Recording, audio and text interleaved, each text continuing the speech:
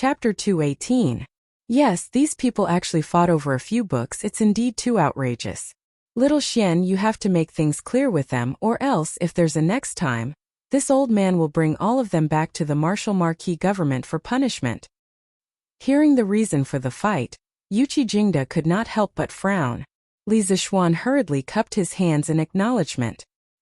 He walked to the front of the crowd and looked at the scholars and commoners who were surrounded by the Wu Hou officials. Many of them had disheveled clothes, bruised noses and swollen faces. It was clear that they had been injured in the previous conflict. Li Zixuan could not help but feel speechless. Wasn't it just a few books? Did these people really need to fight? Shopkeeper's son, who started it? Li Zixuan coldly asked.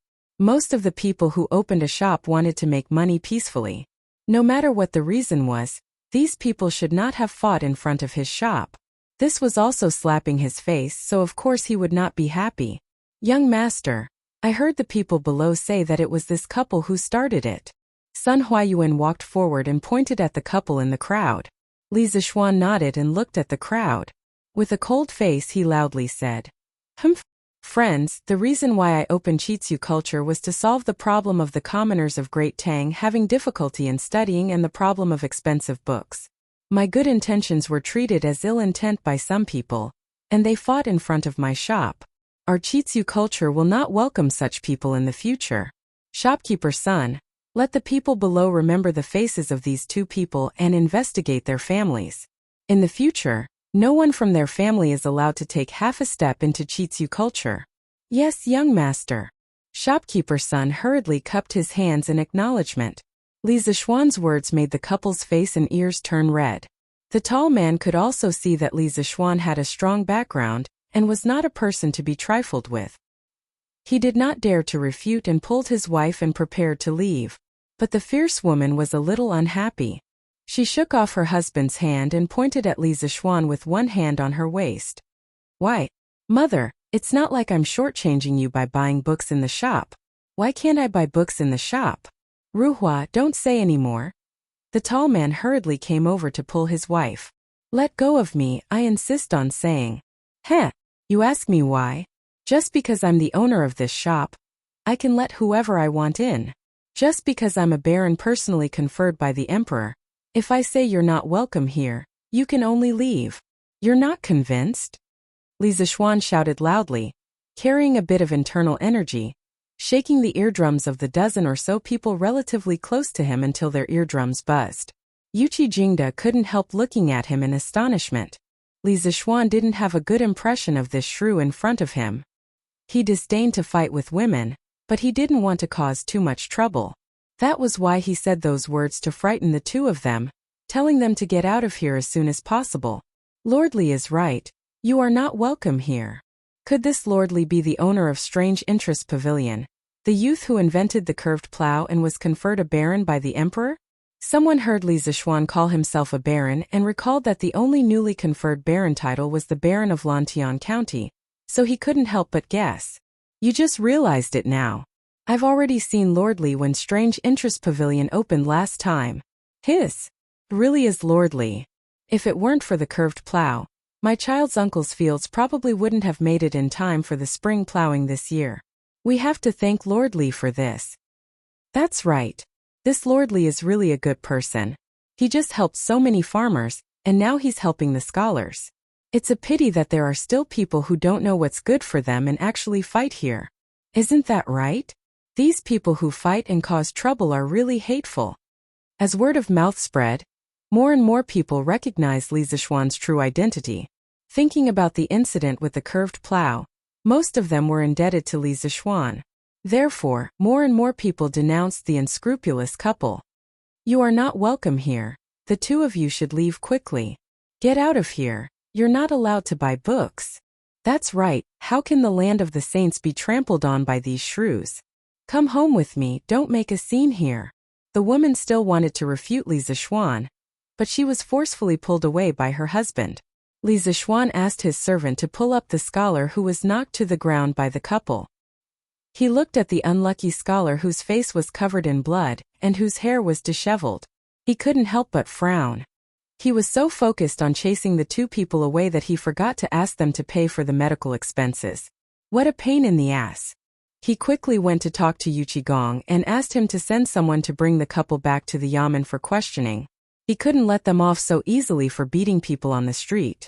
What's your name? After talking to Yuchigong, Li Zixuan looked at the scholar and asked. The unlucky scholar hurriedly tidied up his appearance. However, it would have been better if he didn't do it. After doing it, his hair became even more messy. He was afraid that Li Zixuan would be anxious, so he hurriedly replied. In reply to Lord Zhu, I'm Lin Zihao. I'm sorry. The ancient people value their appearance much more than the modern people. This person's current appearance was really rude. Li Zixuan shook his head and said with a pleasant expression, Oh, although today's matter was caused by that couple in the end, it was our strange culture that didn't consider it carefully. How about this as an apology? Our strange culture will pay for all your medical expenses. In addition, we'll give you a set of books that were sold today and a purple membership card of the strange culture. This membership card also has the same privileges in the strange culture. What do you think? Lin Zihao was instantly stunned. He never thought that there would be such benefits after being beaten up. He had heard before that a purple membership card of the strange culture pavilion cost 100 strings of cash. This was really a blessing in disguise. This beating was King worth it. Thank you, Lord Zhu. Thank you, Lord Zhu. How could he not agree to such a good thing? Thus, he hurriedly bowed and thanked him. Li Zixuan waved his hand and asked Sun Huan to take him to see a doctor. The crowd below the stage sucked in a breath of cold air. They were all shocked by this huge gift. Oh my God! That's a purple membership card. Not only is this lordly kind to people, but he's also really generous. Yeah, if only I was the one who was beaten up by that couple. Li Zixuan looked at the people below. Compared to Lin Zihao's serious injuries, there were quite a few of them who had minor injuries. Thus, he said, I deeply apologize to the friends who were injured in front of the Strange Culture Pavilion today. This is our early work that was not done well. Later, the friends who were injured can line up to receive a green membership card of the Strange Culture Pavilion. In addition, I repeat, if anyone dares to cause trouble here again, this county's men will definitely not let you off so easily like today. I will make sure that you won't be able to stay in the entire Chang'an city. Oh, thank you, Lord Li. Haha, I was injured just now. Haha, I was injured too. Bah, Go Sheng, your face was only scratched by a fingernail. How dare you say that? When the injured crowd saw Lin Zihao leave, they thought that they had nothing to do with it. After all, they had only suffered minor injuries. However, they were still a little disappointed. When they heard Li Zixuan's words, they immediately cheered loudly in surprise. They were glad that they had just been injured. This was probably the first time in their lives that they were glad that they had been injured. You're not allowed to deliberately create scars. Li Zixuan saw that there were two idiots behind him. They clenched their fists and gestured at each other's faces. They were eager to try. He couldn't help but shout out to stop them. Ptaha. Chapter 219. In front of the strange culture. After Li Zixuan comforted the injured, he thought for a while and said, Today, there may be many of you who don't need books at all. You came here purely because the books are cheap. Perhaps there are also some who want to resell and make a fortune. I don't care if you really need the books or want to make money. Since I'm open for business, there's no reason for me to refuse customers. But for those who really want to buy books, we'll make it convenient for you. In the future, no matter where you are from, as long as you have your student identification card, you can queue up at the strange culture. We'll give priority to the students and members. Good. This way it'll be easier for us to buy books. Thank you, Lord Zhu. The world's poor children will remember Lord Zhu's kindness. Yes, thank you, Lord Zhu. As soon as Li Zixuan's voice fell, there was a burst of cheers from the crowd. Most of them were the voices of the students. They came here today because of the fame and found that there were really such cheap books. They couldn't help but feel happy and worried. They were happy because they could afford the books, but they were worried because there would be a lot of people who would rush to buy such cheap books. Now that Li Zixuan took the initiative to give priority to the students, it would greatly increase their chances of buying books. How could they not be happy? When the rest of the people heard this, their faces darkened. but no one raised any objections. Ever since they recognized that the young man in front of them was Li Zishuan, who invented the curved plow, their eyes were filled with gratitude. Some of them even had some faint regret in their hearts. Compared to Li Zishuan, who wholeheartedly did so much for the farmers and the students, their way of doing things seemed a little selfish. Therefore, many people began to regret that they came here with the intention of reselling the books to make money. But there were still many people who wanted to take advantage of the situation. Li Zishuan couldn't do anything about these people, but he still advised. For those who want to make money by reselling books about strange culture, I only want to say that if you want to make money, you should sell the books in your hands as soon as possible. In the future, there will be more and more of these cheap books in our workshop, and their prices will be lower and lower. In less than 3 years, the majority of the people in Great Tang will be able to afford books. At that time, books will no longer be an expensive item that the common people can't afford. In the next 3 years, books will be as valuable as scallions. I, Li Zishuan, am a man of my word. Li Zishuan's words were powerful and resonant, but to the others, it was no different from a sudden clap of thunder. Ever since Kai Luan invented papermaking in the Han Dynasty, for the past 600 years, the price of books had always been unattainable for ordinary people. Only those rich people could afford to buy some, but they usually kept them at home to show their noble status. Now that Li Zishuan had said that within 3 years, these cheap and high-quality books would be sold all over Great Tang, and that the price of books would be as high as scallions, many people thought that it was a fantasy. How could the high and mighty prices of books suddenly fall from the sky? It was simply unbelievable. So, everyone can buy books about strange culture in the future? That's great. But Lord Li said that the price of books would be as high as scallions. Isn't that too exaggerated? I don't really believe it. I don't really believe it either. I believe it. Lord Li will definitely do what he says. Before the curved plow came out, who would have thought that there would be a divine plow that could be pulled by human power? But Lord Li did it. This time, I believe that Lord Li will be able to do it too, and by then my children will be able to read and recognize words. Yes, that's right, I also believe in Lord Li. But this time it's obviously more difficult than the last time. Everyone was discussing animatedly. Some were doubtful and some believed it. When Yuchi Jingda heard this, he was so shocked that his beard almost fell off. He pulled Li Zishuan over and hurriedly said, "Little Xian, you can't say such things. Throughout the ages, it's not that the monarchs and ministers have never thought of lowering the price of books, but it's extremely difficult to do so. How can you do it with just your family's strength? Although I don't know where you got this batch of cheap books from and how much you lost, your scale is still small. If you want to completely lower the price of books in Great Tang, you're far from enough." Li Zishuan smiled confidently and said, "Uncle Yuchi, don't worry. Since this nephew dares to say such words, I'm sure that I can do it. Let me tell you a secret. Now our workshop has already reduced the cost of paper to less than 10% of other workshops. That's why there are such cheap books being sold today." Yuchi Jingda was shocked. He stared at him and said, "There's such a thing? How's the production of paper in your workshop? Is it possible to supply it?" Li Zishuan nodded and said, "This is our workshop's newest paper-making technology. His Majesty has already seen it.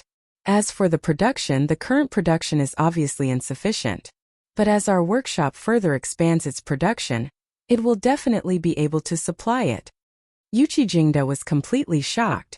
He stood on the spot and muttered to himself, "You brat, you really have some ability. Luckily, I didn't hoard too many books at home. Otherwise, when I see the price of books being as cheap as scallions, wouldn't I die of discomfort? Sigh, if there's really a day like what you said where everyone can read books, then my Great Tang will become an unprecedented flourishing age. Even the Qin Emperor's Hanwu era can't compare." "Haha, what's your name?" After Yuchi Jingda sighed with emotion for a while, he suddenly asked the Wu Ho government's Sigu. He was the right Wu Ho Wei government's great general. How could he know this kind of minor 8th rank official? Replying to the great general, "This general is Pang Feiji." That Sigu hurriedly cupped his fist and answered. However, from the corner of his eye, he still carefully glanced at Sun Huayuan. In his heart, he kept praying that shopkeeper Sun wouldn't complain to Yuchi Jingda. Otherwise, he was afraid that he would be in trouble. When Li Zishuan heard this person's name, He almost burst out laughing. Pang Feiji, or perhaps Pang Feiji. Brat, your name has a lot of meaning. Yuchi Jingda didn't have as many messy thoughts as Li Zixuan. He calmly grunted and then said, Pang Feiji, from now on, you will be responsible for the security of this strange culture. You will bring people to patrol this place every day. You will not allow anyone to fight, cause trouble, or do anything illegal here. You will also be responsible for the safety of the books in this shop. You will prevent thieves from stealing or destroying books.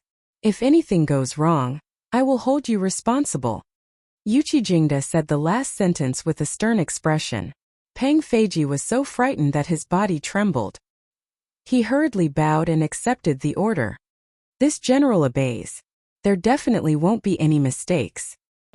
Chapter 220. Hearing Pang Feiji's straightforward reply, Yuchi Jingda nodded in satisfaction and said, Little Xian, Pang Feiji will be given to you in the future. If anyone comes to cause trouble, just let him go. If it doesn't work, there's still me and His Majesty. As for the Wu Marquis government and the Ministry of War, I will personally report to them. You don't have to worry about that. Thank you, Uncle Yuchi, but wouldn't this be too much of a fuss? After all, Strange Culture is just a bookstore.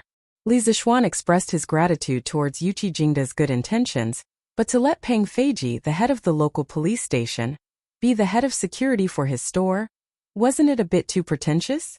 Yuchi Jingda laughed coldly and said, You really don't know what to fear. Do you know how many people's benefits have been harmed by your cheap books? Including many aristocratic families, courtiers, bookstores, and rich merchants. It's not like I haven't experienced this deception before. I know the faces of those people better than you. So what? Do they dare to do anything illegal under the feet of the emperor? Yuchi Jingda shook his head and said, if you can't do it openly, you can do it secretly. Anyway, you can't go wrong by being more careful. Li Zixuan nodded thoughtfully. East Market, South Main Street. Virtuous bookstore. In the past, this place was really filled with scholars chatting and laughing, and there were no unskilled people coming and going. But today it was really deserted. Not only were there no scholars, there weren't even any unskilled people. 2 servants in the store sat in front of the door in boredom, looking at the few people on the street. Occasionally, they would slap away a few mosquitoes on the table. Inside sat a middle-aged man in purple. At this moment, his brows were tightly furrowed as he looked at the empty bookstore. He was silent, and the atmosphere was very oppressive. Oh, this guest, what book do you need? At this moment, a white-clothed scholar suddenly came in. The 2 servants quickly stood up and greeted him. The middle-aged man in purple quickly hid the worry on his face and stood up to greet the scholar. The scholar nodded and didn't say anything. He went straight to the bookshelf to look for a book. A moment later, he came out with a book called Zhuozhuan. Shopkeeper, how much is this Zhuozhuan? The middle-aged man in purple hurriedly replied with a smile. Sir, this Zhuozhuan is sold for 1,700 copper coins. If you are sincere, I can sell it to you for 1,600 copper coins. He saw that the business today was too bad, so he decided to lower the price at the last minute, hoping to keep this customer. The young scholar frowned and said unhappily, Although my family doesn't lack money, I don't want to be cheated by you for no reason. I heard that there's a culture not far from here that sells Zhuozhuan for 110 copper coins. It's fine if you sold it at such a high price before, but how can you cheat your customers like this? I'm not buying anymore. With that, he flicked his sleeves and left. Hey, dear customer, it's not what you think. Sigh. The shopkeeper hurriedly stretched out his hand to stop him, but to no avail. He could only sigh. Shopkeeper, this is already the 5th customer today who has said so. A manservant couldn't help but complain. Shut up. I sent Afa to scout for news. Why isn't this kid back yet? The shopkeeper scolded angrily, then anxiously looked outside the door. Shopkeeper, I'm back. At this moment, a series of hurried footsteps came from outside, and then a manservant in a navy blue robe ran in. The shopkeeper hurriedly pulled him over and asked, Afa, how is it? Did you get any news? Huff. Afa continuously patted his chest a few times, panted a few times, then said, Shopkeeper, there's a long queue over at Chitsu Culture. Their books are really cheap, the price is not even 10% of ours. Many people are fighting over the books. Even the people from Wuho government are alarmed. Hearing this, the shopkeeper's expression changed. After a while he asked word by word. Then how many of these books do they have? Afe scratched his head and said. Shouldn't be many, about 300 to 400 books, or else there wouldn't be so many people fighting over them. The shopkeeper heaved a sigh of relief. Another manservant beside him asked, Shopkeeper, should we also reduce the price? Or else no one will buy books. Pa! The shopkeeper angrily patted the manservant's head, and said unhappily, Reduce, how do we reduce? If we reduce to the same price as them, we'll be losing money. Quickly go to work, wipe the bookshelves. I don't believe that Chitsu culture has so many cheap books. Furthermore, since they're selling them so cheap, the quality of the books must be shoddy. In the future, when those cheap people wake up, they'll still come here to buy books. Shopkeeper is right, you're wise. The manservant rubbed his head, and quickly brought the other two to wipe the bookshelves. This situation was common in other bookstores in Chang'an City. The impact of Chitsu culture's books on the entire book market was starting to show. Taiji Palace, Suite Du Hall. Li Er had just finished the morning court and was about to change into his regular clothes. At this moment, Zhao Song hurried over and bowed. Your Majesty, we just received news that there was a large-scale brawl in the East Market. Old General Yuchi has personally led the right marquee guards to quell the chaos. Li Er paused and then said with an ugly expression, Chang'an. Since the establishment of the Tang Empire, the imperial court has put in a lot of effort to improve the security of Chang'an City. These years there has been a great improvement. Why are there so many people causing trouble today? Zhao Song, have you found out the reason? Your Majesty, it's said that Chitsu culture, which is opened by Li Er, is selling a large number of cheap books today. The price is less than 10% of other bookstores, so it attracted many people in Chang'an City to fight over them. In the process, some people were afraid that they wouldn't be able to get the books, so they couldn't help but quarrel and even fight. This caused a large-scale brawl. Zhao Song explained everything in detail. I didn't expect this brat to be so fast. He just came up with the paper machine a while ago, and he's printing so many books in just a few days. Not bad. Li Er exclaimed in surprise. Then he frowned and said, Zhao Song, immediately draft a decree to reprimand Lantian County's Li Zishuan for not doing his job properly, opening a store without permission, failing to restrain his customers, causing a brawl and disrupting public order. He shall be locked up for 7 days and be paid a salary for 3 months as punishment. Yes, Your Majesty.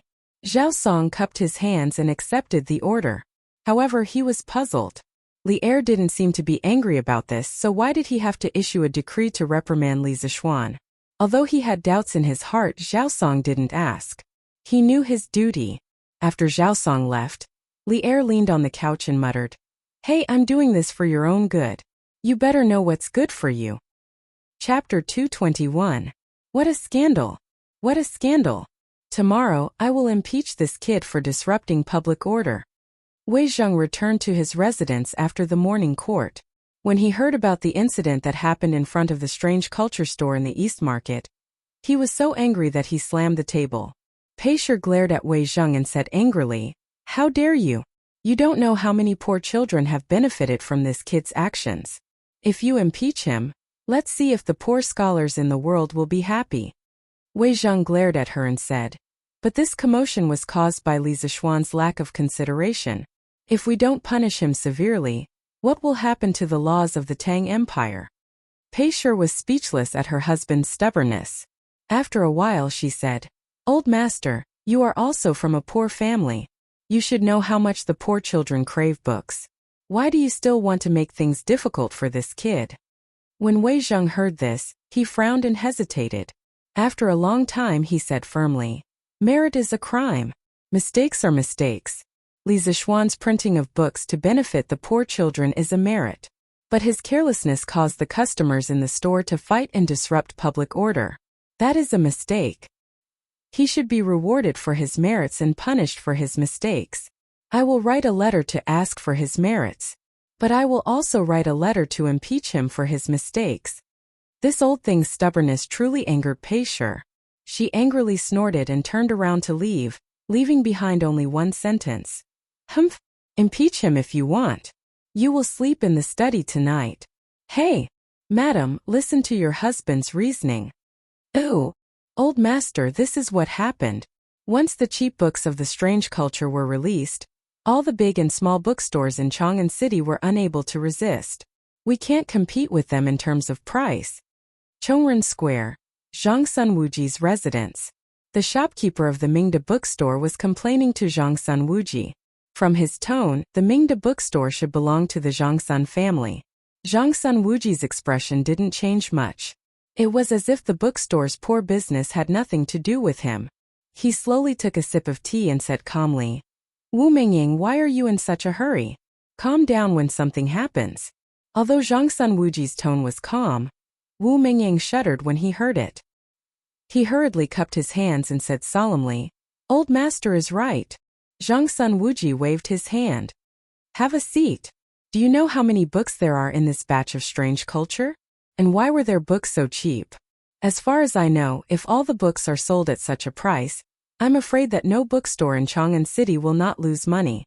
Li Zishuan dares to sell like this. Is he planning to make a loss? It had to be said that there were many people in history who called Zhangsun Wuji an old fox, and there was a certain logic to it. No matter what situation he was in, he could always use the calmest thinking to find the most crucial point of the problem. This was the most terrifying aspect of him. Replying to Master, this lowly one has already investigated. There are a total of 15 types of books in this batch of books from strange culture. There are about 300 books of each type. All of them have been sold out today. As for whether there will be such books in the future, this lowly one does not know. Also, their books are all printed from Strange Interest Pavilion's workshop. This lowly one also does not know what their cost is and whether they will lose money by selling like this. Wu Mingying replied seriously. Zhangsun Wuji frowned and thought for a moment, then said, Then let's wait and see. Oh!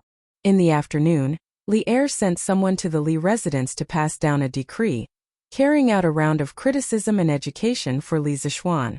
The others in the family were frightened by this decree, but after Li Zishuan heard the decree, his heart bloomed with joy.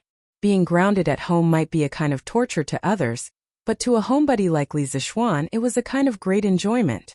As for the 3 months of salary that was deducted by Li Er, Li Zishuan expressed that he did not care at all.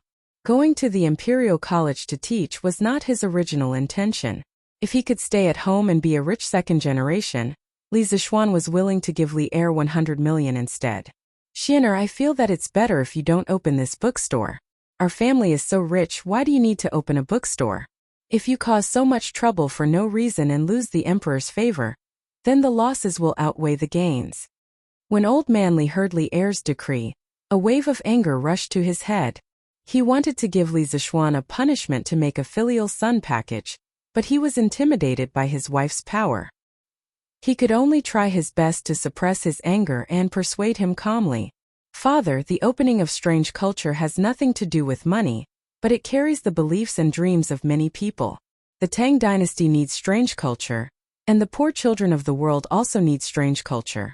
This bookstore is not something that I can easily give up. His Majesty's decree today has no intention of punishing me. Otherwise, the punishment would not be so light. Moreover, His Majesty has given a lot of support behind this strange culture. It is not something that I can shut down just because I want to. His father was against his business, so Li Zishuan naturally had to think of a way to persuade him. Otherwise, the family would not get along well, and the gains would not make up for the losses. When Li Jingma heard his son's last sentence, he was shocked. He knew that he could not persuade him anymore. He could only sigh, shake his head and leave. Now that his son was becoming more and more capable, he was more and more worried. Indeed, the more you gain, the more you lose. Oh, I'm on vacation. I don't know how to spend the money. I'll buy a Nokia in my left hand and a Motorola in my right. I sang wrong. Li Zishuan had given himself a long vacation, and he had just persuaded his father. Li Zishuan was in an extremely good mood. When he returned to the western courtyard, he could not help but forget himself and start humming a song. Young master, Why is the tune of your song so weird? Xiaoxi heard the weird song from afar. She went up and wiped Li Zishuan's face with a cold towel while laughing. Yes. Young master, your song is really bad. You sound like a hooligan when you sing. Xiaohe also came over to join in the fun. Li Zishuan smiled lecherously and said, Hee, since you said that I am a hooligan, then Xiaohe, you can come over tonight and serve me. Ah, no. Young mistress is about to marry into the family. Young master, how can you think about these things? Xiaohe quickly hugged her chest and jumped away as she exclaimed, Haha, this is what you get for your mouth. Li Zishuan took a pear and laughed. Then he said while eating, Xiaoxi, come in and help me grind it. The students of the School of Mathematics would have their weekly exam tomorrow. However, the exam papers were not out yet. Although he was grounded, the progress of the students could not be delayed. As for the lessons for the next few days, he would let Su Hongji replace him to teach them. Anyway, with his help, Su Hongji had almost completely understood the first volume of mathematics. He could openly slack off. Ooh! Chapter 222. Shwa. The study room was silent. Only the sound of the brush tip rubbing against the paper could be heard. The paper was of course the new paper produced by the Chi-Chu Pavilion, and the brush was made from superfine weasel hair. After all, Li Zishuan was writing questions and not practicing calligraphy. Otherwise, wouldn't it be too wasteful if he could only write a few words on a piece of paper? 2 hours later. Phew! Li Zishuan rubbed his wrist and let out a long breath. This kind of brush had a high requirement for the strength of the wrist, and it was tiring to write for a long time. Fill in the blanks, multiple choice calculation, application, perfect. Li Zishuan looked at the test paper in his hand and praised narcissistically. He had been practicing calligraphy for the past few months, and now he had some success in calligraphy. After all, he was a martial artist and had experience in controlling his strength. Speaking of martial arts, this guy rarely practiced martial arts ever since he went to the Imperial College to teach. He probably forgot that he was a martial arts expert. Young master, you're done? Drink some water. Xiaoxi, who was grinding ink, quickly put down the ink stick in her hand and went to pour some water for Li Zishuan. Now, the servants in the Li residence knew that their young master did not like to drink tea, no matter how good the tea was. Thus, Xiaoxi said water and not tea. Okay. Li Zishuan nodded, then took the test paper and started to check it. After a while, Xiaoxi held a cup of water and slowly walked over. Young master, here's your water. Unexpectedly, Li Zishuan suddenly slapped the table like a lunatic and exclaimed, No, there should be an additional question. I was wondering why it didn't taste good. Xiaoxi, help me grind more ink. Oh, right away. Xiaoxi was helpless, she could only pout and reply, then continued to grind. 15 minutes later, the test paper was finally completed. Li Zishuan picked up his cup of water and happily drank a few mouthfuls. He smiled and said, Xiaoxi, tell Sambao to send this test paper to the workshop and ask the printing department to print 46 copies. Then send it to the Imperial College and give it to Mr. Su. Oh yes, young master. Xiaoxi agreed weakly. She took the test papers and was about to go out to look for Sambao when she suddenly thought of something. She asked curiously, Young master, didn't you only print 38 copies of the test papers last time? Why are you printing 8 more copies this time? In the beginning, there were 32 students in the Imperial College of Mathematics. Later, Li Tai, Cheng Chumo, Qin Huayu, and Yuqi Baolin came. Including Li Zishuan and Su Hongji, there were 38 students in total. Li Zishuan smiled mischievously and said, Heh, because there would be new students coming to the School of Mathematics tomorrow. Xiaoxi, go quickly. Remember to keep the test papers a secret. Kong Yingda had already informed him yesterday that Sun Zifan, Yu Dongkai, and the other rich second generations were going to be transferred to the School of Mathematics. As there were some procedures to complete, the official transfer to the School of Mathematics was delayed until tomorrow. Li Zishuan really didn't want to teach these little bastards. They were all rich second generations and little rascals. They were the type of troublemakers who were difficult to manage. If they were transferred over, it would definitely affect the learning style of the School of Mathematics. Although the learning style of the School of Mathematics had already been changed by Cheng Chumo, it was still within his control. Li Zixuan originally planned to wait for these little rascals to come to the School of Mathematics tomorrow to show them who was the boss. This was to prevent them from being dishonest and causing trouble in the future. Who knew that he would be grounded by Li Er when he came back? He didn't expect this, but this didn't mean that he couldn't teach them a lesson. Everyone knew the reason why Sun Zifan and the other rascals wanted to come to the School of Mathematics. It definitely wasn't because they admired Li Zixuan's new mathematics. Hee. Since you guys are here because of the holidays, then I'll let you guys have a taste of the School of Mathematics demonic exam. Li Zixuan laughed sinisterly in his heart. The question he set this time was on the more difficult side. He estimated that it would be difficult to find a student who scored more than 80 points in the class. Therefore, he kindly added an additional question to give the students some benefits and add some extra material. Yes, young master, don't worry. Xiaoxi definitely won't leak the questions. Xiaoxi agreed and ran out quickly. However, she left a sentence in the air. Young master, your smile is so sinister. Li Zixuan. The next day. Newspapers are sold. Newspapers are sold. The freshly printed Datong Daily. Today's headlines: Lantian County man says books will be expensive for the next 3 years. Friends who want to read, quickly buy the newspapers. What? Books are expensive? Give me a copy. Let me see. Give me a copy. I want to read The Legend of a Mortal's Journey to Immortality. Give me 2 copies. Chitsu Culture, good job. I support Chitsu Culture to lower the prices of their books. Ooh. The popularity of the newspaper that had been trending for 4 days did not decrease at all. Instead, it became even more popular among the people of Chang'an.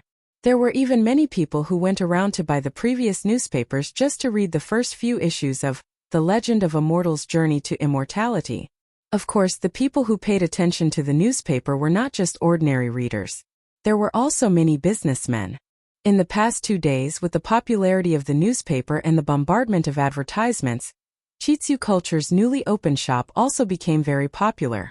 Other than the low prices of their books, the effect of the advertisements in the newspaper could not be ignored. Otherwise, it would not have become so popular so quickly. As a matter of fact, there were already many businessmen who were eager to show their faces in the newspaper. Shi City, a certain Huji Tavern back hall. The Huji Tavern was a place where the waitresses were all women from the West. They were known as Huji. They were an important factor behind the popularity of Huji wine in the Tang Dynasty cities. In ancient times, there were not many young women who were Huji. These Huji taverns opened up a new era for the Tang Dynasty Chang and food market. Master, do you want to look for Datong Daily and ask them to promote our tavern? A tall blonde beauty with blue eyes was wearing a thin veil that exposed her small waist. Her breasts were also faintly discernible. At this moment, she was sitting on the lap of a slightly plump, bearded middle-aged man who was dressed in extremely luxurious clothes. Her arms were wrapped around the middle-aged man's neck as she spoke. Why would my snow cherry say that? The bearded man closed his eyes in satisfaction. His right hand kept sliding around the woman's waist. Master, didn't you read the newspaper these past 2 days? Chitsu Culture is such a small unknown shop. After being in the newspaper, everyone knows about it. Our Yunlai Tavern has been in business for so many years. If we were to be in the newspaper, wouldn't our business be even better? The woman twisted her slender waist and said coquettishly. The middle-aged man's hand suddenly paused. He laughed out loud and said, why didn't I think of that? Haha, Snow Cherry. I'm so lucky to have married you. I'll go to their workshop now and ask them to help us promote it. Ooh. Chapter 223. This Chitsu Culture is so kind. They actually lowered the price of books so low. This is all thanks to Lord Li. Do you think books will be as cheap as scallions in the next 3 years? In the Jinyu Academy in the south of Chang'an City, 2 plainly dressed scholars were squatting on a rock and reading the same newspaper without a care for their image. They sighed. In the early Tang Dynasty, academies were private places. A few scholars who were familiar with each other would discuss Tao, read and study here. At this time, academies were often surrounded by Taoist temples and Buddhist temples, so naturally, the styles of these schools were combined. For example, the Buddhist temple, the Taoist temple, and the Confucian Academy were mixed together. Since then, these three brothers had kowtowed to each other. This was also the beginning of the integration of Buddhism, Taoism, and Confucianism. However, the real integration was in the Song dynasty. Brother Tianhua, Brother Feichen, what are you guys talking about? At this time, a handsome young man walked out and looked at his two classmates on the rock and asked curiously, Brother Hongyi, Tianhua and I are talking about today's newspaper. Come and take a look too. The young man on the rock stood up and greeted with a smile. Oh, then I'll take a look too. A moment later, the Lantian County man says that books will be as cheap as scallions in the next 3 years. Chitsu Culture will provide another 27 types of books today. 350 copies of each type, all sold at a low price. To think that the three of us went to Chitsu Culture to buy books yesterday. Looks like Lord Li is going to do what he said. Chitsu Culture has already started to increase the supply of such high quality and cheap books. Maybe books will really be as cheap as scallions in the future. The handsome scholar slapped his thigh and exclaimed after reading the headlines. Brother Hongyi is right. I just hope that Chitsu Culture's supply of books will increase. Yes, this Lord Li first invented the curved plow to benefit the people. Now he's releasing so many cheap books to help the poor. This is really the gospel of us scholars. Haha, Hua Hongyi used to respect no one, but now I respect Lord Li. It would be great if Chitsu Culture sells Lord Li's new mathematics teaching materials. Hua Hongyi echoed. What? Brother Hongyi wants to learn Lord Li's new arithmetic? Hua Hongyi nodded and said, Of course. I heard that this new type of arithmetic is self-contained. It's convenient and fast to calculate. I've admired it for a long time. Unfortunately, I don't have the qualifications to enter the Imperial College. This is one of the biggest regrets of my life. Sigh, Brother Hongyi, don't take it too hard.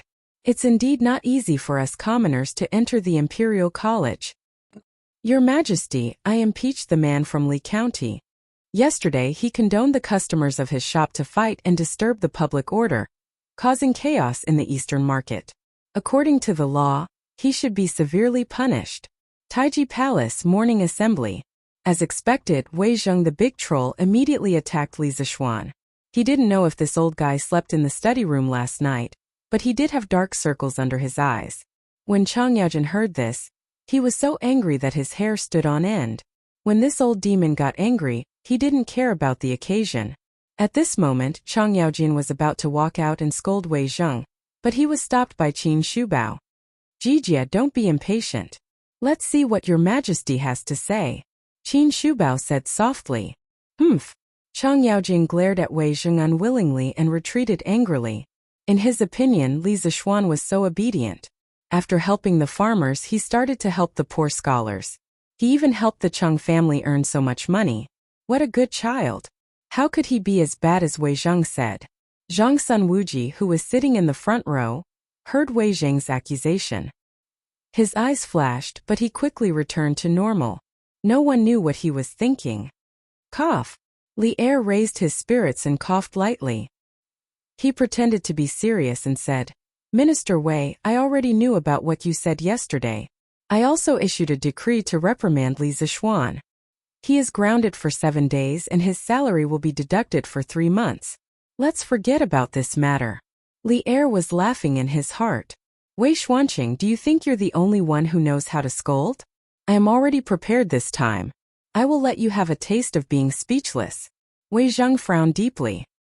He didn't expect Li Er to issue a decree so quickly. He also didn't expect Li Zishuan to be so favored by the emperor. This punishment was really nothing to him. Your Majesty, isn't this punishment a little? Wei Zheng felt that Li Er was playing favoritism and wasn't fair. Thus he couldn't help but speak out. A little what? Li Er raised his eyebrows and smiled maliciously. Minister Wei, do you think that this punishment is a little light? That's great. In order to show my concern for the officials of the imperial court, if there are any officials who commit such a small mistake in the future, they will be grounded for 7 days and their salary will be deducted for 3 months as punishment. Wei Zheng was dumbfounded. His jaw almost fell off. How could it be played like this? If that was the case, wouldn't all the officials hate Wei Zheng to death? 3 months of salary forfeiture was nothing to Li Zishuan, But to many of the ministers who relied on their salaries to survive, it was fatal. For example, Wei Zheng was one of them. The other officials were also in an uproar. The entire Taiji palace was buzzing with noise. Your Majesty, this old official definitely didn't mean that. This old official feels that Your Majesty's punishment of Li Xiannan is just right. It can show Your Majesty's benevolence and also show the majesty of the Tang dynasty's laws. It is killing two birds with one stone. There was no other way. At this moment, Wei Zheng had already realized that he had fallen into the pit dug by Li Er. At this time he had no choice but to admit defeat. Otherwise, when the time came, not only would his salary be gone, but the other ministers would also gang up on him. No matter how awesome Wei Zheng was, no matter how good he was at talking, he wouldn't dare to be enemies with all the officials at the same time. Oh, Li Er smiled and nodded. Then he said, since Minister Wei has taken the initiative to say so, then this matter won't be mentioned again. Does Minister Wei have anything else to report? This old official doesn't have anything else. Wei Zheng had originally planned to impeach Li Zishuan before asking for a reward for Li Zishuan. However, after his impeachment, Li Zishuan wasn't affected at all. On the contrary, he had almost been cheated. So why should he ask for a reward for Li Zishuan? He wasn't in such a good mood right now. However, just because he wasn't willing didn't mean that the others weren't willing. At this moment, Kong Yingda stepped forward and clasped his hands to Li Er. Your Majesty, Li Xiannan has recently created Pinyin, pushed the newspaper, and lowered the price of books. In addition, he created the blackboard, chalk, and new mathematics. All of these have made significant contributions to the education of our great Tang. This old official feels that all wrongdoings should be punished and meritorious deeds should be rewarded. If such great deeds aren't rewarded, it will be difficult to convince the masses. Right. Your Majesty, Chancellor Kong is extremely right. This old official agrees. Cheng Yaojin's eyes lit up. He quickly jumped out and shouted. At the same time, he thought to himself, why is this old man Kong so cute today? His words are exactly what I, Cheng Yaojin, am thinking. Chapter 224. Taiji Palace.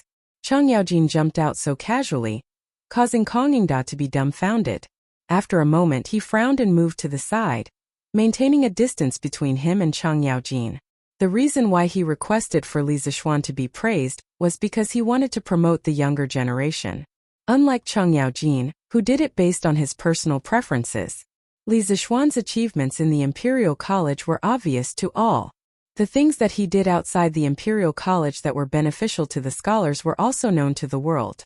If he, as his superior, remained indifferent, then it would be too unreasonable. Li Er did not reprimand Cheng Yaojin for his rudeness. He was already used to it. At this moment he pondered for a moment and nodded. Beloved official Kong's words are not without reason. Education has always been the most important matter in every dynasty. Li Zishuan has indeed contributed a lot to the education of our great Tang. We wish to promote Li Zishuan to the position of Secretary of the Imperial College, and confer him the title of rank 4 Imperial Physician. What do the officials think? Unlike the emperors of the Song and Ming dynasties, who would seek the opinions of the officials before making a decision, Li Er was a very strong and opinionated monarch. He would always state his decision first before asking for the opinions of the officials. Of course, most of the time this kind of inquiry was just a formality. As long as it wasn't too overboard, no one would object. This old official thinks it's fine. Kong Yingda was the first to express his approval. His original intention was to let Li Er promote Li Zishuan to the position of Secretary of the Imperial College. After all, he was already old and the Imperial College needed a successor. Although Li Zishuan was a little lazy, his teaching ability was unquestionable. Kong Yingda hoped that Li Zishuan would be able to shoulder the burden in the end. As for Li Er conferring him the title of Imperial Physician, this was out of Kong Yingda's expectations. The Minister of Education of the Imperial College was equivalent to the Vice President of the Imperial College. It was a position below the 4th rank of the Imperial College. The Grand Physician was a minor official above the 4th rank of the Imperial College.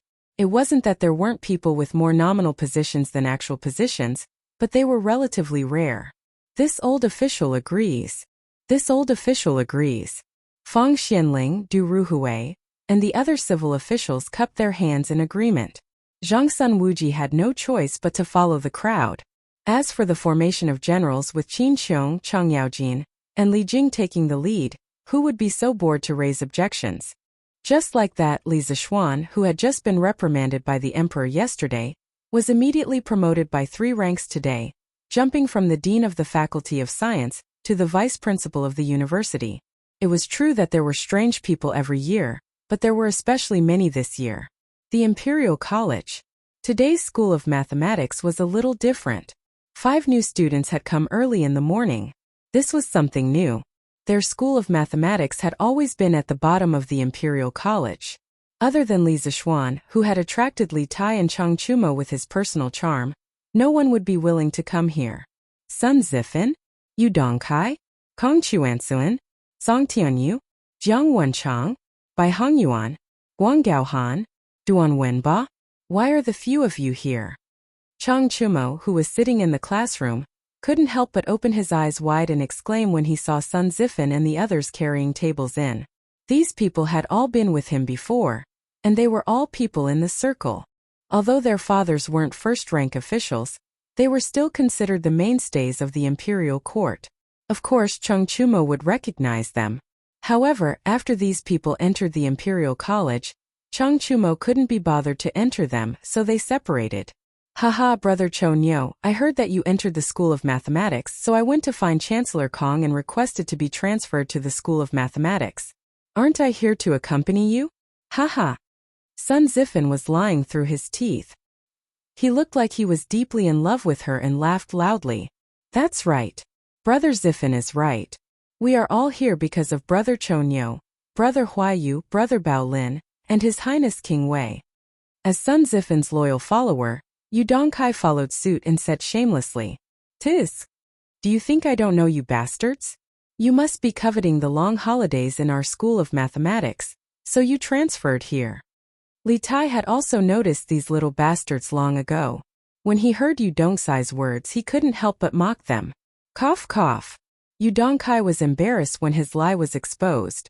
Haha, how can His Highness King Wei say that? It hurts our feelings. Sun Zifan was quite thick-skinned. He didn't feel embarrassed at all when he heard that. Instead, he chuckled and said, the little fatty was young and looked quite comical, so no one bothered to argue with him. Compared to him, Li Tai was a big fatty. Li Tai rolled his eyes and smiled sinisterly. Haha, you bastards are only thinking about the long holidays in the School of Mathematics, but you don't know about other things, right? You will be crying when the time comes. Haha, Zifan Dongkai, you guys came just in time. Chang Chumo also reacted. He immediately looked at Sun Zifan fervently, as if he was looking at a living Lei Feng. Although this guy didn't know who Lei Feng was, his fervent gaze still made Sun Zifan, Yu Dongkai, and the others feel a chill down their spines. It was almost the monthly examination, and Chang Chumo was worried about how to get out of the last 5 places. He had just dozed off when someone sent him a pillow. How could he not be happy? No matter how bad Chang Chumo was at school, he should be better than Sun Zifan and the others, right? The way Sun Zifan and the others helped him without hesitation really touched Chang Chumo. What's wrong? What's wrong? Is there something we don't know? Prince Wei, Brother Chonyo, tell us quickly. Sun Zifan wasn't stupid.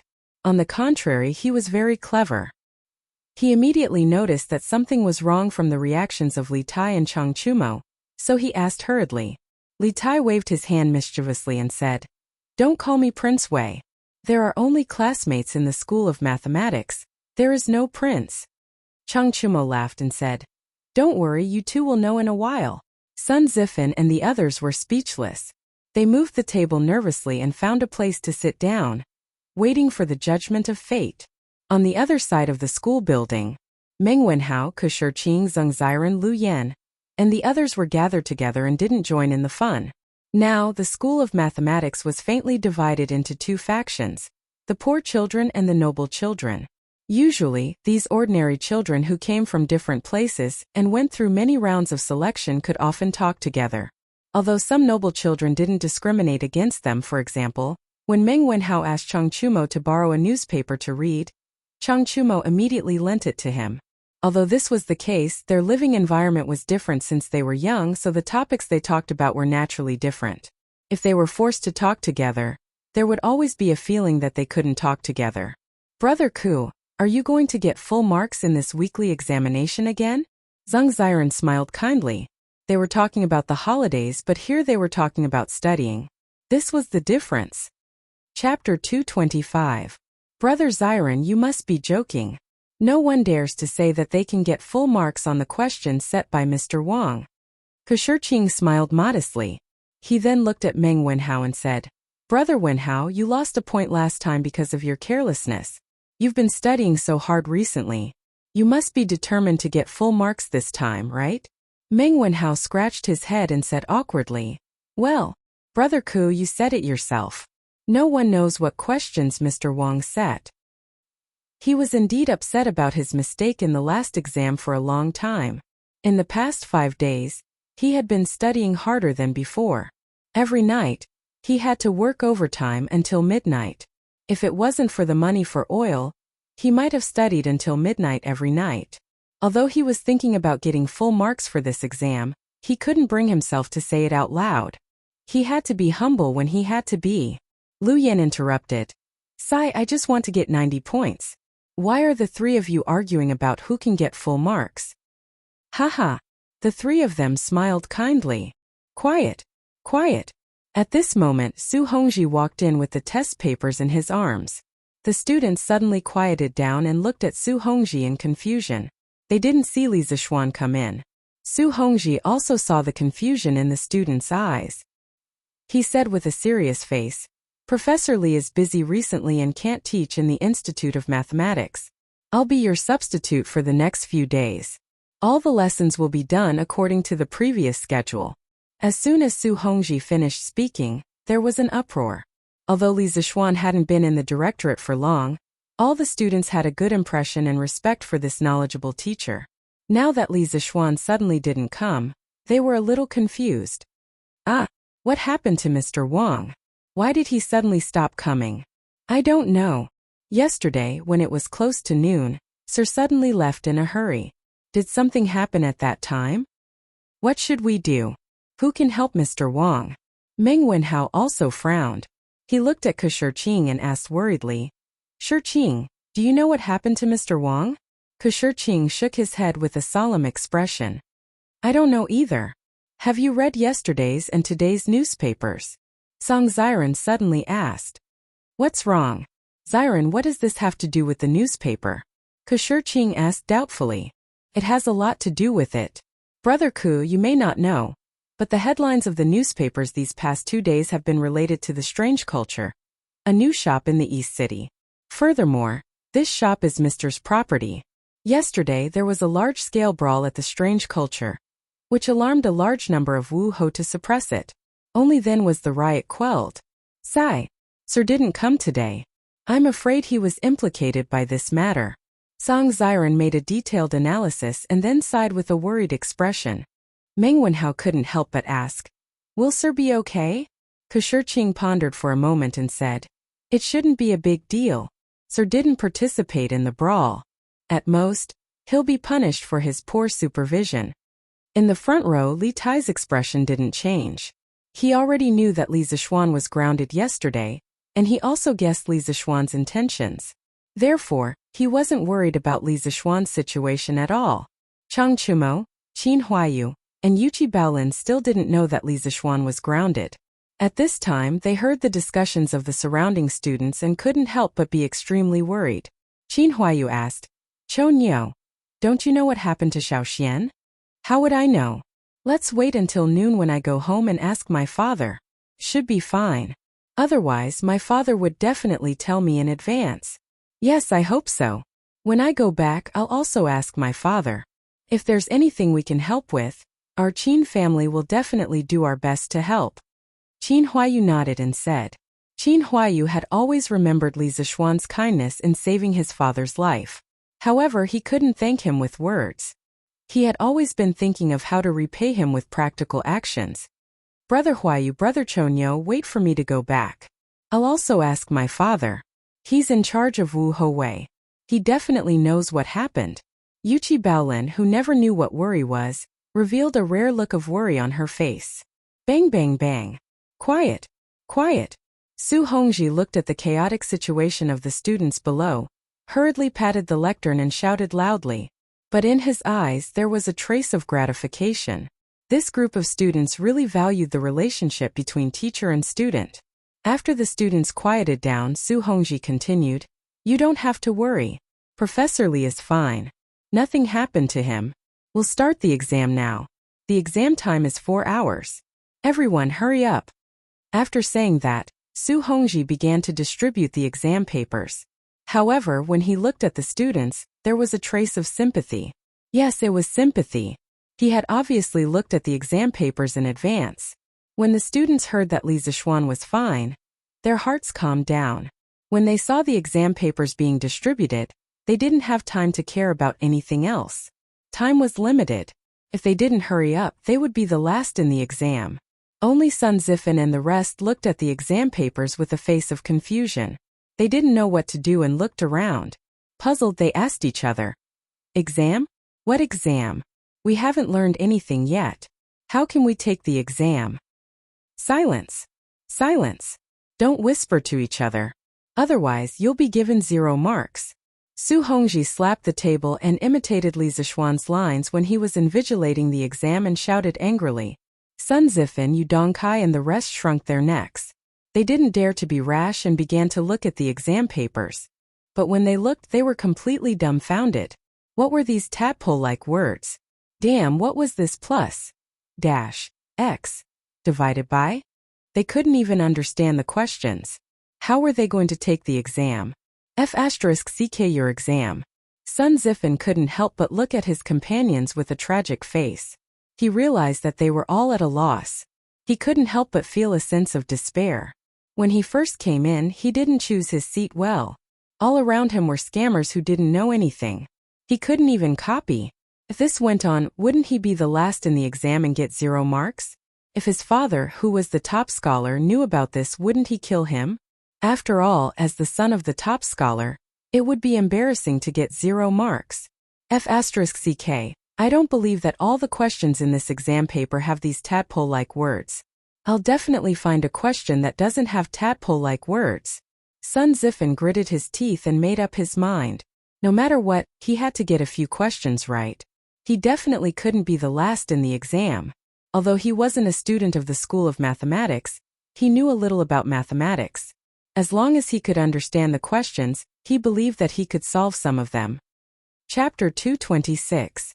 Damn, the title should be, Where Did That Copper Coin Go? Sorry, I can change the content if it's wrong, but I can't change the title if it's wrong. In the classroom, Sun Zifan, Yu Dongkai, and the other 8 new students were not the only ones having headaches. The rest of the students were having headaches when they saw the first question. In a division equation, the sum of the dividend, divisor, quotient, and remainder is 75. It is known that the quotient is 8, the remainder is 2, the dividend is under, and the divisor is under. In the previous exams, the first question was usually very simple. But this time, the first question was a linear equation with 2 variables, which made many people dumbfounded. Many students were quickly calculating on the draft paper, while cursing in their hearts. Although Li Zixuan had explained this linear equation with 1 variable to them, it would take a lot of effort to solve it. They could only pray that the following questions would not be so perverted. Who knew that some people who had solved the first question with great difficulty would be dumbfounded when they saw the second question? It was written. There is a well that is 7 feet deep. A snail crawls up from the bottom of the well. During the day it climbs 3 feet and falls 2 feet at night. Can the snail climb out of the well and under phase? F***ck. F***ck. Teacher is not giving us a chance to live. What kind of question is this? Why have I never seen it before? Someone is going to die. It can't be that the following questions are all perverted questions like this, right? The students roared in their hearts, complaining that Li Zixuan's questions were too perverted. Even Li Tai, Kushir Qing, Zhang Ziren, Meng Wenhao, Qin Huayu, Iron Egg, and the others who had the best grades were deeply frowning. Meng Wenhao's eyes were fixed on this question. If his eyes had energy, This test paper would probably be instantly penetrated by this majestic energy, right? Climbing 3 feet a day and falling 2 feet is equivalent to climbing 1 foot a day. A total of 7 feet. Could it be that I have to climb for 7 days? No, this question is definitely not that simple. Meng Wenhao's mind raced as various ideas flashed through his mind. His hands didn't stop either. He was constantly writing and drawing on the draft paper, looking for a way to solve the problem. The rest of the students were all under great pressure. Their foreheads were dripping with sweat. The atmosphere of the entire building suddenly became extremely heavy. Su Hongji sat on the podium and looked at the group of miserable children below. He also sighed helplessly. After he received the test questions yesterday, he tried to do them. In the end, if he tried his best to do every question, he wouldn't be able to finish them in 4 hours. Li Zishuan's test papers had a lot of questions. After all, the exam time was 4 hours. The number of questions he set was basically twice as many as the test papers in his previous life. In the previous exam, because the questions were simple, many people did not feel that time was tight. However, it was different this time. There was not a single question on the entire exam paper that could be answered at a glance. He believed that it would not be long before the students realized that they did not have enough time. Li Tai was also a little overwhelmed by the second novel question. However, how could he, Li Tai, be someone who would admit defeat? This question was not unsolvable. If he thought about it carefully, he would definitely be able to find the answer. The snail actually only moves 1 foot a day. Most people would definitely think that if it climbed 1 foot a day, it would naturally reach the mouth of the well in 7 days. However, the problem is definitely not that simple. If the snail had already reached the mouth of the well, it wouldn't have continued to fall. This should be the most confusing part of this question. Then the snail climbed 4 feet in the first 4 days. On the 5th day, it climbed 3 feet and directly climbed out of the well. Therefore, the snail actually climbed out of the well in 5 days. Perfect. I, Li Tai, am indeed the smartest. A proud smile appeared on Li Tai's face. He quickly wrote down the answers. However, he inadvertently glanced at the hourglass on the podium and was immediately shocked. He had used almost 15 minutes to answer the 2 questions. How could this be? Li Tai glanced at the vast sea of questions behind him. The proud look on his face disappeared. He took a deep breath and continued to immerse himself in the battle. Dang. Just as all the students were still immersed in the sea of questions, the gong and drum of the first class of the Imperial College had already sounded. The students were all shocked. They did not expect time to pass so quickly. At this time, many people had not even finished the fill-in-the-blank questions. It was not difficult to imagine how crazy Li Zishuan's questions were this time. Oh no. Seems that some of the questions are too difficult. I have to give up.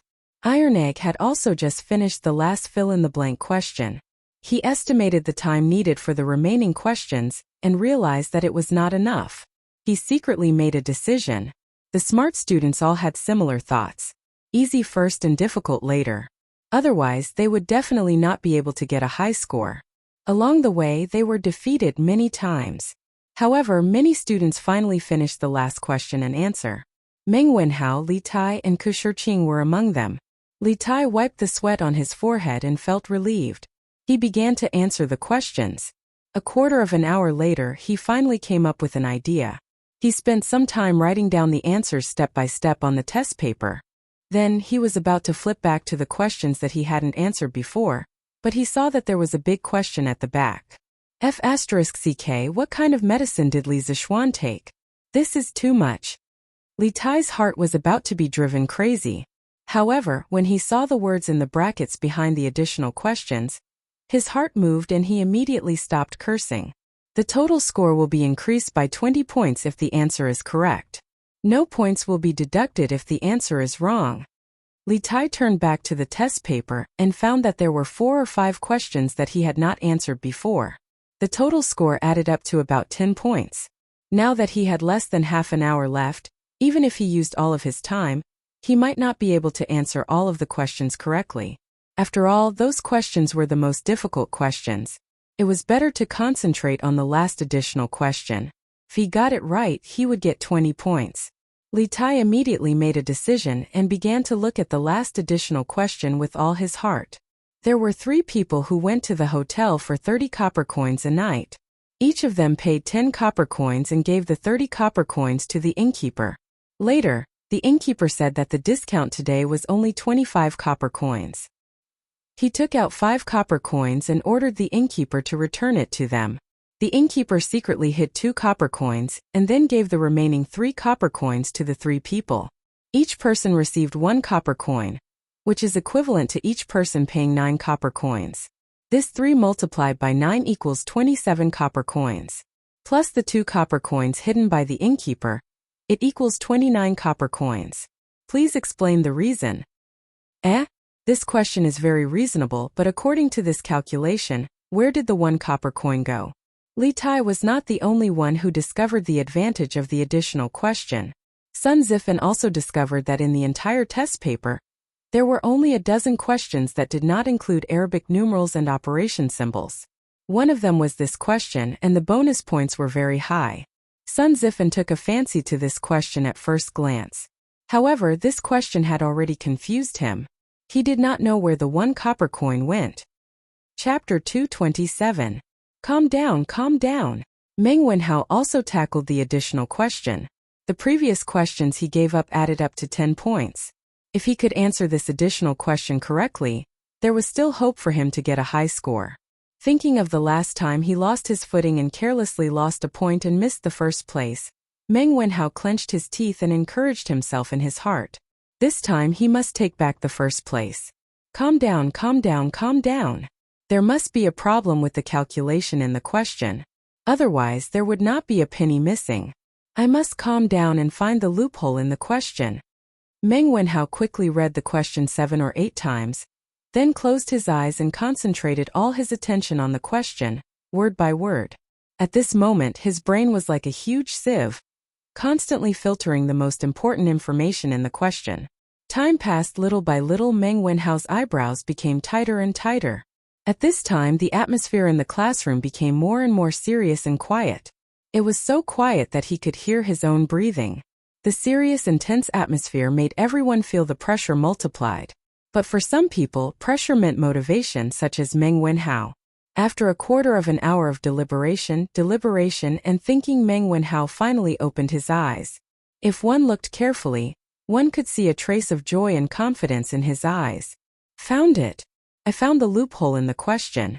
These 20 points, Meng Wenhao will take them. At this moment Meng Wenhao was really like a god.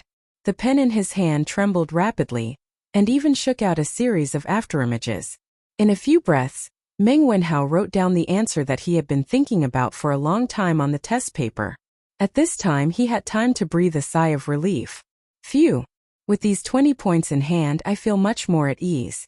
Let's look at the previous questions. Maybe I can find some inspiration. Although there was less than a quarter of an hour left, Meng Wenhao still wanted to try his luck and see if he could answer the questions that he gave up before. After all, no one would complain about having a high score. Dang, dang, dang. After a while, the sound of gongs and drums was heard. Stop writing. Stop writing. Quickly stop writing. Students in the last row, get up and collect the test papers.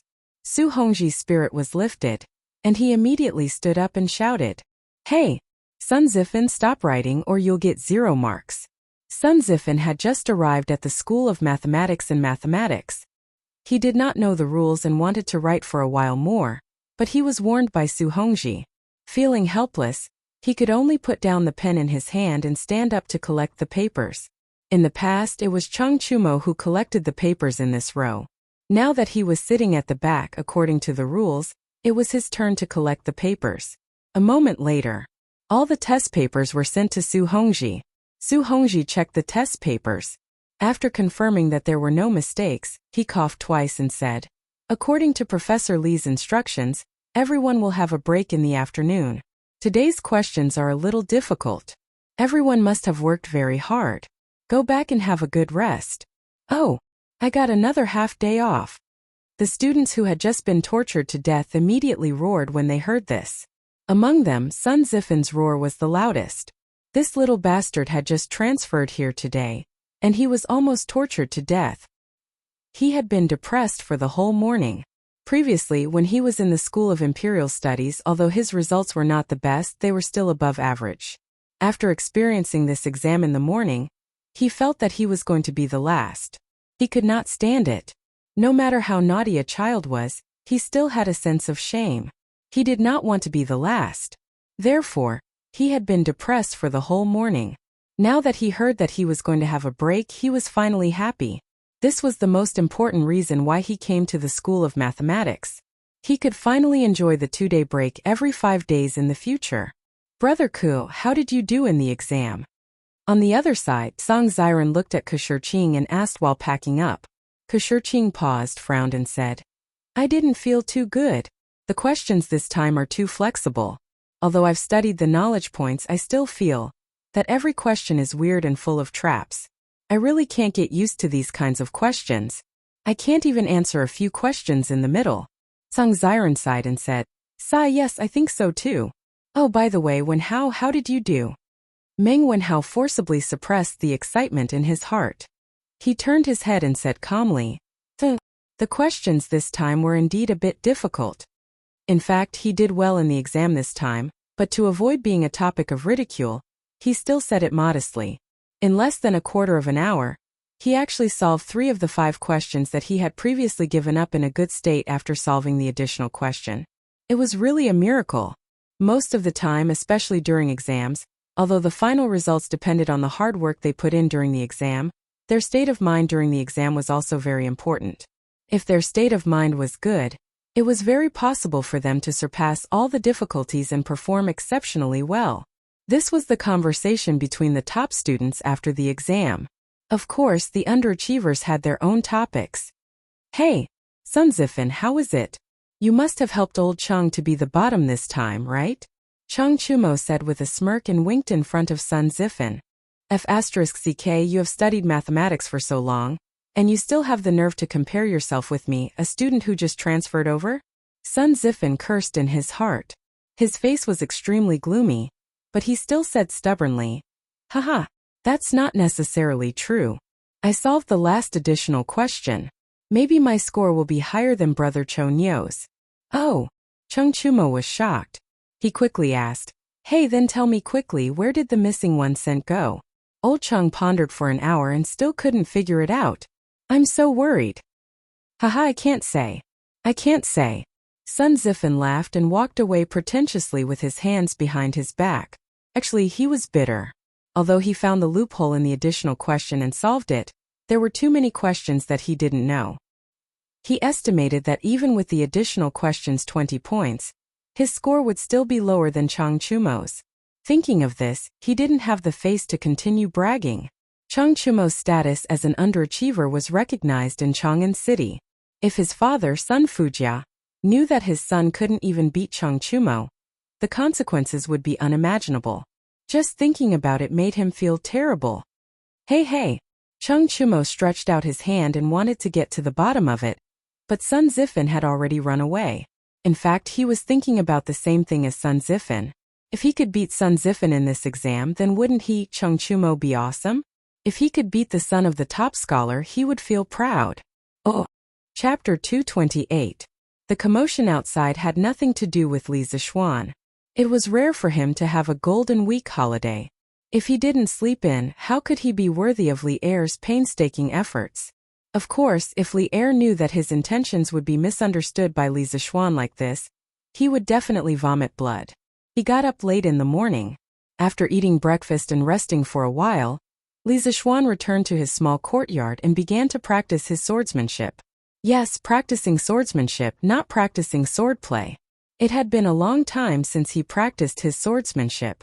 When he suddenly picked up the wind-chasing sword, he actually felt a little awkward. Li Zixuan couldn't help but frown.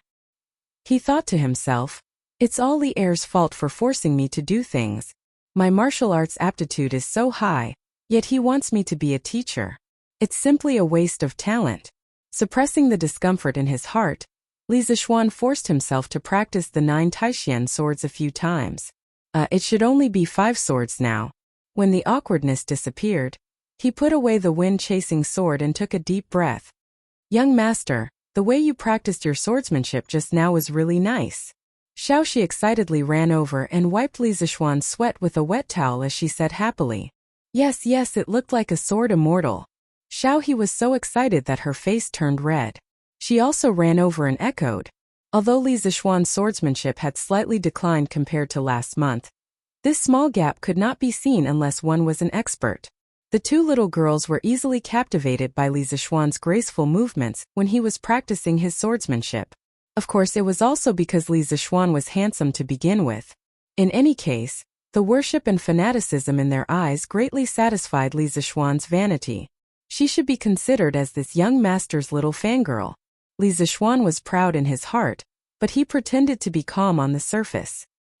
He took the towel from Xiaoxi's hand and casually wiped himself. He looked at Xiaohe and joked. Xiaohe, do you know what a sword immortal looks like? Xiaohe raised her chin proudly, shook her little head and said, Of course I know. The storyteller said it before. 3 parts of the sword: chi, chivalrous and gentle heart. A sword immortal banished to the world, valiant and formidable.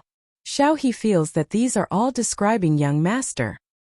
Haha, the little girl's mouth is so sweet today. Did you put honey on it? Let me have a taste. Li Zixuan laughed to his heart's content. He looked like he was about to pounce. Xiaohe was so scared that she screamed and quickly ran away. Ah, young master, why are you like this? Xiaohe doesn't want to talk to you anymore, humph. With that, she blushed and ran away. Haha, this little girl. Li Zixuan looked at the fleeing figure of Xiaohe and shook his head with a smile. He had nothing to do at home, so it was quite interesting to tease a little maid. He, young master, you're scaring little he again. Xiaoxi covered her mouth and chuckled. After getting along with him for so long, she could tell what kind of temperament her young master had.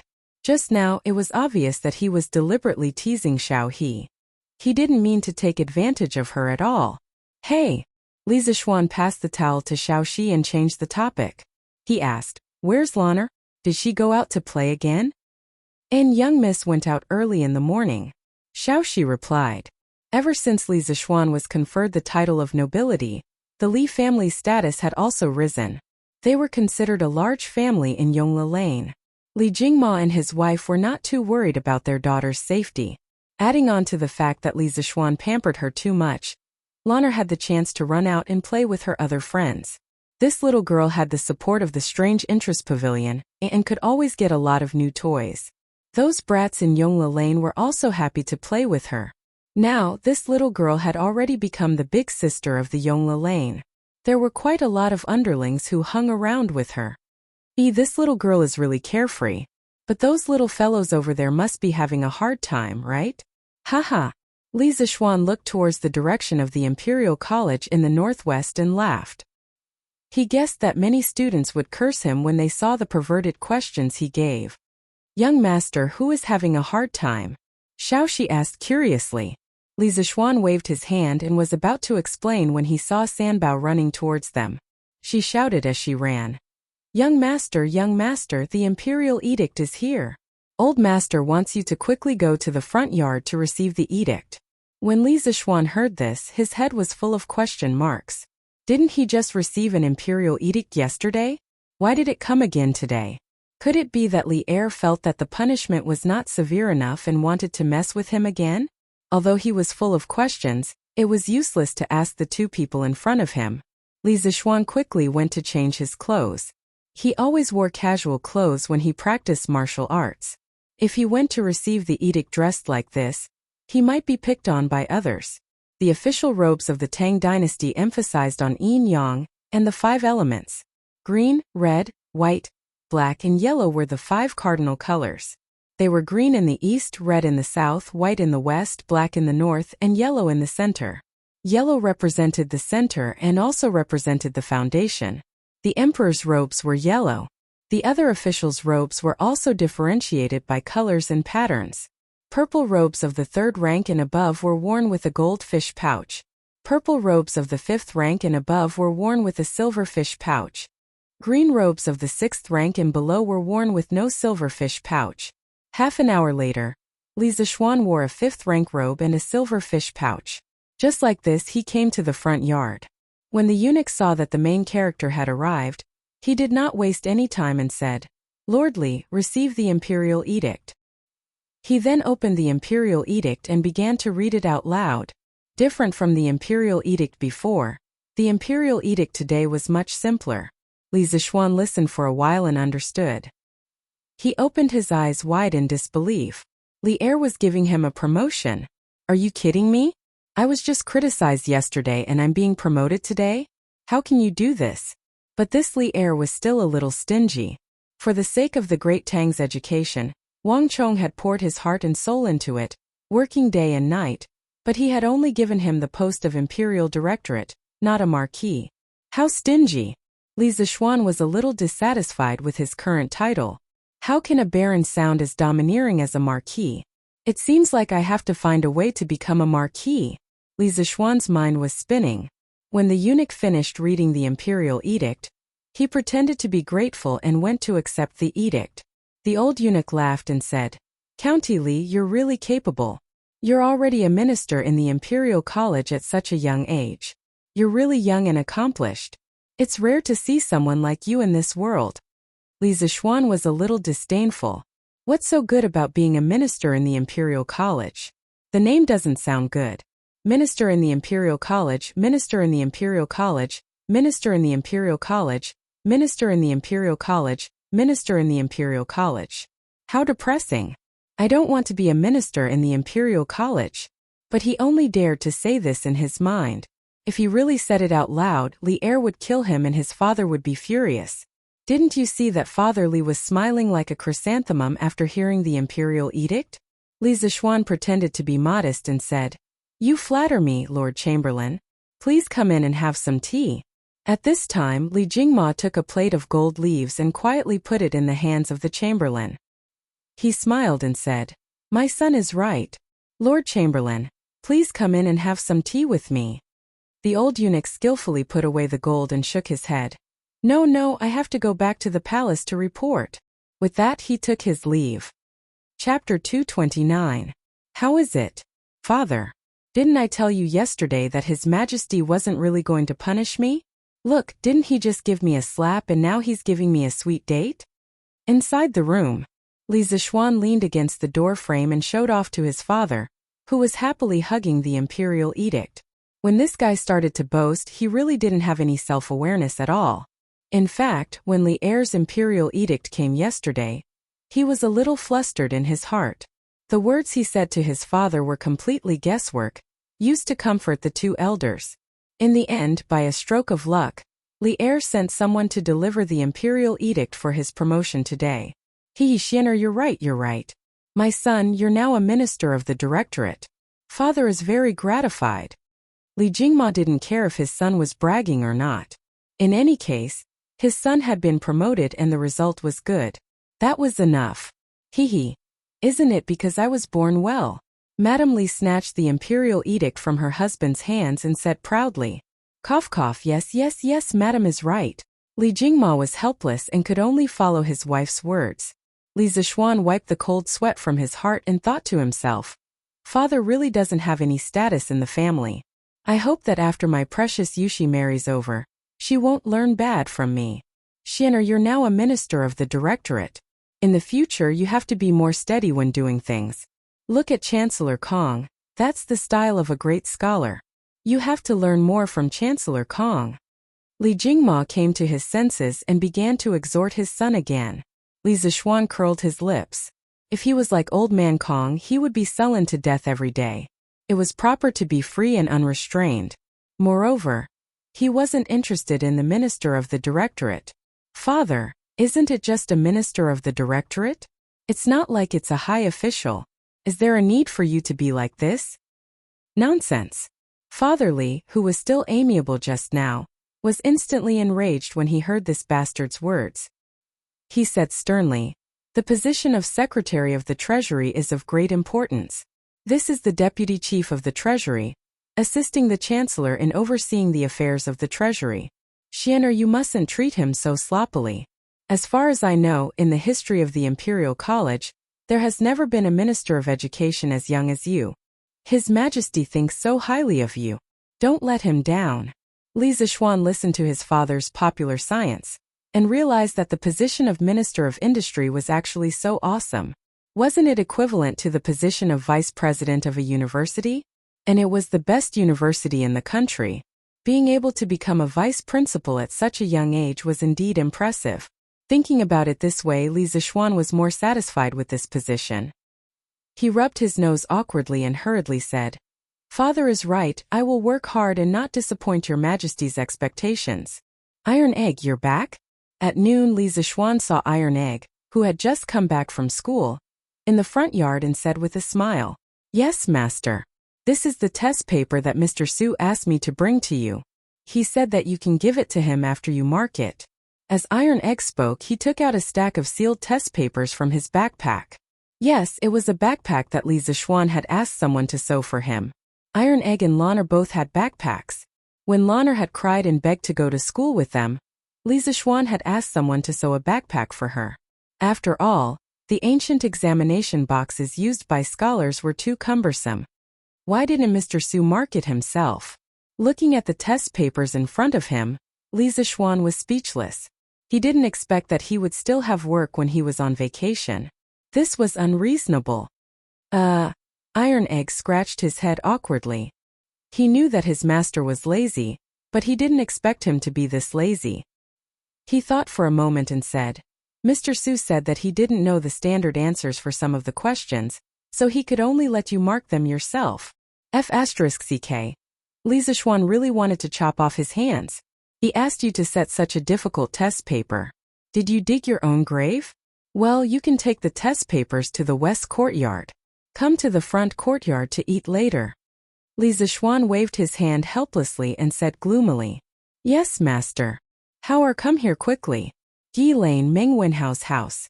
Meng Wenhao's mother waved to her son and said with a smile, "Mother, what's the matter?" Meng Wenhao ran over and asked curiously. Meng Wenhao's mother carefully took out a brand new book and handed it to her son. She happily said, "How look. This is what I was waiting for this morning. I think it's called Chitsu culture. Took me a lot of effort to get this. When it was my turn, there was only this book left. I saw that this book was so cheap, so I bought it. How are your father and I don't have the ability to buy new books for you. In the past, you either borrowed books from others or bought old books from others. This is the first new book I bought for you. Take it quickly." Meng Wenhao looked at the brand new Analects of Confucius in front of him and saw his mother's right hand full of calluses. His nose twitched and he almost cried. He took the Analects of Confucius with both hands, sniffed, and said with a forced smile, "Thank you, mother. Haha, why are you still so polite to me? Actually, I have to thank the owner of Chitsu culture for setting the price so low. Otherwise, I wouldn't have been able to afford it. This person is really a living Buddha for us poor people." Meng Wenhao's mother said with a sigh. "Mother, actually, the owner of Chitsu culture is our master." "Ah, it's actually Li Xianji?" "Yes, I heard that there were many people fighting in front of Chitsu culture for the book yesterday. It seems that our master was implicated. He didn't come to the school today." Meng Wenhao frowned and said worriedly, "Ah, then will Mr. Li be fine? He's the benefactor of many of us. Nothing can happen to him." Meng Wenhao's mother opened her mouth in shock. Meng Wenhao comforted her. "Mother, don't worry. Teaching assistant Su told us that Mr. Li is fine. There should be news in a few days." Meng Wenhao's mother looked at her son, thought for a moment and said, why don't you go to Mr. Li's house to visit? As his student, you should pay him a visit. There are about 10 eggs at home. You can bring them to Mr. Li." "Mother, Mr. Li's house doesn't lack these. You can leave these eggs for Yaya to nourish her body." Meng Wenhao looked at his skinny little sister who was playing with grasshoppers outside and said with heartache, "What do you know? You're a student. How can you visit Mr. Li's house empty-handed? Listen to me. Didn't you say that you have the afternoon off? Then you can go in the afternoon. You can't be ungrateful. Otherwise, I won't recognize you as my son." Meng Wenhao's mother patted her son's hand and said earnestly. Meng Wenhao had no choice but to agree. After a moment, he suddenly remembered the newspaper he read today, so he said, "Mother, don't go to Chitsu culture to buy books in the future. There are too many people there. I'm afraid you'll be crowded." Meng Wenhao's mother interrupted, "Hey, it's okay. I'm not that delicate. Meng Wenhao explained. No, mother. Mr. Li said that in less than 3 years, the price of books will be as cheap as Chitsu culture books now. You don't have to fight for them at all. Also, I don't lack books to read now. The teaching materials we use are all printed by Mr. Li himself. Meng Wenhao's mother exclaimed. Ah, there's such a thing? Then you should go visit your Mr. Li in the afternoon. Why don't I catch the chicken in the backyard and give it to Mr. Li as well? Meng Wenhao quickly waved his hand and said, No, mother. It's enough to bring some eggs. Go do your work. Chapter 230. In the afternoon, Li Zixuan was lying on the recliner and reading the latest issue of the newspaper. Other than the slightly hot weather, everything else was perfect. Hey, Ma Zhou actually wrote about me in the newspaper. TSK, this is the first time I'm in the newspaper. It feels pretty good. Li Zixuan's eyes lit up when he saw the headline. He was overjoyed. In his previous life, he was just an ordinary student. How could he have the chance to be in the newspaper? Not even the school newspaper. He didn't expect that he would be in the news after just giving a speech. He felt a sense of accomplishment. After being narcissistic for a while, Li Zixuan started to read other news out of boredom. There was no other way. In this era, there were no computers or televisions. He didn't like the novels sold in the East Market. For an otaku like him in his spare time, he could only tease the servant girls and read the news in the newspapers. At this time, if he was given a computer and allowed to play single-player games, he would never get tired of it. What? You said he could go to the brothel? Sorry, with Han Yushi, a beautiful wife who was as beautiful as a fairy, Li Zixuan was not interested in those vulgar women. Moreover, although he was a loser in his previous life, he still had a trace of mental cleanliness. You could say that he was pretentious, but this was the truth. Moreover, the brothel was often a place where all kinds of conflicts occurred. Didn't you see that in all kinds of transmigration novels, when the main character went to the brothel, he would encounter all kinds of pretentious and face-slapping situations? The main character was in the mood for poetry, and had all kinds of famous poems at his fingertips to win the heart of the top beauty. Then it was a night of love. There was also a second generation in the brothel who bullied a beauty. The main character was furious and punched the second generation, the hero saved the beauty, and so on. There were countless similar situations. Whether it was in the modern or ancient times, the brothel was a place where all kinds of disputes occurred. Although Li Zixuan was not afraid of trouble, he didn't like to attract trouble for no reason. Therefore, unlike the other second generation in Chang, Li Zixuan didn't know where the brothel's door was even though he had transmigrated for so long. It wasn't that he wasn't lustful, but he didn't like to attract unnecessary trouble. Moreover, what was the point of that kind of emotionless XX00? Young Master Butler Fu is here. He's in the front hall. Xiaohe walked over and said softly. Li Zixuan came back to his senses and asked curiously, Why is Faubert here? He should be here to deliver the car, right? Xiaohe saw a lot of horse carriages in the front yard. Looks like there's, Xiaohe said excitedly. Then she suddenly couldn't find the right adjective and was stuck for a while. Yes, it's imposing, right? Li Zixuan chuckled. So many luxurious limousines were put together. It was no wonder that Xiaohe was so excited. However, if Faubert was just here to deliver the car, he could have just asked his subordinates to deliver it. Why did he have to come here in person? Yes, it's very imposing. Young Master is really knowledgeable. Xiaohe hurriedly nodded. Li Zixuan was speechless. Was this little girl about to become his fangirl? Come on, let's go to the front yard. When they came to the front yard, they saw 2 rows of luxurious limousines. There were about 20 of them lined up neatly. More than 20 fine horses stood in front of the cars, looking hale and hearty. With such extravagance and imposing manner, if there was also an orchestra, it would be simply amazing. Such a big commotion naturally alarmed Old Man Li and Mrs. Li. When Li Zixuan came to the front hall, his parents were talking to Faubert. Xian, why did you get so many horse carriages? Seeing his son come in, Old Man Li couldn't help but ask the question in his heart. Li Zixuan didn't ask his family for the money to build these limousines. The profits of the winery and the strange interest pavilion in the past few months were all in his hands. It was completely enough to build dozens of such luxurious limousines. Therefore, Old Man Li had no idea about the construction of so many horse carriages in the yard. This was the benefit of Li Zishuan's proposal to start a business on his own. With financial autonomy, he could do whatever he wanted. Although his family was rich, every time he asked his parents for money, not only would it be troublesome, but he would also feel embarrassed. Dad, these are the horse carriages I prepared for my wedding. Look, so many horse carriages, how grand it is to put them together. When the time comes, we can use these horse carriages to form a caravan to pick up the bride from the Han Manor. Not only will it be dignified, but it will also show the importance our family places on this marriage. Li Zishuan turned on his bragging mode again as he lied to Old Man Li. Li Jingma seriously thought about the scene described by his son and found that it was indeed quite grand. More importantly, Old Man Li thought that since his son had been conferred a title at such a young age and held such an important position, it was necessary to have the extravagance of a wedding. These horse carriages were indeed necessary. Thinking of this, Old Man Li couldn't help but nod. Mshinner, you've thought it through quite thoroughly. Mshinner, mother says that it should be like this. That girl from the Han family is truly beautiful, and is also the adopted daughter of Duke Yi. If she marries over, we can't treat her unfairly. Madame Li also smiled and agreed. Seeing that his parents were so easily convinced, Li Zishuan proudly laughed. Oh, that's right. Xianer, how much did these horse carriages cost? Do you still have enough money? Li Jingma raised his eyebrows and suddenly asked.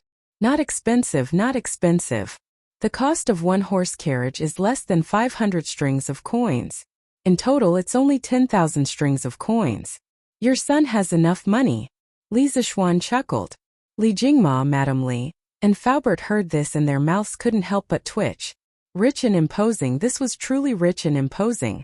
Although Li Jingma was a tycoon in the capital, he wouldn't casually throw out 10,000 strings of coins for such a senseless matter. Furthermore, the reason why he had so much money was because he had worked hard for half his life to earn it. Li Zishuan had only opened his shop for a short period of time, but he was already so rich? How was he going to let others live? What kind of horse carriage is this? It's actually so expensive? Li Jingma frowned and asked. Although he didn't go in to take a look in Father Li's eyes, all horse carriages were the same. Even if the horse carriage in the courtyard was a bit bigger, the cost was at most a few dozen strings of coins more expensive than other horse carriages. How could it be so expensive? It's just like the horse carriage I usually use. Father, have you never sat in one before? Oh, it seems like you really haven't sat in one before. Then, Father, you can pick one from this batch of horse carriages and try it out later. Your son guarantees that once you sit in it, you won't be willing to come down. Li Zishuan patted his head and said bewitchingly. Ever since his horse carriage was made, it had become his and Iron Egg's special carriage to go to school. His parents really didn't have the chance to sit in it. Go away. What kind of horse carriage have your father not sat in before? Why would I care about your horse carriage? From what I see, other than the fact that your horse carriage looks a bit bigger from the outside, it's no different from an ordinary horse carriage. Father Li said in disbelief, but a trace of warmth flashed in his eyes. Now that his son knew how to show filial piety to him, of course he would feel happy. It's not that simple. Father, listen to me and pick one. With this horse carriage, when you have nothing to do, you can go sightseeing and have a honeymoon with my mother. Li Zishuan said shamelessly. Ahem. Mrs. Li's face was slightly red as she glared at her son. Father Li's old face was also red. Although he didn't know what a honeymoon was, he could roughly guess what it was. Xianer, you can talk to Steward Fu. He's looking for you. I'll talk to you first. Chapter 231. This title. Don't think too much about it. Young master, other than delivering the car, this old man came here today to discuss something with you. In the front hall. After Old Man Li and Mrs. Li left, Faubert said with a serious expression. Faubert, if you have something to say, just say it. You don't have to be restrained here, just say whatever you want. Li Zishuan said warmly. Faubert said with a smile. Young master, a group of businessmen came to the workshop today. They want to advertise their shops in the newspaper, which is what you said before. They are also willing to pay for it. One of the barbarian businessmen even offered 500 strings of cash to buy a spot in the newspaper to advertise his restaurant.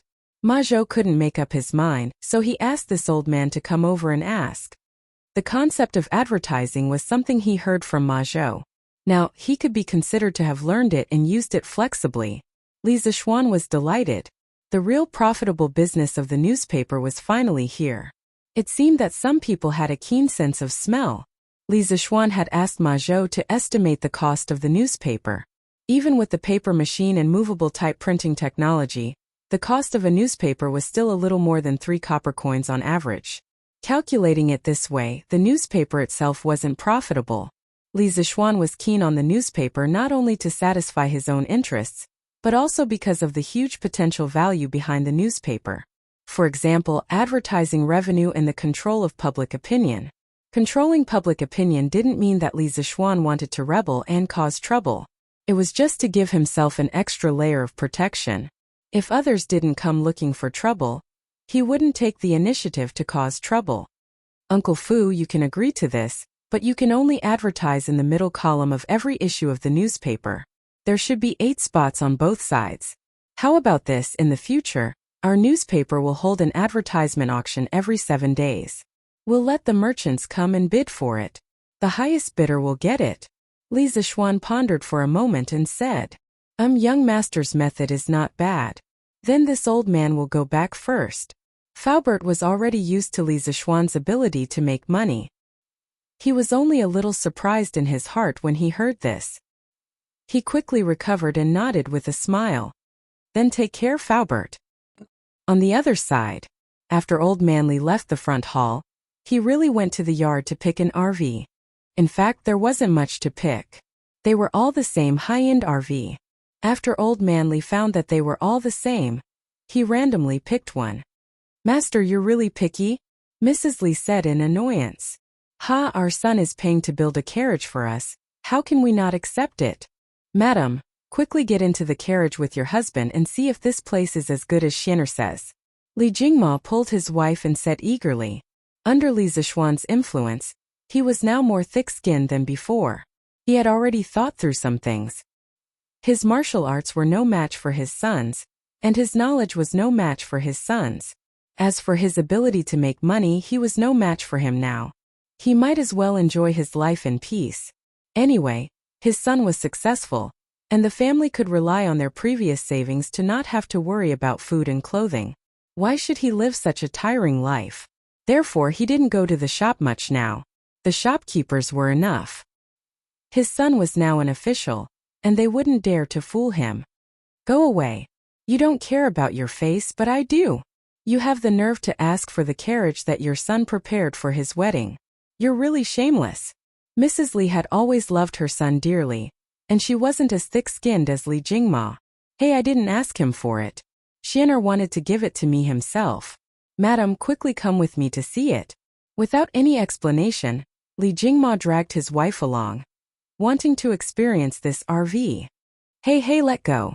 Mrs. Li was so angry that she wanted to break free, but she couldn't resist the strength of Li Jingma's grip. After a while, the couple entered the carriage. This carriage doesn't look like much from the outside, but after entering, I realized that it's really spacious. It's like a small room. Li Jingma exclaimed the moment he entered. Old master, why is the shape of this stool so strange? It's so comfortable to sit on. What is it made of? After Mrs. Li entered and saw the various strange decorations in the carriage, she forgot what she said outside. She took a fancy to the sofa at first glance and couldn't help but try to sit on it. After that, she didn't want to get up. When Li Jingma heard that, he curiously sat on the sofa opposite his wife. His entire body sank into the sofa. This is really comfortable. Xian'er, this child knows how to enjoy life so well. How could this not be comfortable? Li Zixuan's sofa was not only made of soft material, but also had ergonomic features. It allowed the human body's arms, back, waist, and legs to relax well.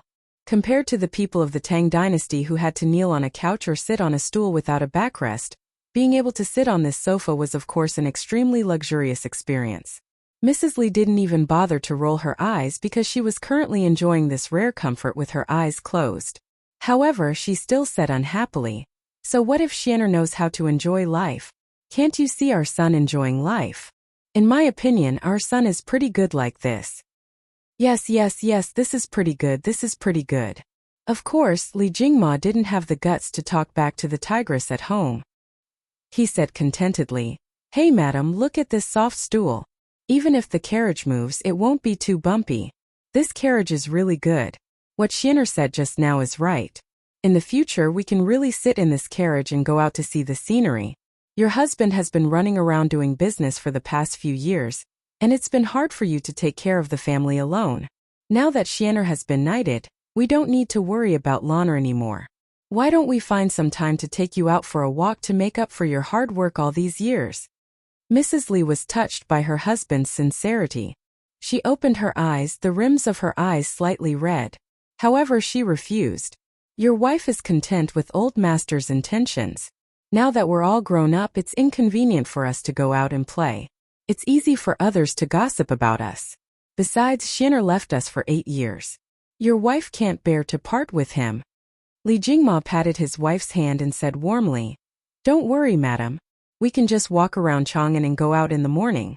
We'll be back in the evening. There's no need for us to worry about what others say. I'm sure Xianer also hopes that you can go out more often and relax." Mrs. Li thought for a moment, then nodded. "All right, I'll listen to old master." "Haha. Look, madam, there are 2 small rooms inside. Let's go take a look." Chapter 232.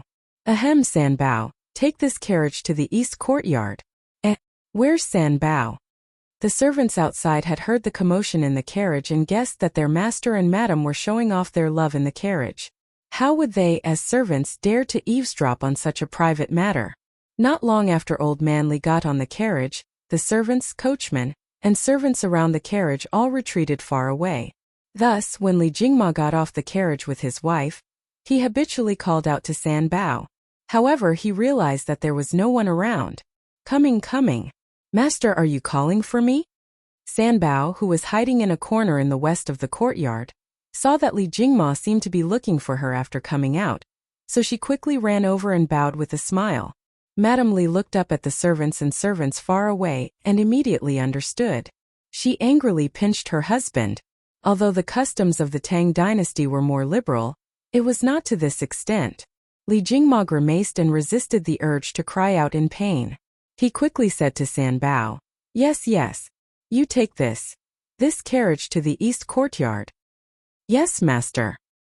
Meng Wenhao carried a small basket of eggs and entered Yongle Lane. He looked all the way to the Li residence and saw the tall gate and the picturesque pavilions in the courtyard from afar. He couldn't help but stop in his tracks. He looked at the eggs in his hand and hesitated for a moment. "Why are you standing there like a fool? Why don't you go in?" At this moment, a voice suddenly came from behind. Meng Wenhao, who was in a dilemma, was shocked. He turned his head and saw that the person who came was Li Tai. He quickly cupped his hands and bowed. "Greetings, Your Highness Prince Wei." In the Imperial College, they were classmates and didn't need to be so polite. However, outside of the Imperial College, he had to pay attention to the etiquette between a monarch and a subject. Li Tai waved his hand. He looked at Meng Wenhao's outfit and asked, "Are you here to look for Mr. Li?" Yes. "Then why don't you go in? Won't the gatekeeper let you in? That's not right. Their gatekeeper shouldn't make things difficult for people." This. Meng Wenhao scratched his head in embarrassment. Li Tai looked at the egg in Meng Wenhao's hand and saw his embarrassed look. He instantly understood and laughed.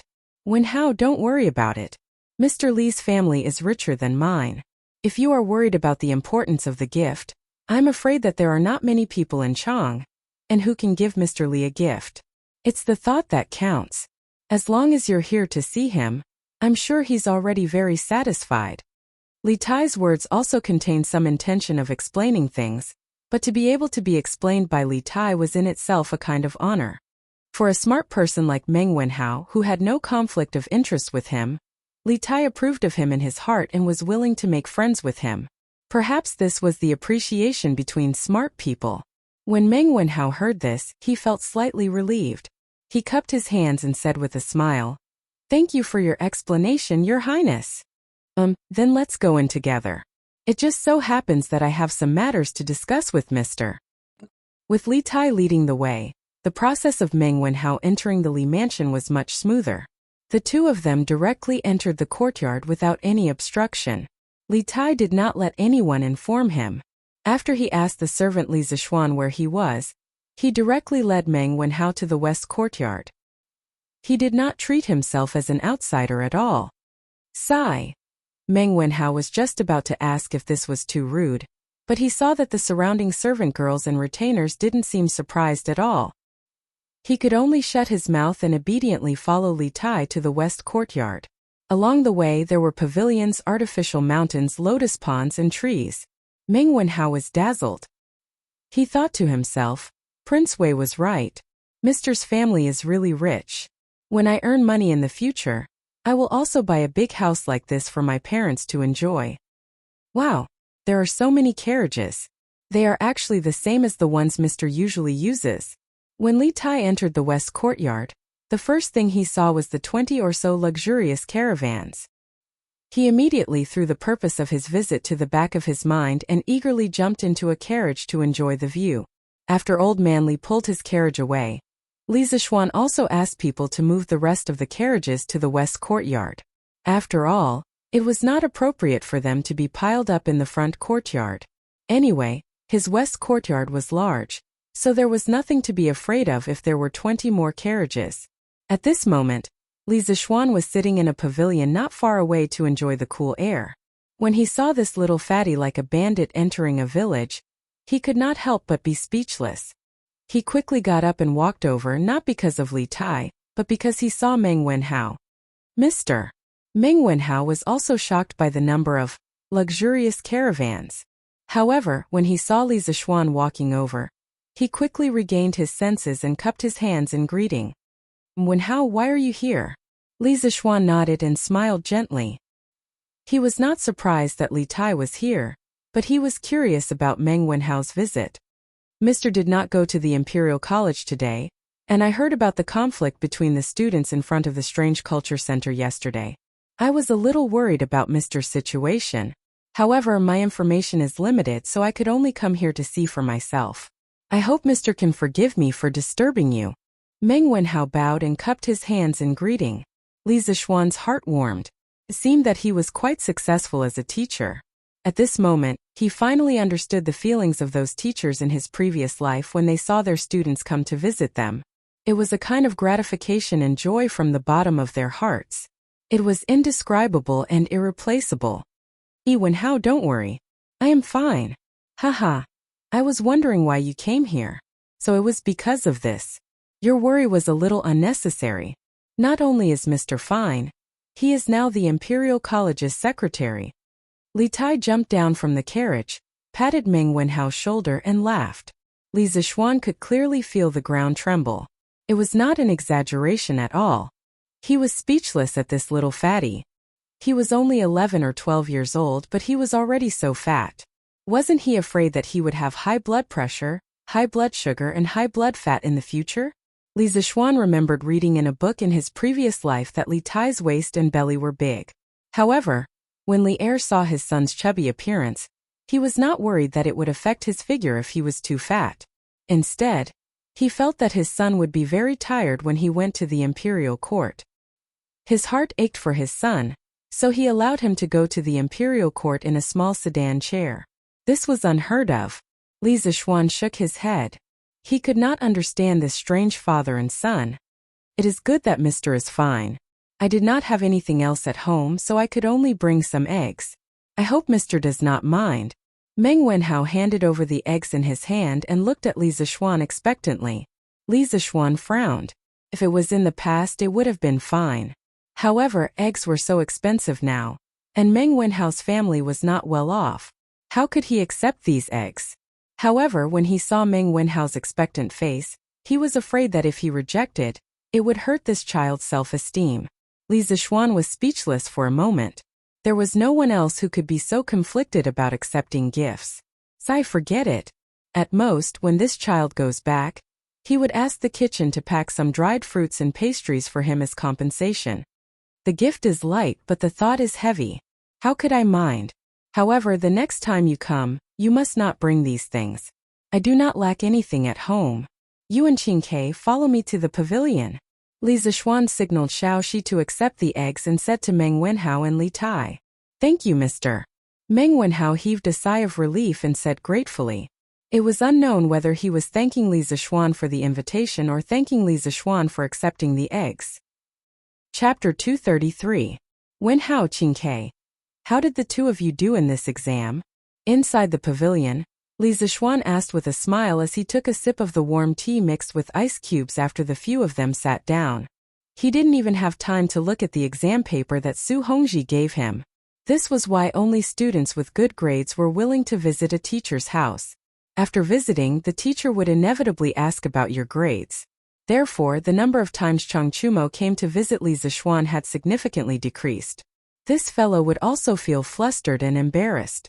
Meng Wenhao said, "Not bad." Li Tai waved his hand and said, "Not bad. Mister, you have so many carriages here. How about giving me one?" Ever since the little fatty had sat down, his eyes had been glued to the carriages, never leaving them. He had just gone in to try out the luxury RV. And he really wanted to try it out. I'll give you a question. Qingke, if you can answer it, what's wrong with giving you a carriage? Li Zixuan said with a smile that wasn't a smile. Li Tai heard this and his face fell. Question again. He was almost traumatized by Li Zixuan's questions. After being tortured so many times, Li Tai said that he had enough. He definitely wouldn't be fooled this time. No need. Mister, just tell me how much you want to sell this carriage for. I'll buy it with money. The little fatty shook his head like a rattle drum. Even if you beat him to death, he wouldn't be willing to answer Li Zixuan's deliberately difficult questions. Meng Wenhao, who was at the side, looked at Li Tai suspiciously. After attending classes together for so long, he had some understanding of Li Tai's temperament. He knew that Li Tai was a proud and arrogant person, but he didn't think that he would take the initiative to admit defeat. Could it be that the question set by Mr. was really that difficult? Meng Wenhao couldn't help but think. Li Zixuan faintly glanced at the little fatty and said, "There's no place to sell this car yet. Qingke, if you want it, wait a little longer." Li Tai stamped his feet and said, "There are more than 20 carriages here, right? Little Xian, can't you sell me one? I'm one of the owners of Qitsu Culture. Can't you take care of me?" Li Zixuan waved his hand in annoyance. All right, I'll give you one. Qingke, why are you here today? If you're done, then let's go. Li Zixuan really wanted this little fatty to hurry up and finish what he wanted to say and get out of here. Otherwise, he would ask for whatever he saw. He was a dignified prince, yet he was acting like a bandit. He was really a disgrace to the Li family. Li Tai's wish was fulfilled. He didn't care about Li Zixuan's bad attitude at all. He said with a happy face, "Haha, teacher, did you forget? The newspaper is almost finished with the legend of a mortal's journey to immortality that you told me last time. You should tell me the next story today. Otherwise, there won't be any novels to publish tomorrow." Li Zixuan was stunned. Only then did he remember that there was such a matter. He nodded and said, "All right, then I'll tell you the novel today." Meng Wenhao was shocked and said in surprise, "The legend of a mortal's journey to immortality was actually written by teacher? And Wenhao, it's fine as long as you know. Don't tell anyone." Li Zixuan didn't want to cause too much trouble. He just wanted to quietly be a handsome man. "Yes, teacher." Meng Wenhao agreed. However, he thought about it and still hesitated. However, this student really doesn't understand. Teacher is so knowledgeable and has so much knowledge. Why would you write novels? Li Zixuan smiled meaningfully and said, "What's wrong with writing novels? Wenhao, do you think that writing novels is a cheap profession?" Meng Wenhao flatly denied. No, student doesn't mean that. You do. From the bottom of your heart, you think that writing novels isn't the right path. It's beneath your status as a scholar, right? Li Zixuan said seriously. "Wenhao, you've studied hard for so many years. What is your dream?" "Student." Meng Wenhao opened his mouth but didn't know how to speak. He hadn't thought about this question before. Li Zixuan looked at Meng Wenhao's confused face and said slowly, "Do you want to earn money to improve your family's life? Or do you want to pass the imperial examination and enter the imperial court? Or do you want to become an official somewhere and benefit the people? Or do you want to write a book and create a legend that will last forever?" Meng Wenhao was in a daze for a long time before he said, "Teacher, this student not only wants my father, mother, and little sister to live a good life, but also wants to pass the imperial examination to benefit the people and let others remember me. Hey, you're really greedy." Li Tai took a sip of the iced wine and said with a smile. Meng Wenhao was a little embarrassed and speechless. Li Zixuan shook his head and said with a smile, "Wenhao, if a person can write a novel well, although it can't pass the imperial examination, it can make him rich. Moreover, through our Datong Daily, one person can spread it to 10 to 100, and let him become famous overnight. It's also relying on one's ability to make a living. What reason do you have to discriminate against writing novels?" Li Tai said in disbelief, "Can writing novels make so much money?" Of course.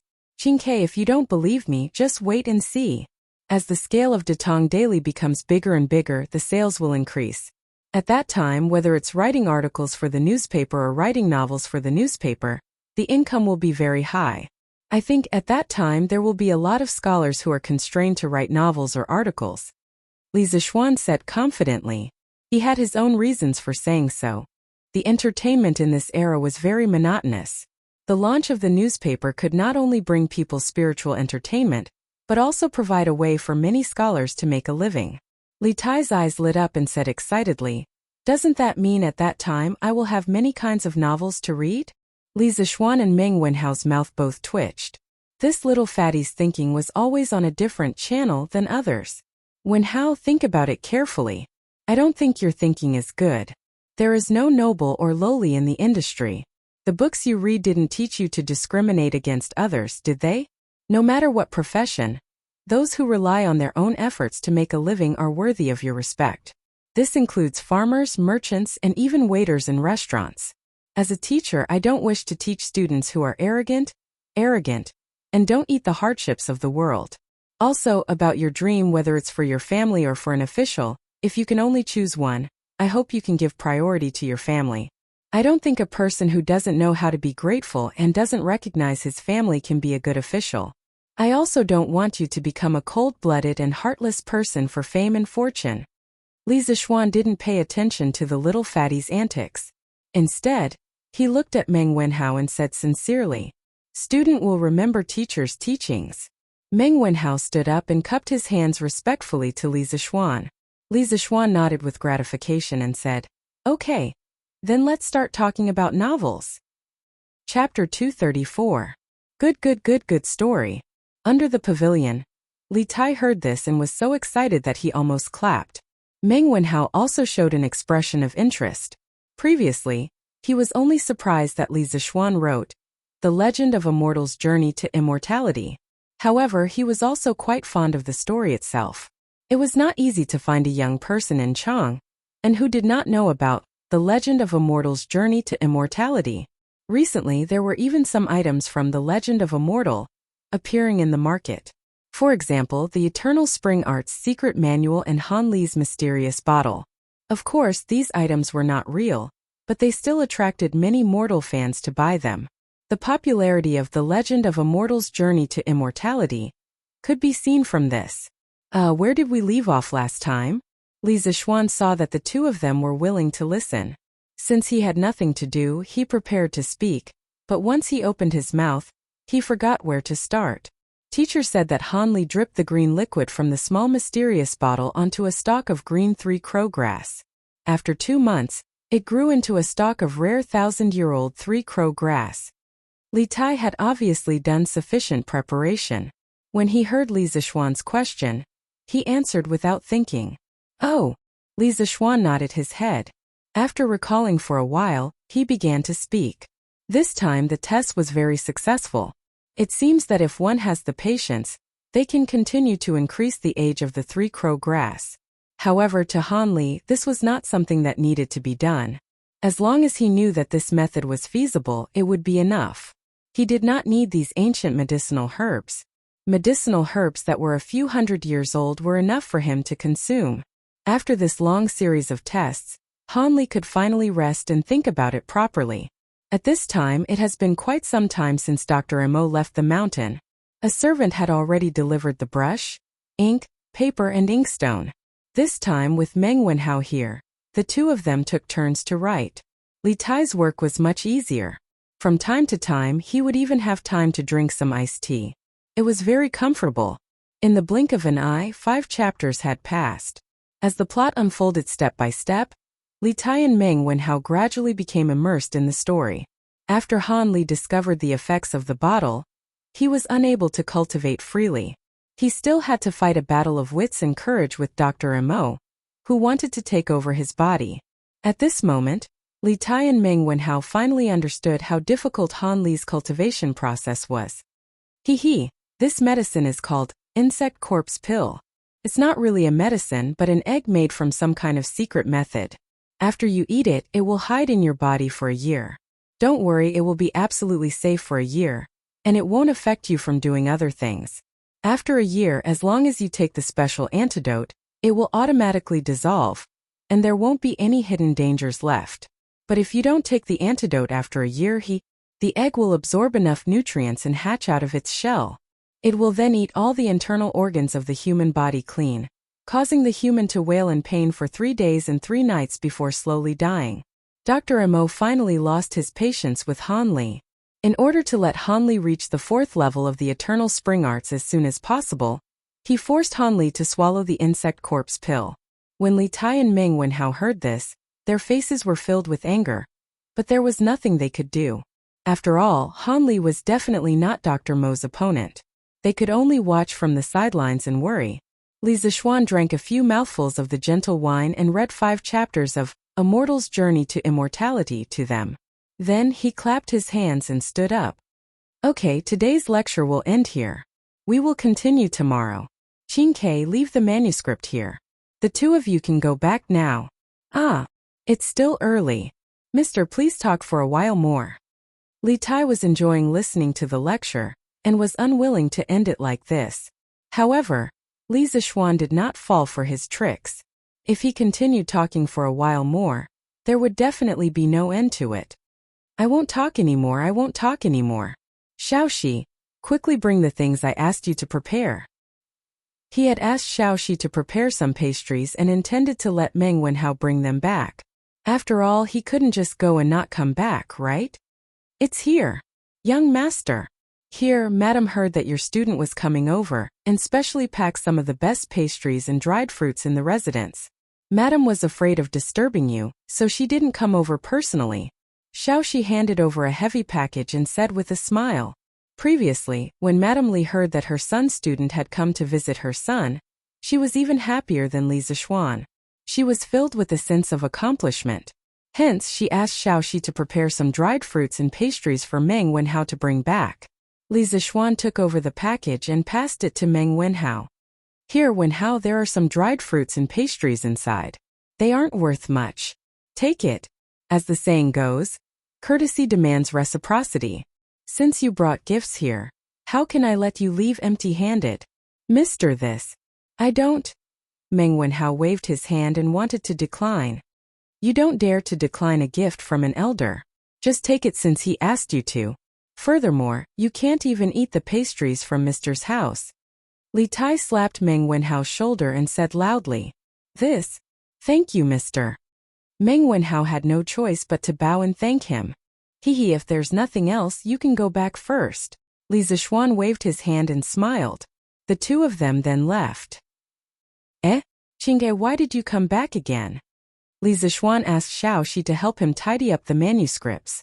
Just as he finished, he saw the little fatty Li Tai come again.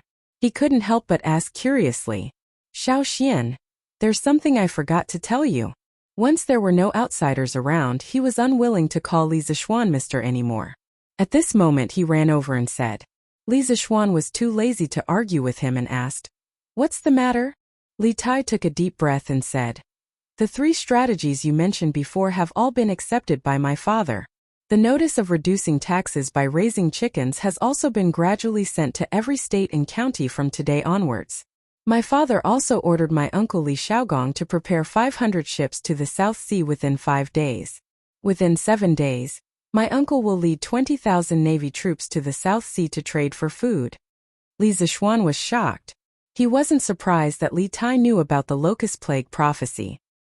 He was surprised that the imperial court had the ability to prepare 500 ships within 5 days. It seemed like the shipbuilding ability of this era wasn't as backward as he thought. And then? Qingke, why are you telling me all this? He was only slightly surprised, but he didn't have much of a reaction. Li Er had accepted his suggestion and advice, but he didn't give him any rewards. Xiao Xian, the Datong Daily that you started has already spread far and wide. My father wants you to advertise it in the newspapers to attract more civilian merchants to join the imperial court's food trade army. According to the Ministry of Revenue's calculations, the 500 ships of the imperial court, even if all of them are filled with food, will still be far from enough to deal with the locust plague. Little Fatty chuckled and revealed the most important purpose of his visit today. This joker had been listening to a novel and had almost forgotten about the important business. Li Zishuan heard this and his expression became slightly serious. He nodded and said, "That's fine. I'll ask Ma Zhou to prepare today. You'll be able to see the news about this in tomorrow's newspaper." In the face of the locust plague, Li Zishuan wasn't in a place where he could bargain or worry about personal gains and losses. If he could save one more person, it would be considered as accumulating merit. Chapter 235. Li Tai left in satisfaction. This satisfaction was not only because he had listened to the novel for the entire afternoon, but also because he had taken away a luxurious caravan that he had always dreamed of. After watching the little fatty leave, Li Zishuan called for San Bao and ordered, "San Bao, get a few people to pull out 4 carriages and send them to the Qin Manor, Chang Manor, Yuqi Manor, and Niu Manor. Tell them that it is inconvenient for me to go out during my confinement period. Ask those uncles to bear with me." "Yes, young master," San Bao replied. Remember to be polite." "Oh right, pull out another carriage and send it to the East Palace." Li Zishuan thought for a while and said, "Yes." San Bao accepted the order and left. "Xiaoxi, come and help me grind the ink." In the study room, Li Zishuan was writing rapidly. He was writing a letter to Ma Zhou and telling him some things. Not only was it about the recruitment of merchant ships to follow the army to the south that Li Tai had mentioned, but he also had many things to tell Ma Zhou about the Datong Daily Novel section. Meng Wenhao's attitude towards novel writers today was a warning to Li Zishuan. It seemed that whether it was in the modern era or the ancient era, many people thought that writing novels was not a proper occupation and was useless. No wonder Datong Daily had been published for so long.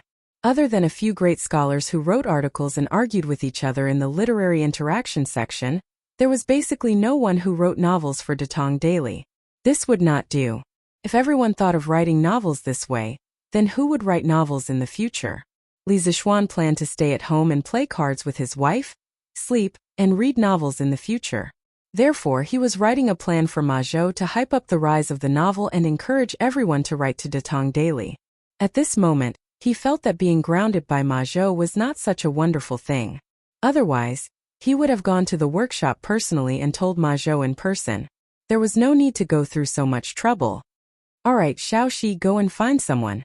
Since the workshop is not closed yet, ask him to ride a fast horse and quickly deliver this letter and these manuscripts to the workshop. Give them to Ma Zhou." After nearly an hour, Li Zishuan finished writing and put the letter into an envelope. Then he put the rest of the manuscripts into a big paper bag and handed it to Xiaoxi. Fortunately, their house was not too far away from the workshop. Otherwise, the servant might not be able to make it back in time after delivering the letter at this hour. "Yes, young master." Strange Pavilion Workshop. Now Ma Zhou had recruited many scholars to be his assistants. These scholars were mostly people from the Imperial College who had failed to pass the imperial examinations. The editorial department of Strange Cultures Development. At this moment, they were deciding the layout of tomorrow's newspapers. "Steward Ma, do you think this layout is okay?" A middle-aged scholar in his 30s walked towards Ma Zhou with a few pieces of paper filled with words. Ma Zhou took it and looked at it seriously. After a while he nodded and said, "Yes, the layout this time is very good. Let's follow this layout and pass it to the printing department. Let them start printing. After that, our editorial department will be off work today." Okay. When the others saw Ma Zhou nod his head, they all heaved a huge sigh of relief. God knows how many times they were sent back by Ma Zhou every day because of typesetting problems. Although the salary given by quirk culture was high, the requirements were also high. Old Ma, Sir Li sent a letter over. The person who came was none other than Peng Feiji. This unlucky guy failed to ask for benefits from Sun Huayuan last time and was almost exposed. Later, Yuqi Jingda arranged for him to be the head of security at Strange Culture. In fact, he was just a high-class concierge. When Li Zixuan heard Yuqi Jingda's warning that day, he felt that not only Strange Culture, but also the workshop's safety needed to be taken seriously. Therefore, he let Peng Feiji lead this security team into two groups. One group was responsible for Strange Culture's safety, and the other group was responsible for the workshop's safety.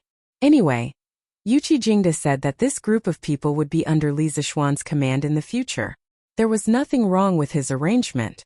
After this guy was arranged to come over, he usually ran between both sides. At Strange Culture, in order to make up for his image in Sun Huayuan's eyes, he was very diligent and rushed to do everything. At first, the rest of the people were worried sick. Peng Feiji was stealing their jobs. Therefore, these 2 days, Sun Huayuan clearly felt that the people in the workshop were much more enthusiastic than before. However, Peng Feiji was not a greedy person. When he was serious, he was quite loyal. After all, this guy had been in the military for so long. He was very experienced in dealing with people. In the past 2 days, there were quite a number of people who had received small favors from him. In private, everyone called him Brother G, or Brother Chicken. At the workshop, Ma Zhou was one of the big bosses in the workshop. Of course, he was also someone Brother Chicken wanted to curry favor with. This way, even if Sun Huayuan told Li Zixuan about his black material, there would be someone to speak up for him. He wouldn't die too miserably, right? Today, Brother Chicken came to the workshop to work. When he encountered the matter of delivering a letter to Ma Zhou, Brother Chicken did not hesitate to take over Song Xiaoxi's job and come personally to deliver the letter. Ma Zhou took the big bag of documents curiously. As he opened it, he said politely, "Thank you for your trouble, Peng Sigi. It's nothing. Take your time, Master Ma. I'll take my leave first." Brother Chicken knew very well that he had to make up for his sins even if he had to kneel down. Now that Sun Huayuan had something on him in Strange Culture in the workshop, he had to act like a grandson until the end. Okay. Ma Zhou nodded. Brother Chicken slowly left. Ma Zhou opened the paper bag and took out the envelope and the manuscript of A Mortal's Journey to Immortality. He first put the manuscript aside, then opened the envelope. He opened the letter and read it seriously. Other than the occasional sound of other people packing up, the room was silent for a while. After a while, Ma Zhou put away the letter and said to the few editors who were packing up to go home, "Don't pack up anymore. Don't send the typesetting just now to the printing department. Redo it all. I'm afraid none of you will be able to go back tonight." Why is this happening? Steward Ma, what happened? If we don't go back now, where will we stay tonight? Yeah, if we don't leave now, there will be a curfew later. The editors were dumbfounded. Even though they knew that Ma Zhou had a high position in the workshop, in the face of such a rude request, they could not help but refute. The boss has new instructions. Tomorrow's newspaper has to be redone. Everyone work harder. Once you're done, you can rest in the workshop. Today's salary will be 5 times the usual salary. It was indeed unkind to ask people to work overtime at the last minute. Ma Zhou thought about it and decided that he could only use money to increase their work enthusiasm. Wow, 5 times. Let's do it. Let's do it. Chapter 236. Tisk Tsk. Xiaoxian sure knows how to enjoy life. This carriage will be my ride in the future. Haha. Chung Mansion. The servants of the Li residence were ordered to deliver the limousine. Cheng Yaojin saw that the carriage's design was strange. Originally, he just wanted to take a look. After all, he liked to ride a horse and not sit in a carriage. But when he saw it, he immediately fell in love with the luxurious interior. He comfortably sat on the sofa and did not want to get down. "Dad, this carriage was given to me by Xiao Xian. I thought you don't like to ride in carriages?" Chang Chumo followed him into the carriage. When he heard the second half of Chang Yaojin's words, his face fell and he gloomily said, "Bulsh *t. Did Xiao Xian say that this carriage is for you? You're clearly giving it to me, okay? Besides, I used to like riding horses and not riding carriages, but that's because the carriages in the past can't be compared to this one." Chang Yaojin sat on the sofa and patted the table in front of him. He said to Chang Yaojin angrily, "Dad, when the first carriage was made, I asked Xiao Xian for it. Now that this one is here, you can't take it for yourself." Chang Chumo was not willing to give up just like that. "Humph! You old geezer, how dare you snatch things from your son?" At this time, a slightly stout woman in purple came up. She was Chang Chumo's mother, Chang Yaojin's wife, Pei Tsuyun, the daughter of Shanhai Pass's commander-in-chief Pei Runji, and the elder sister of Sui and Tang's third hero Pei Yuanqing. For thousands of years, the Pei family had produced great figures in each generation. It was indeed a wonder in Chinese and foreign history. In China's historical dramas, there were several dramas that depicted the Pei family, such as Westlake, Li Huinong, Pei Heng's encounter with the immortal, and The Legend of the White Snake. In the famous drama, The Legend of the White Snake, Fa Hai was the son of the Tang dynasty politician and calligrapher Pei Xiu. In history, Fa Hai was a positive character. However, after the novels of the Ming and Qing dynasties came out, Fa Hai became a negative character. A while ago, Madame Pei brought her second son, Chang Chuliang, back to her hometown to visit her parents. She had not been in Chang'an for a long time. Madam, I was just joking with Cho Nyo." "Haha." Chang Yaojin quickly got up and awkwardly smiled. "Humph." Madame Pei snorted. Only now did she look at the interior of the carriage. Gradually, the envy in her eyes became stronger and stronger.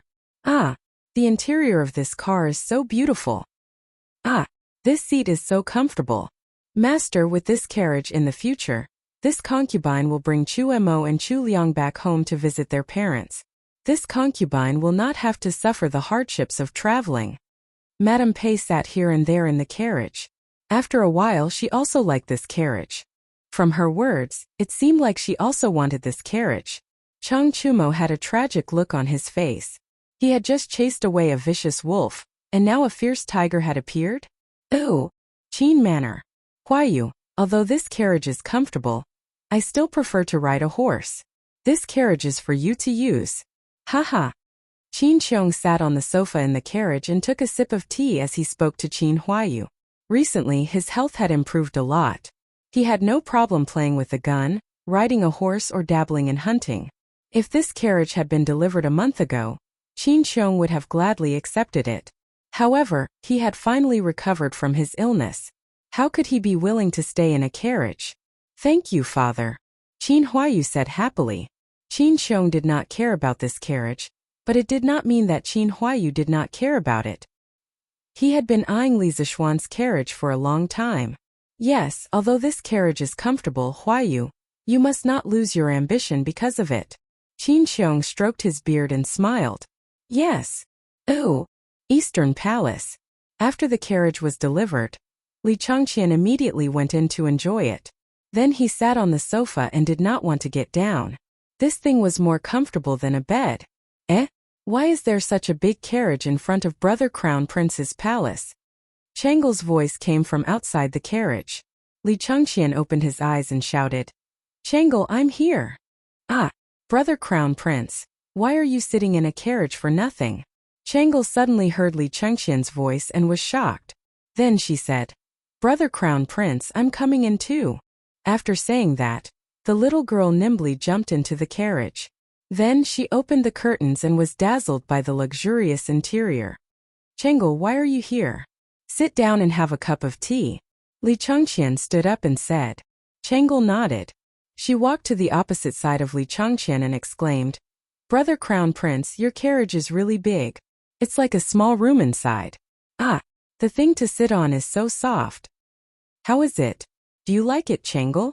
Li Chengqian poured a cup of tea for his sister and said with a smile. Yes, yes, I like it. Brother Crown Prince, are you giving this carriage to me? When Changel heard Li Chengqian's question, her two small eyes curved into two small crescents. Usually, after Li Chengqian's words, he would give her a carriage. No, no. Li Chengqian's face darkened. He hurriedly shook his head and said, I only said that if Changel likes it, you can come and sit here often.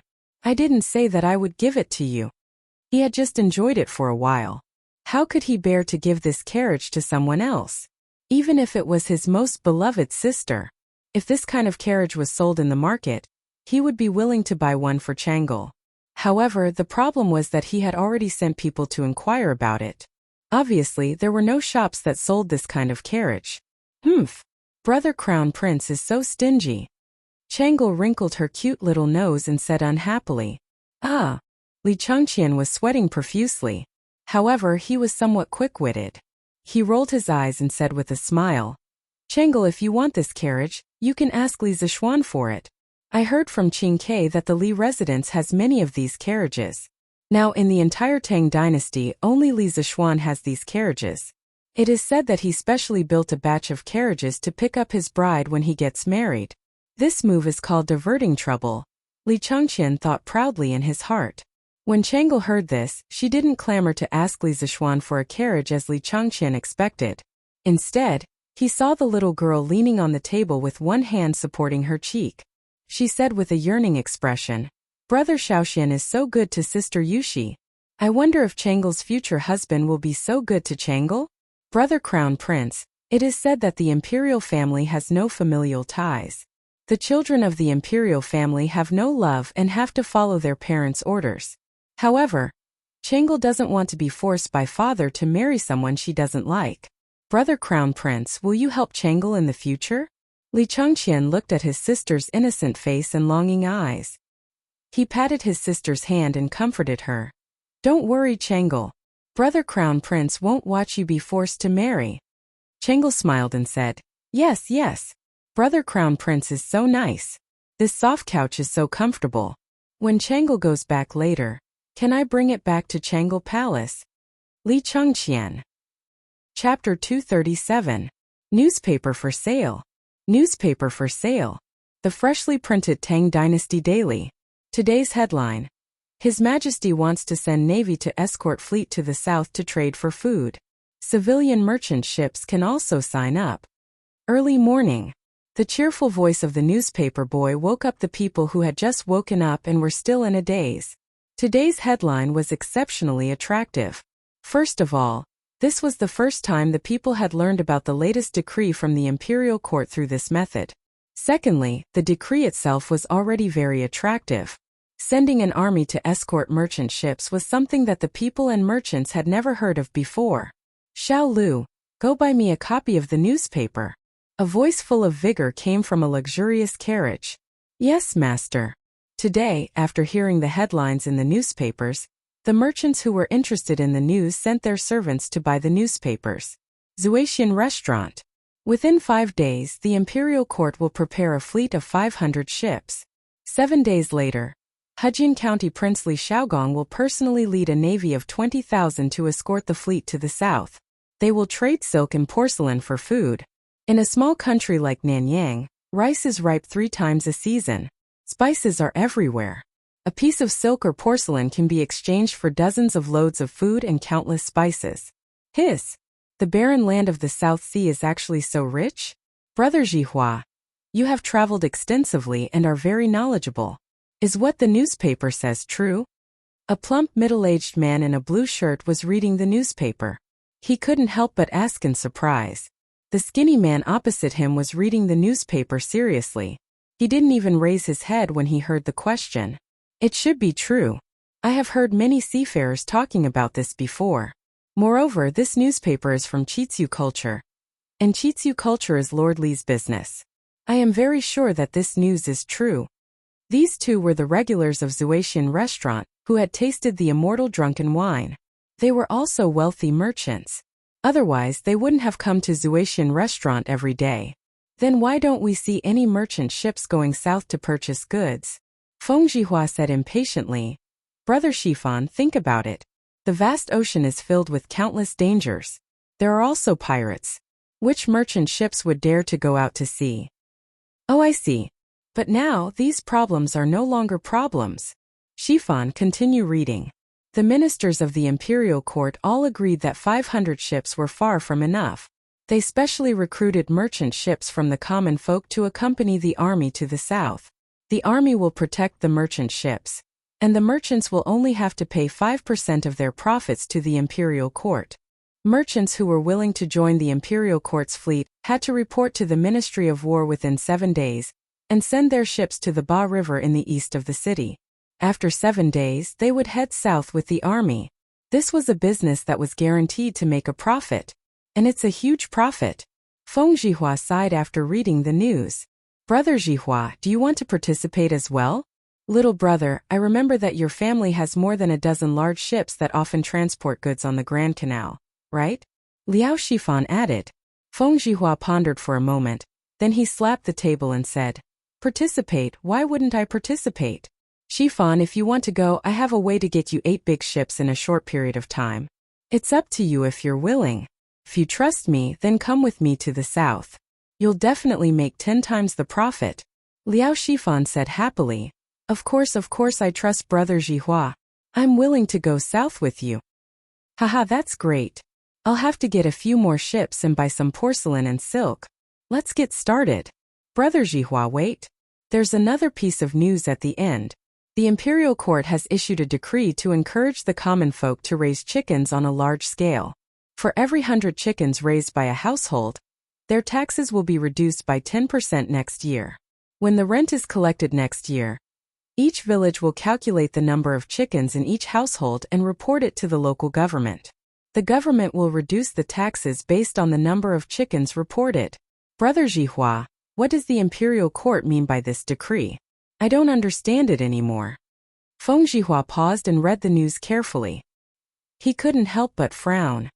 I don't understand the imperial court's intention either. Liao Shifan thought for a moment. Suddenly, his eyes lit up. Brother Zhihua, I think there's something to be gained from this. Why don't we sell some chickens? Feng Zhihua was stunned for a moment, but after a moment he shook his head and said, No, we don't have time recently. Compared to the small amount of money we can earn from selling the chicken seedlings, we can earn more by preparing the merchant ships to go south. That's dozens of times more profit. Shifan, you should seriously prepare to go south. Liao Sifan thought about it and agreed. He nodded and said, Brother Zhihua is right. We can't lose the big picture for the small. Oh, Ergua, I bought a newspaper when I went into the city today. Read it to me. What's in the newspaper? Lu Village. A dark-skinned man in his 30s called over a naughty kid who was about 10 years old. Okay. Second Uncle Lu, let me read the newspaper. I haven't read today's legend of a mortal's journey to immortality yet. The naughty kid said excitedly when he heard that there was a free newspaper to read. It should be a free novel to read. Smack. The dark-skinned man hit Ergua's head with the rolled-up newspaper and scolded him jokingly. Read your head. You only know how to read novels all day. You don't even know how to go to school. If your father finds out, he'll beat your ass. Read to me what's in today's newspaper first, then read the novel. Oh. The naughty kid rubbed his head and answered in a muffled voice.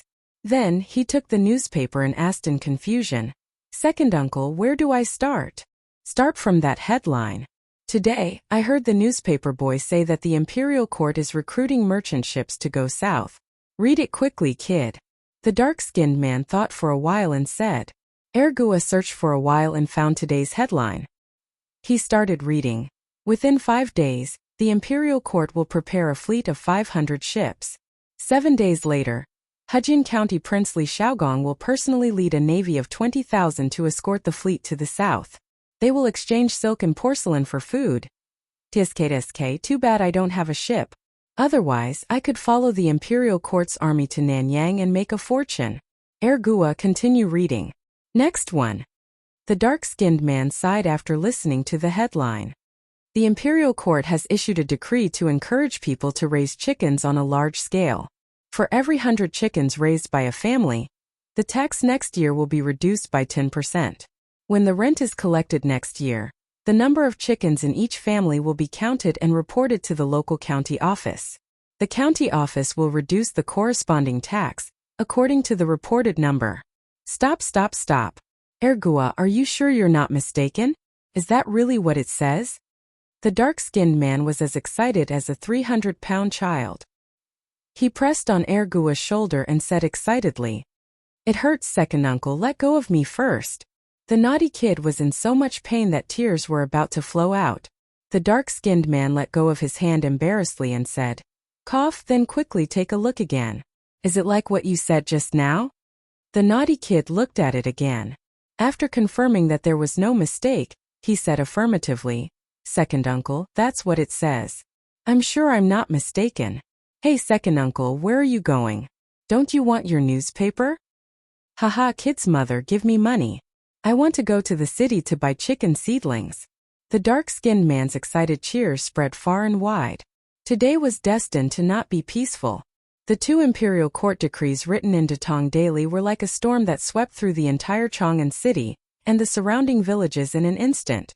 Ooh! Chapter 238.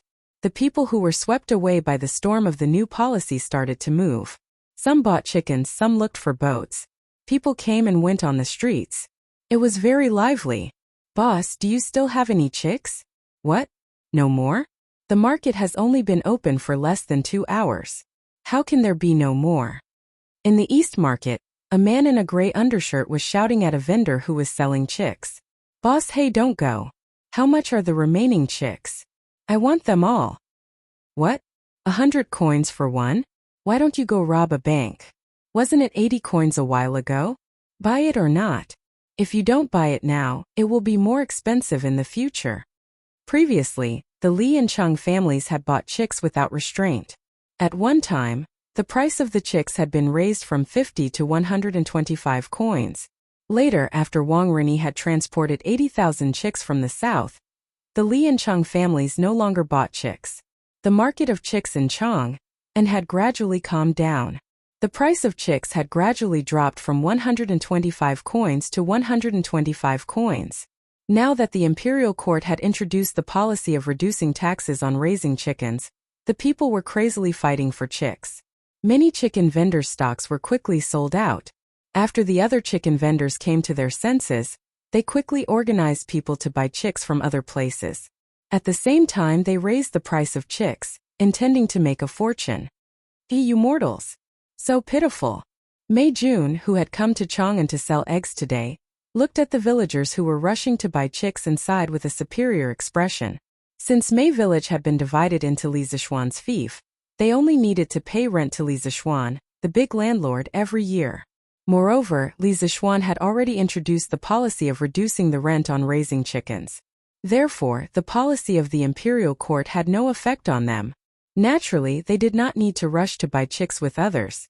"Big Mouth Mei, why are you showing off here? Why don't you go and grab a place to sell eggs? Be careful that your wife won't forgive you when you go back." It was a skinny hand that suddenly patted Mei Jun's shoulder. Then came the slightly teasing voice of Second Master Lu. Compared to a few months ago, Second Master Lu looked more hale and hearty. Perhaps the old people would be more energetic once they had something to do. "Second Master Lu, why are you making fun of me again?" Mei Jun turned around and grinned. "Aha, you brat, why are there so many people buying chicken seedlings today? I just heard someone say that the imperial court issued a decree today to encourage the people to raise chickens. 100 chickens can reduce the tax by 10%. Haha, there's such a good thing. However, our plum village has long enjoyed such treatment. Moreover, it's free chicken seedlings, haha." Second Master Lu said with a complacent smile, but his words provoked too much hatred. A man next to him immediately glared at him and said, "What did you say? Your village has been receiving such treatment for a long time? And the chicken seedlings are free? Haha, how could I lie to you? It's all thanks to Lord Li." "Wang Foreign, why is your family's boat still idling at the dock? Why aren't you reporting to the Ministry of War?" "Why do we need to report it? Didn't you read today's newspaper? The imperial court wants to send troops to escort the fleet to the south to trade for food. The food in the south is cheap and so are the spices. We can take the silk and porcelain and follow the imperial court's army to Nanyang to purchase goods. When we come back and sell them, we will definitely make a huge profit. Really? But what if the newspaper is a scam? Silly. Don't you know who publishes this newspaper? Why would Lord Li, who is rich, lie to you? How much are you worth? Then wait for me, brother. My family has 10 big boats. Let's follow the imperial court's army to Nanyang to get some soup. This kind of conversation was definitely not the only one in Chang'an today. Businessmen often had the keenest sense of smell. The capital market had always been turbulent. Now, with the imperial court's decree, how could there not be a huge wave? Elaine. At Meng Wenhao's house. Father, why are you back so early today? Meng Wenhao was on leave today and teaching his little sister to write at home. Suddenly, the courtyard door was pushed open and a thin and dark middle-aged man came in. He was not tall and his body was not strong, but his slightly bent spine seemed to be full of infinite strength, as if he could hold up the sky. His gray clothes were full of sand and sand. It was impossible to tell whether he was wearing clothes or sand. Meng Wenhao heard the sound and looked up. Seeing that it was his father, he patted his little sister's head and hurried to greet him and said happily, "Well, there is not much work on Murky Street today. I finished my work and came back early. Are you still teaching Yaya to write?" The middle-aged man took off his shirt full of sand, revealing his dark, thin but very strong chest. He smiled and said to the son in front of him, who he was most proud of, "Well, father, Yaya has learned a lot of words recently. I also taught Yaya the pinyin invented by our teacher. In the future, Yaya may know more words than some rich kids." Meng Wenhao showed a rare innocent expression of a child and asked for credit from his father.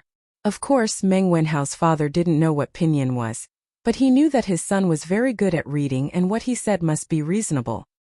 He said well to Meng Wenhao and went to wash his hands next to the well with a smile. At this time, the little girl in the house ran out and said with a giggle, Father, you are back?" The middle-aged man wiped his face and out of nowhere, a sugar figurine wrapped in paper appeared. Then he squatted down, squinted his eyes, and smiled at his daughter. "Come, this is what I bought for you. Eat it quickly and don't tell your mother." Yaya's slightly yellowed and malnourished face was like a blooming flower. It was so brilliant that even the sun paled in comparison. It was as if she was the most beautiful angel in the world. The little girl opened her small red mouth and revealed a pair of small rabbit teeth. She giggled, her voice as clear and melodious as a silver bell. "Ah! It's a candy man. Father is so good." Yaya happily took the candy man from Meng Wenhao's hand and opened the oil paper. Looking at the lifelike and cute little figure, the little girl hesitated for a moment and handed it back. She said in a crisp voice, "Father works hard to support the family. Father works the hardest. Father, eat first." Meng Wenhao's father looked at his daughter's innocent but persistent face and couldn't help but feel a lump in his throat. He sent the candy man to his daughter's mouth and forced a smile. "Father has long been sick of it." "Yeah, eat it quickly." "Humph. Father, you are lying. You used to say that, but you have never eaten it." "Father doesn't eat it, and Yaya doesn't eat it either." The little girl seemed to have become smarter recently and didn't fall for it at all. Okay. Father will eat a little." Meng Wenhao's father had no choice but to gently eat a corner of the candy man. The faint sweetness in his mouth couldn't wash away the bitterness in his heart. Suddenly, he thought of something and looked at his daughter with mixed feelings. "Brother, you have to go to school every day. Brother also needs to eat first." When Yaya saw that her father really ate it, she immediately sent the candy man to Meng Wenhao's side happily. With the lesson learned, Meng Wenhao didn't refuse. He gently bit off a corner of the candy man and patted his little sister's braids. He smiled and said, "Okay, brother has eaten too. Yeah, go play elsewhere." Okay. Father, did something happen?" Meng Wenhao saw that Yaya had walked far away, and then looked at his worried father and asked. Meng Wenhao's father's expression froze as he hurriedly said, "No, nothing. Father, something must have happened. Can you hide it from me? Tell me if you have something and we will think of a solution together." Meng Wenhao's father thought for a moment and said hesitantly, I might have to go on a long trip in a few days. I might be gone for 2 to 3 months. Father, where are you going? Meng Wenhao asked anxiously. Going overseas. Meng Wenhao's father stuttered and finally revealed the truth. However, this sentence was like a bolt from the blue, leaving Meng Wenhao stunned on the spot.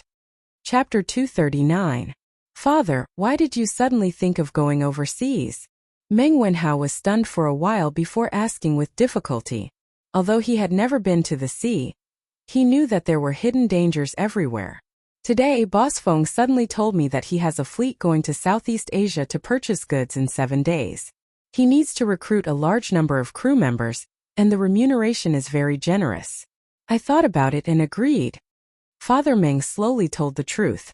Father, how can you agree? You don't know how to operate a ship? Besides, the sea is so dangerous.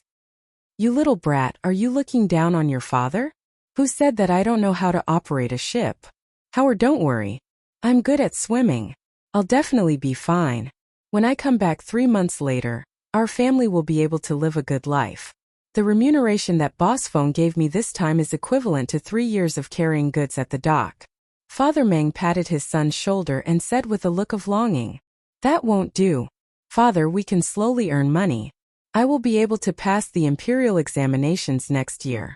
When that time comes, I will also have a salary. Why do you have to take such a big risk to go to the sea? Even if my mother knows, she won't let you go. Meng Wenhao grabbed his father's arm, afraid that he would never see him again if he let go. He said anxiously. Father Meng broke free from his son's hand and said firmly, As for your mother, I will naturally tell her. This matter is settled. I have already spoken to Boss Feng.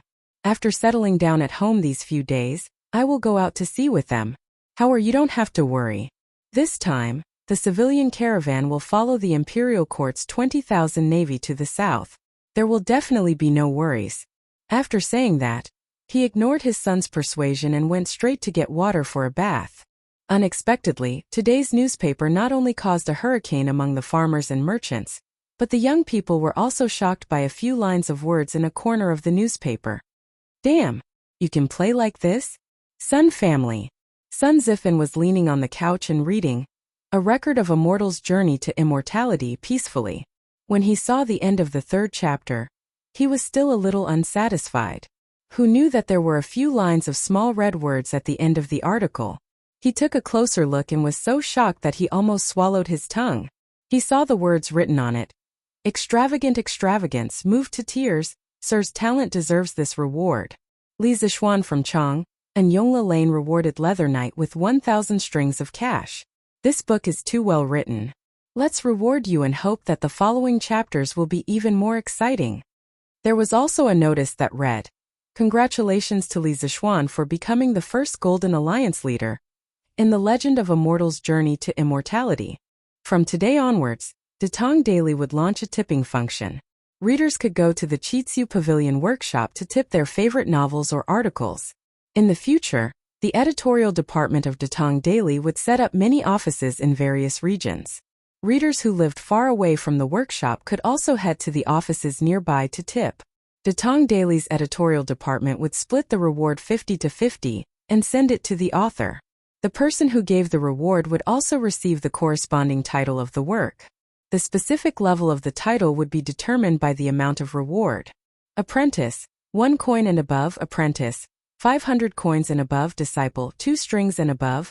Deacon, 5 strings and above. Branch leader, 10 strings and above. Hall leader, 20 strings and above. Protector, 30 strings and above. Elder, 40 strings and above. Sect leader, 50 strings and above. Grandmaster, 70 strings and above. Silver Alliance leader, 100 strings and above. Golden Alliance leader, 1,000 strings and above. The corresponding badge of the title would also be awarded to the readers who tipped. This badge was specially made and would definitely not be counterfeited.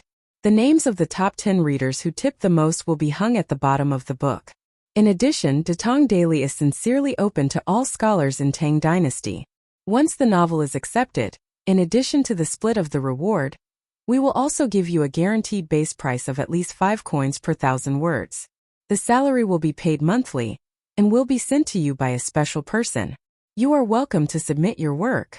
Tisk TSK. Mr. Li is really rich. He gave out 1,000 strings of cash just like that. Even if we split it 50 to 50, Leather Knight would get 500 strings of cash. Sun Zifan sighed with a face full of envy. 500 strings of cash was a huge sum of money. In the entire Chang'an city, except for a few people, no one would look down on 500 strings of cash and casually give it away. It was the same for the Sun family. If writing novels is so profitable, then why do I still need to go to school? I might as well write novels. Sun Zifan slapped his head and was about to go to the study to write novels. This guy really had no idea. If writing novels was so easy, then in the modern age of the internet, wouldn't everyone be able to become a god? Novels were easy to read, but when you actually started writing, you would realize that it was very difficult. It was definitely not something that could be written just by slapping one's head. Prince Wei's residence. Li Tai was also reading the latest issue of the newspaper. Yesterday, he had told Li Zixuan about Li Er's intentions. Today, he purposely checked to see if the government decree was published in the newspaper. After discovering that it was published, Li Tai comfortably laid on the sofa and began reading novels.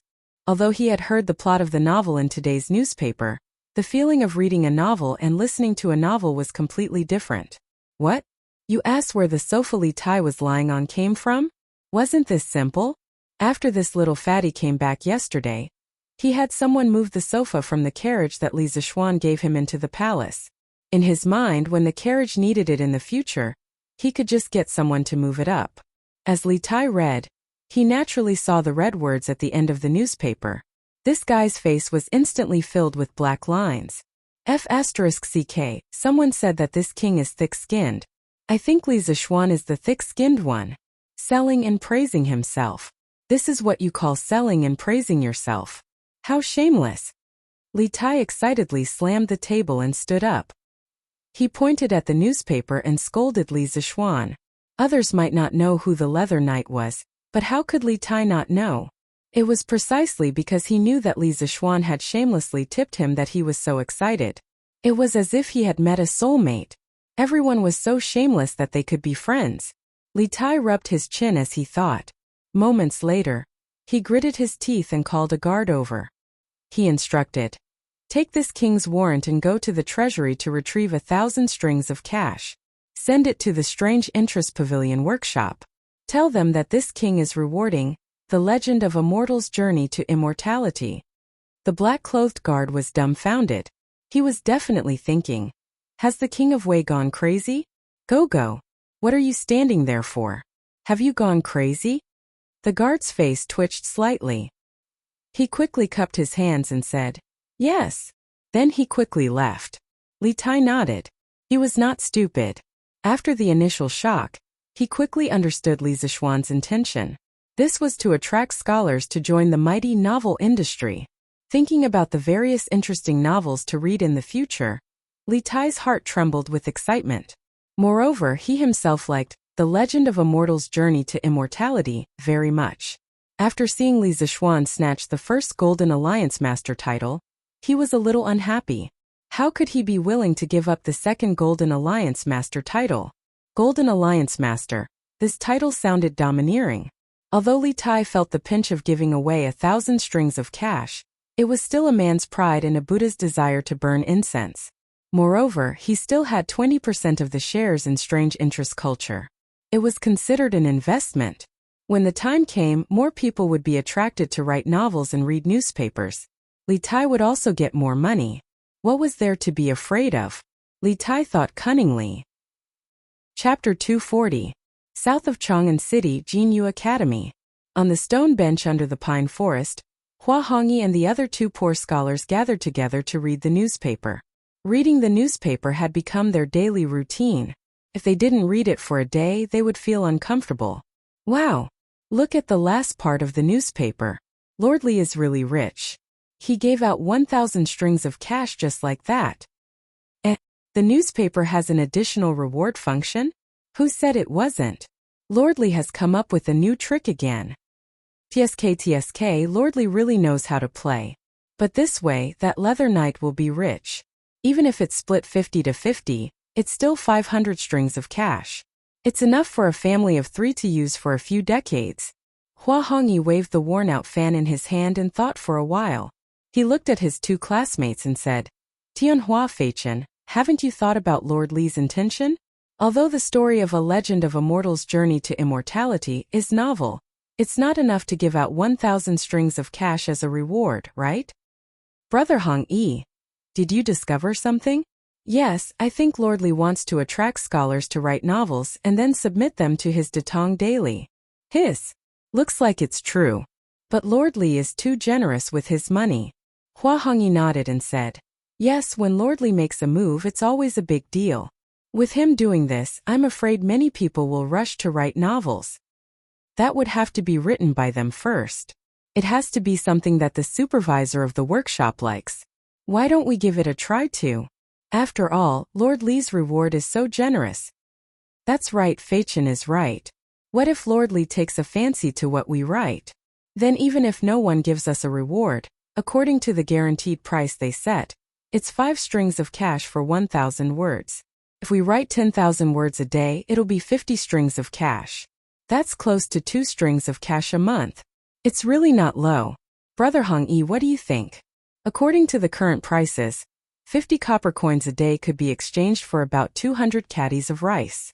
This salary was really not low, and all they had to pay was just a few words. Hua Hongyi frowned and hesitated. The salary is indeed not low, but have you thought about what to write? Why don't we imitate the plot of A Legend of a Mortal's Journey to Immortality and make up another story? Yes, I think it's a good idea. The setting of A Legend of a Mortal's Journey to Immortality is so novel and interesting. I think this model can give rise to many other stories. Hua Hongyi shook his head and said, I don't want to do that. Imitation is always inferior. If I were to write it, I would definitely create a whole new story background and plot.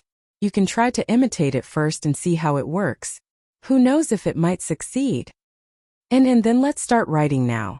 Chung Manor. TSK, Little Xian is really rich. Chang Chumo also saw the last few paragraphs of the newspaper. Although he was a loyal fan of A Legend of a Mortal's Journey to Immortality, he didn't know that A Legend of a Mortal's Journey to Immortality was written by Li Zixuan. Therefore, when he saw the last few paragraphs, his first reaction was not to scold Li Zixuan for being shameless, but to sigh at how rich Li Zixuan was. He could throw out 1,000 strings of cash just like that. Golden Alliance Leader. TSK, this title is so impressive. Chang Chumo rubbed his chin and sighed with envy. He didn't agree with Li Tai.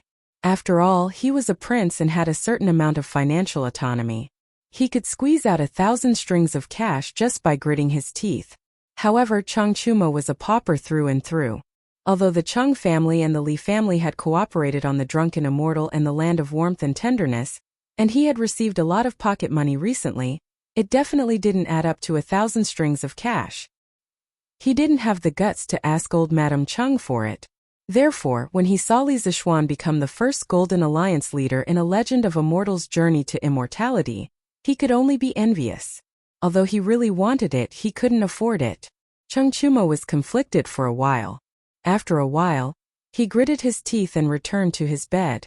He took out all his pocket money and counted it. Then he smiled and said, Hee, I can't afford a Golden Alliance leader, but I can still give you a Silver Alliance leader. Chung Chumo called his page boy. Yes, his page boy. Since this guy started going to school, Chung Chumo had also followed the trend and recruited a page boy for his son. Jiang Wuyun, send this 100 strings of cash to the workshop of Chitsu Pavilion. Tell them it's a reward from me for A Legend of a Mortal's Journey to Immortality. Young master, why did you? Don't talk nonsense. Go quickly. Remember to bring back the Silver Alliance leader badge they gave out. Oh, after the little page boy walked out of the gate of the Chung mansion, he was still confused. He couldn't figure out what was wrong with Chung Chumo today. How could he give out 100 strings of cash just like that? An Elaine. Editorial Department of Chitsu Culture. How was the response of today's newspaper? Ma Zhou sat alone at the head of the table and asked the backbone of the editorial department below. According to Li Zixuan's suggestion, special people should be sent out to investigate the response of the public before each issue of the newspaper was released. If there were any problems found, they could be corrected in time. A young man who looked to be only 17 or 18 years old stood up and replied. The response of the people to the newspaper today was particularly great. Whether it was the 2 new policies issued by the Imperial Court or our newly launched reward function, they all caused a great response. At present, our revised version of the newspaper is very successful. Although this young man had 2 panda eyes after all, he had worked overtime last night and couldn't sleep well in the workshop. His face was full of excitement when he said this. Ma Zhou nodded approvingly and said, Good. Chong Siwen, have you finished the badges for each title and level? A gentle middle-aged man stood up and replied, I handed the design drawings to Manager Fu yesterday. At present, they have only finished dozens of badges for the Gold Alliance Leader, Silver Alliance Leader, Guru, and Sect Leader of A Legend of Immortal's Journey to Immortality. They are still rushing to make the badges for the other levels. Well, you should urge them on this matter. I expect many readers will come to reward them soon. Yes. Godfather Ma. Godfather Ma. His Imperial Highness Prince of Wei has sent someone to reward us. Song Xiaoxi ran in, panting, and reported. How much was the reward? 1,000 strings of cash. Hiss, then quickly go and give the Gold Alliance Leader badge to him. Yes, Godfather Ma. Fan Xiaohui, in the future, you will be responsible for the registration of all rewards. You will also be responsible for the distribution of badges. Remember, there must be no mistakes. Ma Zhou said sternly. Yes, Manager Ma. A middle-aged scholar in gray clothes and a gray hat stood up and cupped his hands. Godfather Ma. Godfather Ma. The eldest young master of the Chang estate has sent someone to reward A Legend of Immortal's Journey to Immortality with 100 strings of cash. Godfather Ma. Godfather Ma. Princess Changle has sent someone to reward A Legend of Immortal's Journey to Immortality with 100 strings of cash. His Imperial Highness, the Crown Prince, has sent someone to reward A Legend of Immortal's Journey to Immortality with 100 strings of cash. Xinghua Square's eldest young master, Hu Yuan Bao, has sent someone to reward A Legend of Immortal's Journey to Immortality with 1,000 strings of cash. Azure Dragon Square's Wang Runbiao has sent someone to reward A Legend of Immortal's Journey to Immortality with 1,000 strings of cash. Jincheng Square's Murong Yunhai has sent someone to reward A Legend of Immortal's Journey to Immortality with 200 strings of cash. Crazy. Crazy. That was the only word in everyone's mind. They knew that A Legend of Immortal's Journey to Immortality was very popular, and that many people would come to reward it in the future. However, they did not expect it to come so quickly and in such a large amount. Could it be that these people did not treat money as money? That's all for today. Everyone, quickly get back to your positions and continue with your work. Fan Xiaohui, quickly go to the front to receive the reward money and register it. Chong Siwen, quickly go to the workshop and urge them to make the badges quickly. Yes. Chapter 241. Yi Lane. Meng Wenhao tried to persuade his father but to no avail. He could only pray that his mother would come back in the afternoon and persuade his father. After letting his imagination run wild for a while, he became more and more frustrated. After bidding farewell to his father, Meng Wenhao went out. Looking at the busy pedestrians on the street, Meng Wenhao was a little confused. As the saying goes, the world is full of people who come for profit. Most of the people in front of him were rushing to earn money. What was he doing? Isn't this Meng Wenhao? Where are you going? Suddenly, a voice came to his ear. Meng Wenhao found it familiar. He turned around and saw Wang Meng walking towards him. Wang Meng, where are you going? To the workshop of the Strange Interest Pavilion. Wenhao, didn't you read today's newspaper? Datong Daily can reward now. Mr. Li alone rewarded The Legend of Immortal's Journey to Immortality with 1,000 strings of cash and became the first Gold Alliance leader. How impressive! I, Wang Meng, may not be rich, but I can still squeeze out 10 strings of cash and become a leader. What reward? What alliance leader? What is Wang Meng talking about? Meng Wenhao was confused. He had no idea what Wang Meng was talking about. Here, take a look for yourself. Wang Meng took out today's newspaper and handed it to Meng Wenhao. He pointed at the last few paragraphs of the newspaper. Meng Wenhao only understood after reading it. His first reaction was to break down. He didn't expect Li Zixuan to write a novel in private. He even had the cheek to reward himself. How shameless must he be to do such a thing? What's wrong? You must be shocked by Mr. Li's generosity, right? Haha. Wang Meng looked at Meng Wenhao's twitching face and thought that he was too shocked. Meng Wenhao almost vomited blood. He quickly nodded and pretended to be shocked. Yes. I was indeed shocked. Hehe, then take your time to be shocked. I'll take my leave first. Wang Meng gave Meng Wenhao a look that said, I've been there before, so I understand. He patted Meng Wenhao's shoulder, turned around and ran away. Hey Wang Meng, your newspaper. Forget it, it's fine. Wenhao, take it first. Meng Wenhao shook his head helplessly. The gloominess in his heart had been diluted by the news he had just received. He had not expected his teacher to be so capricious and unconventional. Since he had nothing to do, he sat down on the pier of the bridge not far away and flipped through the newspaper. Naturally, he also saw the headlines today. He saw the news that the imperial court was recruiting trade caravans from the people to follow the army to the small Nanyang country to trade. So this is actually true.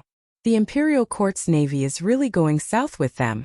Meng Wenhao muttered to himself. He had thought that his father was just trying to comfort him when he said that the imperial army would come along. He didn't expect it to be true. At this moment he was slightly relieved. From this piece of news he understood why Boss Feng suddenly decided to go out to sea. It was all because of this decree issued by the imperial court. But why would the imperial court make such a big move at this time to go south to exchange grain? Would there be a change in the grain supply of the Great Tang in the future? The intelligent Meng Wenhao soon thought of the deeper reason behind this decree. However, he was only guessing and could not be sure. Li residence. Li Zixuan was not idle at this moment. There were big shots coming to his house today. They were Qin Shubao and Li Xiaogong. To the people, the decree issued by Li Heir to go south to exchange grain was very sudden and very puzzling. The highest commander of this decree was Li Xiaogong. As a member of the Li Tang Empire and Li Heir's trusted right-hand man, Li Xiaogong was of course one of the few people who knew the real reason for this military operation. It was because he knew that he had to come personally to see Li Zixuan. There were some things he needed to ask in person. However, he had never interacted with Li Zixuan before. It was very awkward for him to suddenly visit, so he asked Qin Qiong to be the middleman. Uncle Qin, you're here. This is... Li Zixuan, who had just practiced swordsmanship in the west courtyard, was told by Sanbao that Qin Qiong was here. He quickly wiped his sweat and tidied his clothes. When he came to the front hall, he saw that there was someone else. Xiaoxian, this is Prince Hejian. He is the highest commander of the 20,000 navy going to Nanyang. Come and greet him. Qin Qiong stood up and smiled. Li Zixuan was shocked. Previously, Li Tai had told him that the navy this time was led by Li Xiaogong. However, he did not expect to see him in person so soon. This Li Xiaogong was amazing. He would be one of the 24 meritorious officials of the Lingyan Pavilion in the future. Moreover, he would be ranked second only to Zhang Sun Wuji. Li Xiaogong's grandfather Li Wei was Li Hu's seventh son. Li Heir's grandfather Li Wei was Li Hu's third son. He was also Li Heir's cousin. Looking at the Li Tang Empire, Li Xiaogong was considered a rather accomplished person. He was humble and did not claim credit, nor did he take power. He had a noble character and did not even want a big house. He was just a little lecherous.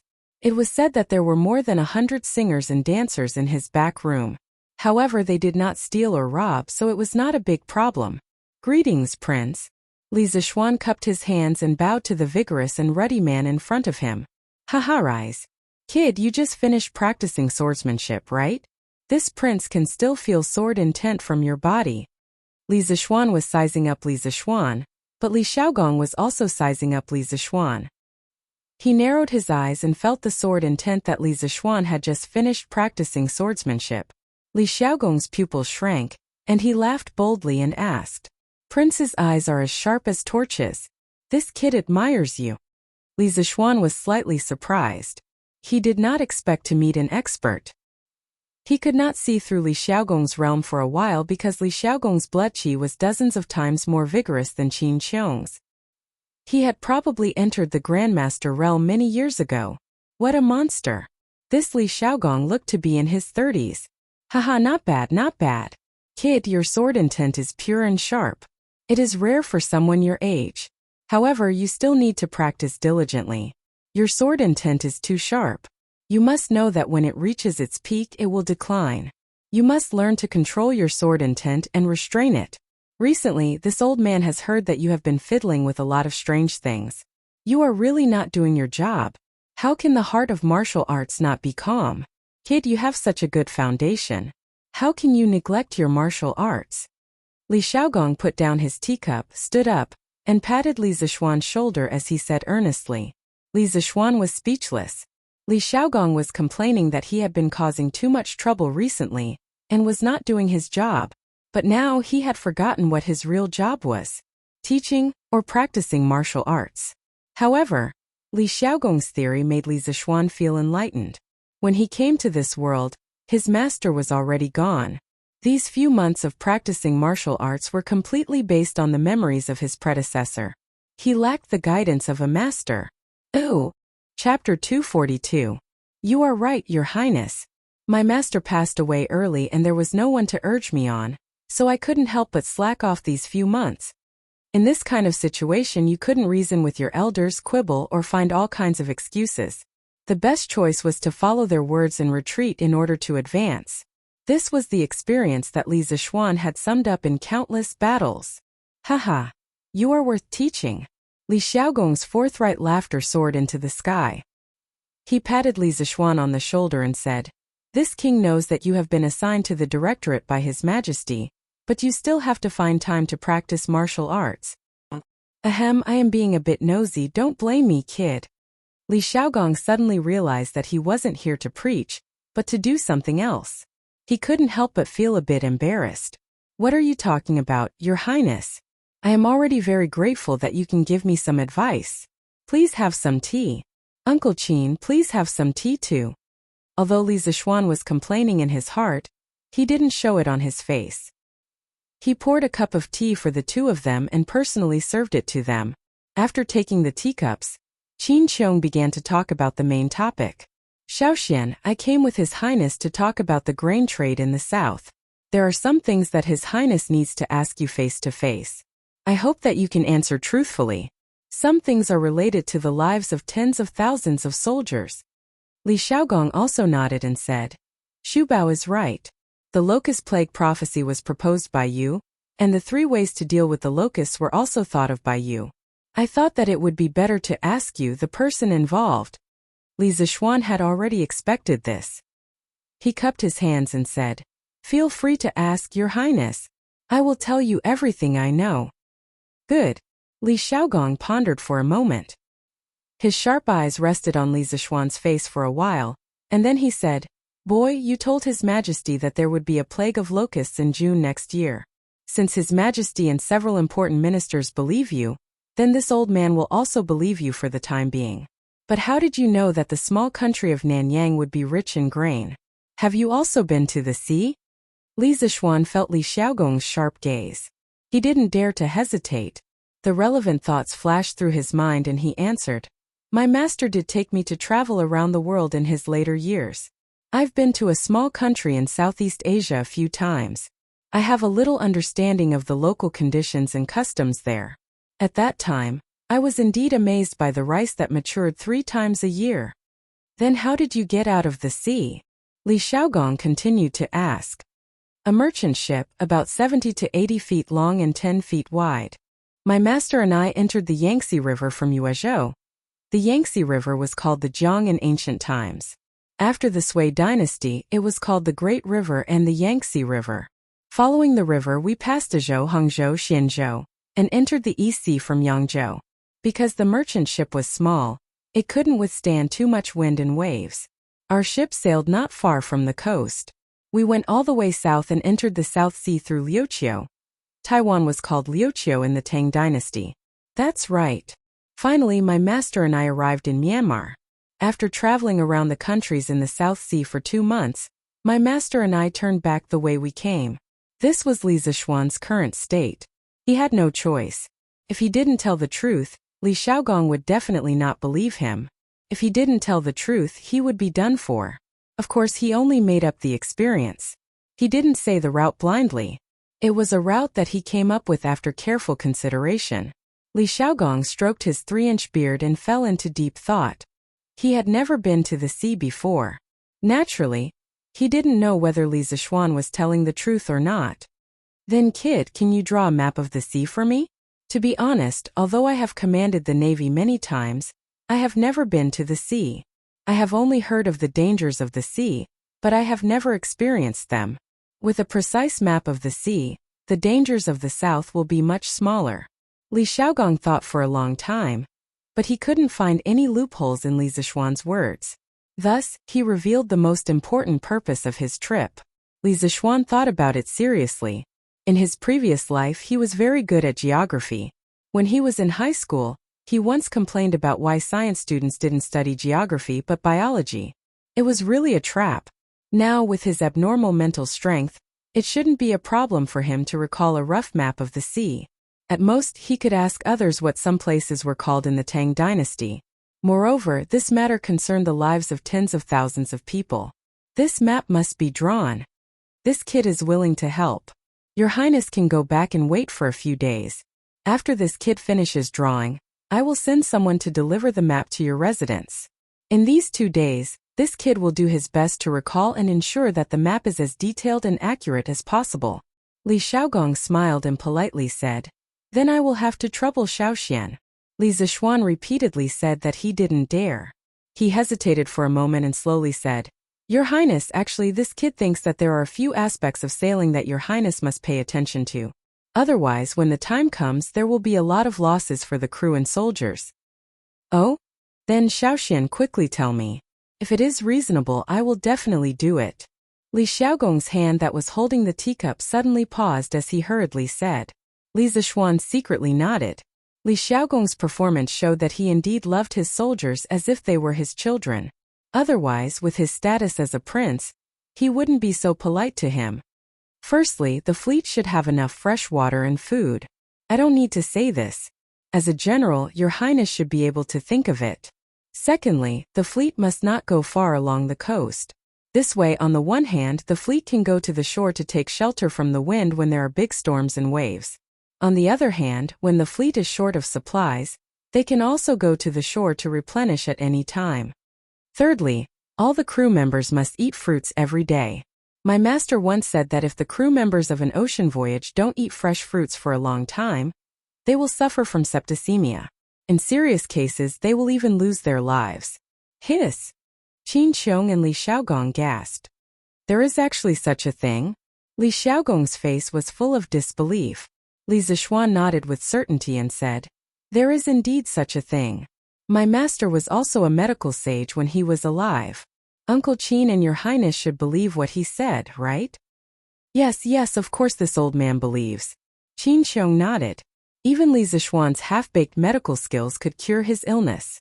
How could Qin Qiong not believe that Li Zishuan's master's medical skills were brilliant? This prince also believes. When the time comes, we will do as you say. Yes. Fourthly, ocean voyaging is a very lonely thing. Being alone for a long time can easily cause mental problems. Many crew members did not die from the waves or septicemia, but in the end they died of mental disorders, which is to say, losing their minds. So I hope that your Highness, on the one hand, can organize more crew members to communicate with each other. On the other hand, when we reach the shore to replenish, let the crew rest on shore. This prince has heard of such things. I didn't expect you to be so knowledgeable. Li Xiaogong stroked his chin and praised. Your Highness, you flatter me. Fifthly.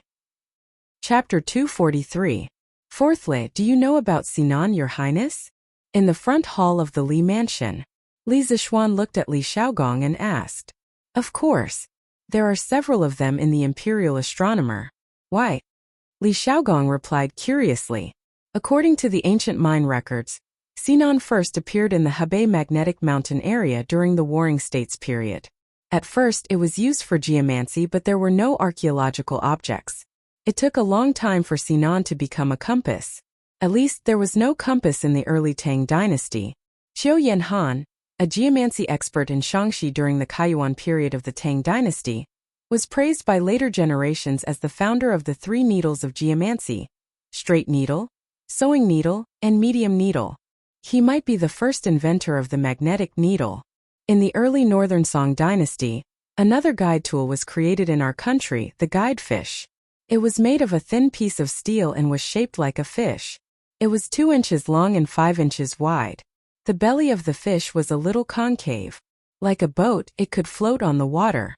The fish made of steel was not magnetic, so it could not be used as a guide. If it was used as a guide, it must be turned into a magnet by artificial magnetic transmission. The General Essentials of Martial Arts, compiled by Zheng Gongliang in the Northern Song dynasty, introduced the preparation method of the guide fish in detail. As for the method of making a floating magnetic needle, it was first seen in Shan Ku's Dream Creek Talk in the Northern Song dynasty.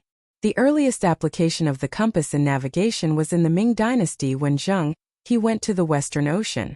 In this era, even if the compass was invented, no one would think of using it for navigation. Yes, the gift that Li Zixuan wanted to give to the team of tens of thousands of people was a compass. This thing was a powerful tool for navigation. In the Song dynasty and Yuan dynasty, the compass invented by our country was spread to many countries in Europe and Asia, making it possible for modern Europe to explore the ocean. Of course, the European countries established colonies by sailing the ocean and rose completely, but we, Your Highness, the handle of the Sinan will point to the south no matter how it is rotated. With it, we will be able to distinguish the direction in the vast sea. In this way we won't get lost. Li Xiaogong's eyes lit up. Although he had never been to the sea, he had fought many water battles. He said excitedly, "Haha, you have a lot of ideas. Only you can think of using the Sinan for navigation." But, speaking of this, he frowned and said, "But Sinan is too big. I'm afraid it will be inconvenient to put it on the ship." Li Zixuan laughed and said, "Wang Yi need not worry about this problem. Xiao Bei knows of an object that can also point us in the right direction. Moreover, it is incomparably light and easy to carry. If Your Highness needs it, I can have the workshop make a few today and send them to Your Highness. Your Highness will know when you see them. Is there really such a divine object? Then you have to make it as soon as possible. There are only a few days left before the army departs." At this moment, Li Xiaogong was really glad that he had come today. The harvest was too great. Li Zixuan was about to nod when he suddenly remembered something and said, "This one is very willing to help Your Highness. However, this one is still under house arrest. I can't go out, nor can I go to the workshop personally. As a result, I'm afraid the progress will be much slower." Although the house arrest order allowed him to have many days off, it was indeed inconvenient for him to go out if he had something to do. For example, when he came up with the idea yesterday, he had to trouble himself to write down the changes of the Datong daily. How could it be more convenient to say it in person? Li Xiaogong said indifferently, "This is not a big deal. I'll go to the palace later and ask His Majesty to suspend your house arrest order. The military situation is urgent. I'm sure His Majesty will make an exception for such a small matter." Li Zixuan said happily, "Thank you, Your Highness. It's okay. Xiaoxian, do you have anything else to say about what needs to be paid attention to when going to sea?" "There is one more thing," Li Zixuan said in a low voice. "Your Highness, I suggest that Your Highness choose as many elite soldiers as possible for the 20,000 naval troops this time. They can win both the naval battle and the land battle. They should also be well prepared with weapons." Li Xiaogong's eyes flashed and he said in a cold voice, "Xiaoxian, you mean we will not only encounter naval battles, but also have to fight with others on land?" Li Zixuan nodded and said, "Yes, it's very likely. We may encounter pirates on the water. As for the land, Your Highness, the goods your fleet is carrying this time are all very valuable. Those gorgeous silks and exquisite porcelain are more precious than gold to the people of Nanyang. It's hard to guarantee that they won't have evil intentions. If you are not careful, the 20,000 troops led by Your Highness will be attacked by those small countries. The entire fleet will be attacked from all sides and the whole fleet will be besieged from all sides. The original intention of this fleet is indeed for trade, but we must be vigilant. If others try to break the rules by force first, I think your highness won't have to be merciful, right? Li Xiaogong frowned and said coldly, if those small foreign countries dare to offend the tiger of the Celestial Empire, I will definitely draw my sword and drink their blood to show the might of the Tang Empire. Li Zishuan exclaimed in admiration. Your highness is truly bold. He looked at the time and said, it's already late. It's getting late. Why don't your highness and Uncle Qin have a meal at my house? Li Xiaogong chuckled and said, I heard that you are quite accomplished in eating and drinking. It just so happens that I will stay at your house today, and try your delicious food and wine, ha? Qin Chong also nodded and laughed. Haha, that's how it should be. Counting the days, Xiaoxian, you and Yushi are about to get married. As Yushi's adoptive father, I haven't eaten at your house yet. Li Zishuan said. Cough cough. It's my fault for not thinking it through. Haha. On the other side, Meng Wenhao sat on the bridge pier and read the newspaper for a while. Naturally, he read the last few paragraphs of the newspaper several times. He was really tempted by the generous rewards of writing novels. He also had the idea of writing novels in his spare time. However, he immediately rejected the idea after thinking about it for a while. First of all, the studies in the mathematics school were very intense and the competition was very fierce. He still wanted to get first place in the monthly exam, and get the opportunity to bring his family to the Zuaitian restaurant for a free meal. Under normal circumstances, if his family ate and drank freely at the Zuaitian restaurant, they could eat at least 50 to 60 strings of coins. If they ordered wine, it would be even more expensive. This was more cost-effective than writing novels. On the other hand, writing novels would definitely delay his studies. His parents would definitely not allow it, and he would not allow it either. Shaking his head, he dispelled this unrealistic idea. Meng Wenhao looked at the sun above his head, and then got up to go home for lunch. At this time he realized that he was actually near Yongda Square. In the morning, he wandered around aimlessly and unknowingly came to a place so far away from home. Meng Wenhao sighed and walked home. Don't move. It's a robbery. When he walked to Xianyi Lane, Meng Wenhao suddenly heard a low man's voice coming from the alley between Xianyi Lane and Feng'an Lane. He was shocked and quickly turned to the corner, carefully peeking at the situation in the alley. He saw a big man in gray clothes with a piece of black cloth over his face. He held a cold kitchen knife in his hand and was holding it against the neck of an 11 or 12-year-old girl. It was a scene of robbery in broad daylight. Chapter 244. Humph! Is there something wrong with your eyes? Why do you think I'm rich? On the side of the lane between Xuanyi Lane and Feng'an Lane, Meng Wenhao's heart was in his throat. When he was hesitating whether to stop the masked man or not, he saw the girl with one hand on her waist and snorted recklessly. Meng Wenhao really wanted to go up and cover the girl's mouth. Oh my god, why are you still talking nonsense? Don't you think things are chaotic enough? The masked man was obviously stunned. It was probably the first time he met such a heartless person who was not afraid of death. In other words, it was the first time this guy came out to rob. He had no experience and could not scare people. Cut the crap. I only want 500 copper coins. Hand it over and I'll let you go. Otherwise, I'm afraid there will be an extra red line on your neck. The masked man reacted. He pushed the kitchen knife in his hand forward a few more inches and said fiercely. Meng Wenhao saw it clearly from the corner of the wall. He was very anxious and wanted to stop him. However, he was afraid that the kitchen knife in the masked man's hand would hurt the girl. After all, the kitchen knife was already close to the girl's throat. If the masked man's hand trembled slightly, the girl was likely to die. Meng Wenhao looked around and found that there was no one around. He guessed that they had all gone back to have lunch. Meng Wenhao forced himself to calm down and seriously thought about it. Then he picked up a brick next to him. Don't be surprised. This was the so-called Qin bricks and Han tiles. In fact, as early as the Zhou dynasty, there were records of bricks. Meng Wenhao took a deep breath, gathered his courage and quietly approached the masked man. The masked man and the girl stood facing each other. Meng Wenhao's direction was just behind the masked man, so his movements fell into the girl's eyes. The girl saw that there was someone else here, and her eyes widened in surprise. However, when she saw the brick in Meng Wenhao's hand, She quickly blinked, as if to tell him not to come over. Meng Wenhao's brain was a little confused. He did not understand what the girl was trying to say. Little girl, is there something wrong with your eyes? Why do you keep blinking? Is there someone behind you?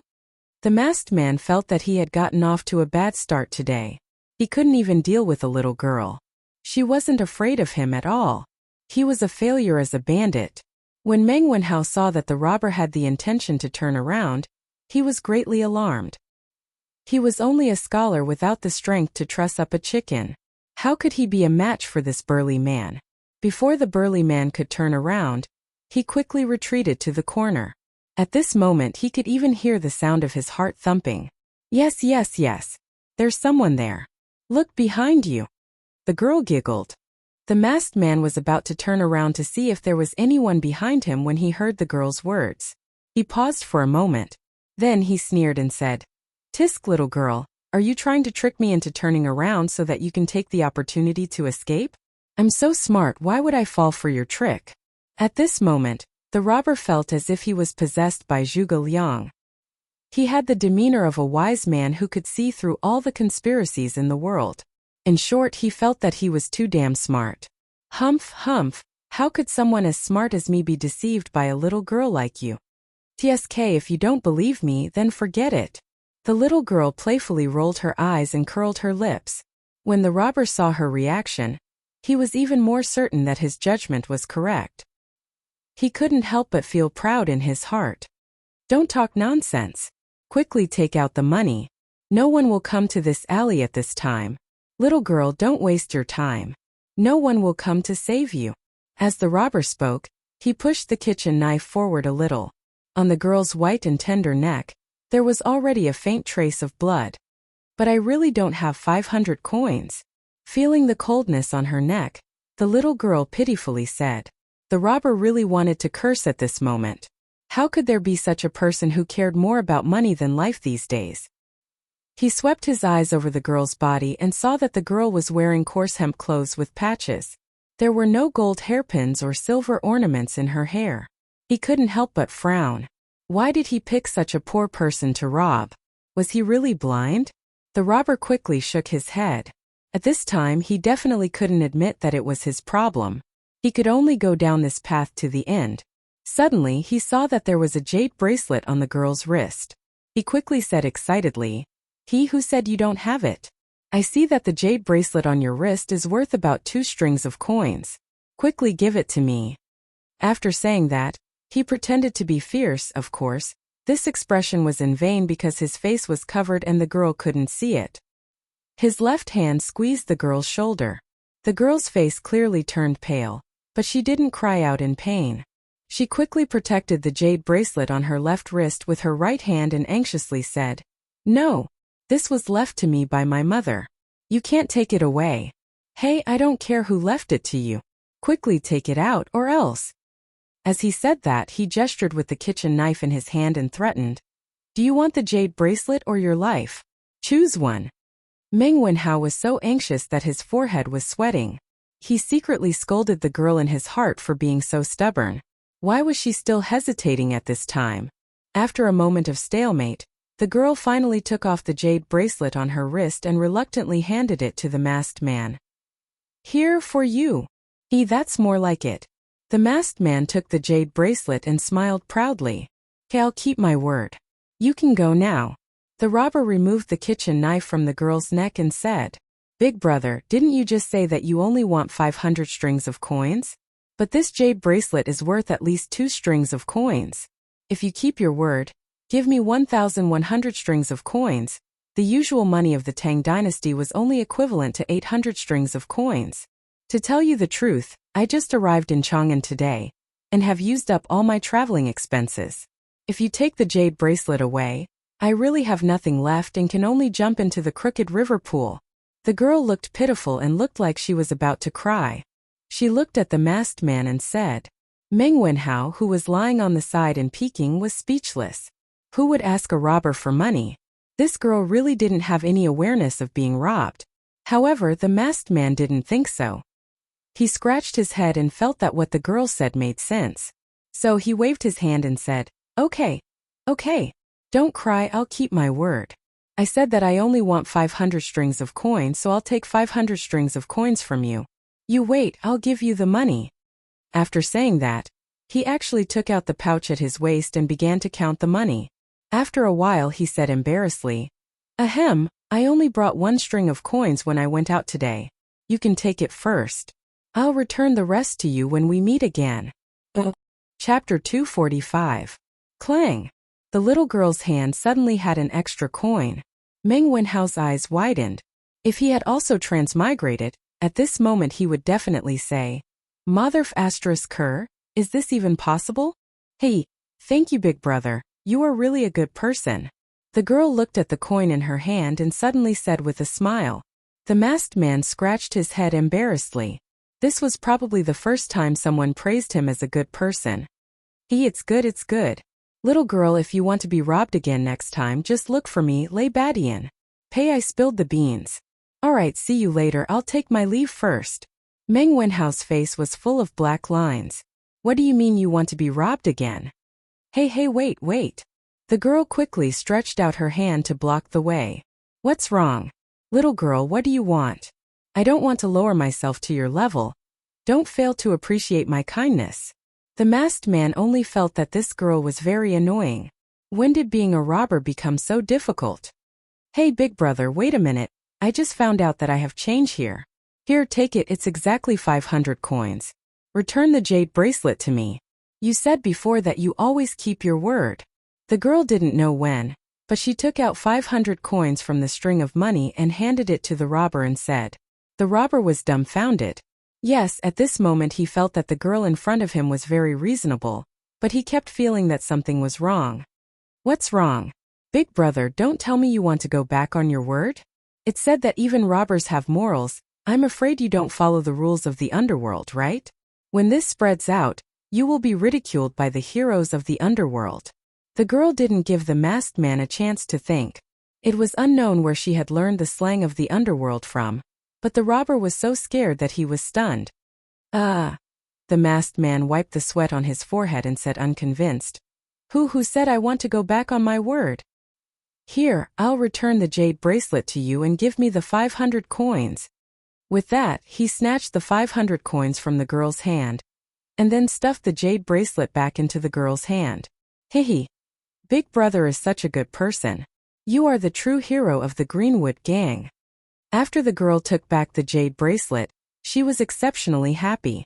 Words of praise were as if they were free. Hehe. The masked man was even happier with his daughter's compliment. He waved his hand and said, All right. I'll take my leave first. See you again. After he finished speaking, he swaggered to the other side of the alley with a heroic look on his face and gradually disappeared from sight. Silence. The alley fell into an abnormal silence. Meng Wenhao, who was squatting in the corner, had a look of Sparta on his face. He felt that his worldview was about to be turned upside down. After living for more than 10 years, this was the first time he had seen such an adorably stupid robber. Of course, he definitely did not know the term adorably stupid. This big idiot is really blind. This lady is as beautiful as a flower, but she only cared about the money and forgot about the beauty. She is really stupid. This time this lady was careless and fell into your trap. The next time I see you, I will beat you up every time I see you. The girl stomped her feet and said hatefully in the direction where the robber disappeared. Meng Wenhao stood up and was about to step forward to greet the girl when he heard her strange words. Meng Wenhao immediately staggered. He staggered 2 steps before stabilizing himself. He looked at the girl with a speechless expression and said, What are you talking about? Lady, can you stop talking? You have already cheated him of 300 coins. That robber is really pitiful. What do you mean by I cheated him of 300 coins? This is clearly the money that this lady earned with her own intelligence. Which side are you on, scholar? The girl's voice suddenly rose by 800 degrees, as if someone had stepped on her little tail. Meng Wenhao felt that today was the day that he had been speechless the most. Facing such a lively and willful girl who was a little shameless, he felt that even if he was well-read and had a belly full of talent, he probably would not be able to win against this girl. All right. You earned it yourself. It's not considered cheating others. Meng Wenhao hurriedly waved his hand and admitted defeat. He then continued. Since this lady is fine, then quickly go home. Don't let your family worry. The alleys here are crisscrossed and very remote. You'd better not come here alone in the future. It's quite dangerous for a girl like you. Humph. You're young, but you're so long-winded. You're just like an old woman. The girl wrinkled her nose and said sarcastically to Meng Wenhao. You. Meng Wenhao almost fainted from anger. He pointed at the girl in front of him and wanted to say something. At this time he heard the girl's tone change and said sadly, I don't have a family anymore. Uncle is sick. Aunt is too sad and went with him. I don't have a family anymore. I don't have a home. Boo-hoo. As the girl spoke, she squatted down, hugged her knees and cried bitterly. Meng Wenhao was caught off guard by this sudden turn of events. But when he saw the girl speaking sadly and crying sadly, his heart could not help but ache. He squatted down, patted the girl's back and said softly, Lady, don't cry. Your uncle and aunt are gone, but your parents are still here. It would have been better if he did not say that. Once he said that, the girl cried even harder. Boo-hoo. I'm a child who doesn't have parents who love me. At this moment, Meng Wenhao really wanted to slap himself twice. He really had a bad mouth. Lady, it's possible that your parents had no choice back then, so you'd better not be sad. Boo-hoo. Even if they had no choice, they couldn't abandon me. They just didn't have me in their hearts. The girl continued to speak pitifully. How can there be parents who don't love their children in this world? Unless they had no choice, I believe that your parents would definitely not abandon you. To be honest, in order to support my studies, my father will risk his life to go to sea in a few days. Therefore, I think that your parents must have had their own difficulties back then. As Meng Wenhao spoke, he could not help but think of his father. For a moment, he could not help but feel sad. Okay. The girl's crying gradually stopped. Slowly, the alley regained its silence. After a moment of silence, the girl stood up and patted Meng Wenhao's shoulder. All right. I'm not sad anymore. Seeing that you helped me today, oh no, you almost helped me today, I'll treat you to lunch. One in front and one behind, one crying and one laughing. It was as if she had become a completely different person in an instant. Meng Wenhao touched his nose. He felt that if he stayed with this girl for too long, his nerves would definitely be damaged. No need, I still have to go home to eat. Tisk, why are you dawdling?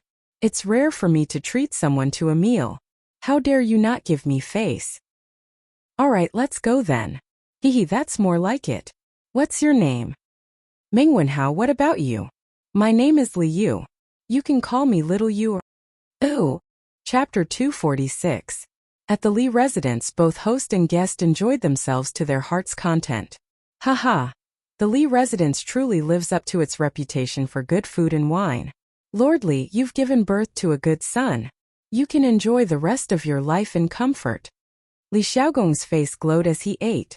It was clear that he had drunk a lot of wine, but his speech was still rather clear, so he probably wasn't drunk. Your Highness is too kind. My son is naughty and likes to cause trouble. I hope that your Highness can take care of him in the future. Li Xiaogong and Qin Qiong, the two big shots of the imperial court, had come to the Li residence as guests. Naturally, Li Jingma had to accompany them to drink. He was now more and more convinced of his son's abilities. First, Li Xiaogong got to know several state dukes, then the crown prince and King Wei, and now Li Xiaogong, a prince with real power and prestige in the military, had come. Sometimes, Father Li couldn't help but wonder if he should find some time to gather all the servants in the house and train them. Haha, well said, well said. Other than being a little lazy, this boy is outstanding in all other aspects. Li Xiaogong smacked his lips as he reminisced about the wine he had just drunk. Qin Qiong was somewhat depressed. He was half a patient, so he naturally didn't get a share of the wine at noon. Little Xian, you have to pay more attention to that tool for navigating. In addition, think about the things you need to pay attention to in the next 2 days. Do you have anything else to add? Only when we're well prepared will we have fewer casualties. This old man doesn't wish for these fine sons of my great Tang to die in the vast ocean instead of on the battlefield. In the end, they'll end up in the belly of a fish, unable to even retrieve their bones. Qin Xiong couldn't help but exhort as he looked at Li Zixuan, who was still picking his teeth. Xu Bao's words are reasonable. Brat, you have to be 120% focused on this matter. Don't slack off in the slightest. Hearing this, Li Xiaogong patted Li Zixuan's shoulder and said, Hiss. Li Zixuan really wanted to say, What the F***ck? This slap almost drove his toothpicking arm into his gums. Yes, in ancient times it wasn't called a toothpick, it was called a toothpicking stick. Oh, Uncle Qin and His Highness are distracted. I know what's important. Li Zixuan sucked in a breath of cold air and replied incoherently. Hey. All right, old Master Li, since that's the case, this prince will not impose on you any longer. This prince will make a trip to the imperial palace in a while and explain the pros and cons to His Majesty. There should be an imperial edict in the afternoon to lift your son's confinement order. After Li Xiaogong finished speaking, he shook his head and stood up to take his leave. Thank you for your concern, Your Highness. Many thanks, Your Highness. Old Man Li and Li Zixuan hurriedly got up and cupped their hands in thanks. Ha. Li Xiaogong laughed heartily and waved his hand. He looked at Qin Xiong and said, Xu Bao, do you want to come along? Qin Xiong nodded and bid farewell to Li Zixuan. This old man will take his leave first. Little Xian, if you need any help, feel free to look for this old man. And take care, Your Highness and Uncle Qin. As expected, less than an hour after Li Xiaogong left, an eunuch came to the Li residence to announce that Li Zixuan's confinement order had been lifted ahead of schedule. He also strictly ordered Li Zixuan to make use of the time to make tools to identify the direction, and was not allowed to slack off in any way. Phew. Since Li Zixuan's wording in the imperial edict was rather strict, it made people feel that if Li Zixuan did not complete the task in the next few days, he would be beheaded. Therefore, after the eunuch left, Li Du's parents chased him out of the house. All right, Sam Bao, let's go to the workshop. He had thought that he was a complete shut-in. Even if he was grounded, it would not affect his comfortable life. He did not expect that shut-in to have such a restless heart. The main thing was that in this era there were no computers and no internet. Even if he stayed at home, he could not stay at home. Not to mention the internet, as long as he had a computer and could play single-player games at home, Li Zixuan could stay at home. Fortunately, the confinement order had been lifted and he could go out. Otherwise, he would have gone crazy if he had to stay at home for 5 days. Although there were conditions for lifting the confinement order in advance, a small compass was a piece of cake for a graduate student in precision instruments like him. Yes, young master. San Bao answered excitedly. Other than Li Zixuan, San Bao was the happiest person to have his confinement order lifted. This meant that he could go out in a luxury car again. This was the hidden benefit of being an experienced driver. The horse carriage moved slowly on the streets of Chang'an City, getting further and further away. Meng Wenhao, I'm very happy today. What do you want to eat? Just order, he. In a roadside noodle shop in the East City, Li Yu touched the 300 copper coins that she had just earned in her purse. She was full of confidence and had the attitude of a nouveau riche. You order. Also you have no relatives or friends in Chang. I advise you to save the 300 copper coins. Meng Wenhao said worriedly. On the way, through chatting with each other, he had a rough understanding of Li Yu's current situation. The little girl's adoptive parents, who were also her uncle and aunt, used to live in Bingzhou, which was also Taiyuan. In the 13th year of Sui Dai 618 AD, Li Yu, who was still in swaddling clothes, was entrusted to Fu Lingyan and Lu Yixue, Li Yu's adoptive parents, by a mysterious couple. They said that they would come back to take her away in 2 to 3 months or a year. The Fu family was a large family in Taiyuan, and Fu Lingyan was somewhat knowledgeable. He saw that the couple was in a sorry state, and their expressions were rather panicked. He could even faintly see traces of blood on their clothes. He guessed that the couple might have encountered a very thorny problem. He instinctively wanted to keep the couple at the door. After all, the world was in chaos at the time, and no one was willing to fall into inexplicable trouble for no reason. Fu Lingyan was about to refuse when Lu Yixue tugged at his arm and looked lovingly at the little girl in swaddling clothes. They had been together for more than 10 years. How could Fu Lingyan not understand his wife's thoughts? He could not help but feel a pain in his heart. After being married for so many years, although they were very loving, they did not have a child. They had seen many famous doctors, but it was to no avail. The child had become a knot in their hearts that they could never get rid of. Looking at it now, his wife probably wanted to adopt the baby girl. In the end, Fu Lingyan gave in and adopted Li Yu. He had asked about the couple's identity, but they refused to tell him. Instead, they wanted to give him a large sum of money to raise their daughter. Of course, Fu Lingyan didn't lack the money, so he refused. Just like that, Li Yu was settled in the Fu family. The only thing her parents left behind was the jade bracelet. Lui Xue was a mother for the first time. Naturally, she was very excited. Although her identity as a mother could be taken away at any time, she still treated Li Yu as her own. What she did for Li Yu was even more than what a real mother would do. Just like that, the Fu family had a little cutie. A little cutie that could be taken away at any time. Li Yu was in such a happy environment, waiting for her birth parents to come. Who knew that in the 6th month of that year, peasant uprisings would spread throughout the country. Li Yuan, who was guarding Taiyuan at the time, and his second son, Li Shimin, took advantage of the situation to rebel. He called back his eldest son, Li Jiansheng, and his fourth son, Li Yuanji, from Hudong, west of today's Yongji Shangxi. He sent Lu Wenjing to the Tujue to ask Shibi Khan to send troops to help. He also recruited troops to attack Guanzhong. The Central Plains fell into the flames of war. Taiyuan, as the place where the dragon rose, was naturally the first to bear the brunt. Various mountain bandits took advantage of the chaos to commit crimes, burning, killing, and robbing. The Fu family was also affected. To escape the chaos of war, Fu Lingyan decided to move his family to the south. Chapter 247. In order to let Li Yu's biological father and mother find Li Yu in the future, Fu Lingyan left a letter in the main hall of the house before he left. He explained that the Fu family had moved south to avoid the chaos of war, and asked them to search the Jiangnan area after they found the letter. In this chaotic world, human lives were worthless. Fu Lingyan didn't know if a mere letter could reach Li Yu's parents, but he had tried his best and had a clear conscience. Along the way, they naturally met many bandits. Their lives were on the line many times, and Fu Lingyan also suffered many internal injuries. In the end, the Fu family settled down in Jiangnan's Yuezhou. At this time, Fu Lingyan had used up all the gold, silver, and valuables he had brought with him when he left Bingzhou. Most of them were given to the bandits. Although they could no longer live a luxurious life, because of Li Yu's participation, the husband and wife were able to live happily. The man was in charge of the external affairs while the woman was in charge of the domestic affairs. Their lives were still quite good. Chiyun village was surrounded by mountains on 3 sides. It was like a paradise. There were wars everywhere, but Chiyun village wasn't affected at all.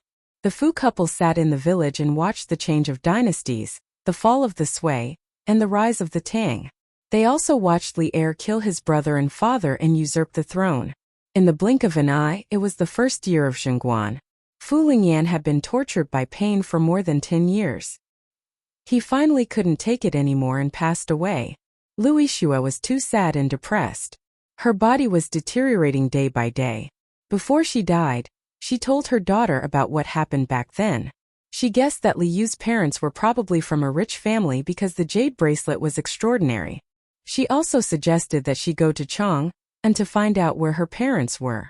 Li Yu was smart and alert since she was young. She stumbled alone and miraculously reached Chang and city with the meager wealth left behind by Fu Lingyan and his parents.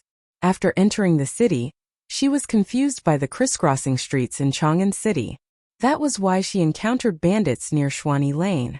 "Humph, I invited you to a meal out of goodwill, but you don't know what's good for you. You're lecturing me. If you don't order, I'll order." At Chen's noodle shop at the entrance of the East Market, the two of them sat under the awning outside and started bickering. "Boss, give me 2 bowls of egg noodles." "Ah no, 1 bowl of egg noodles and the other bowl without eggs."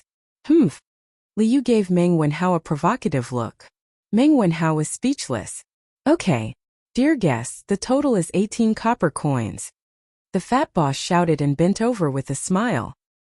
He was worried that the 2 children would not pay after eating because from their clothes, they did not look like rich people.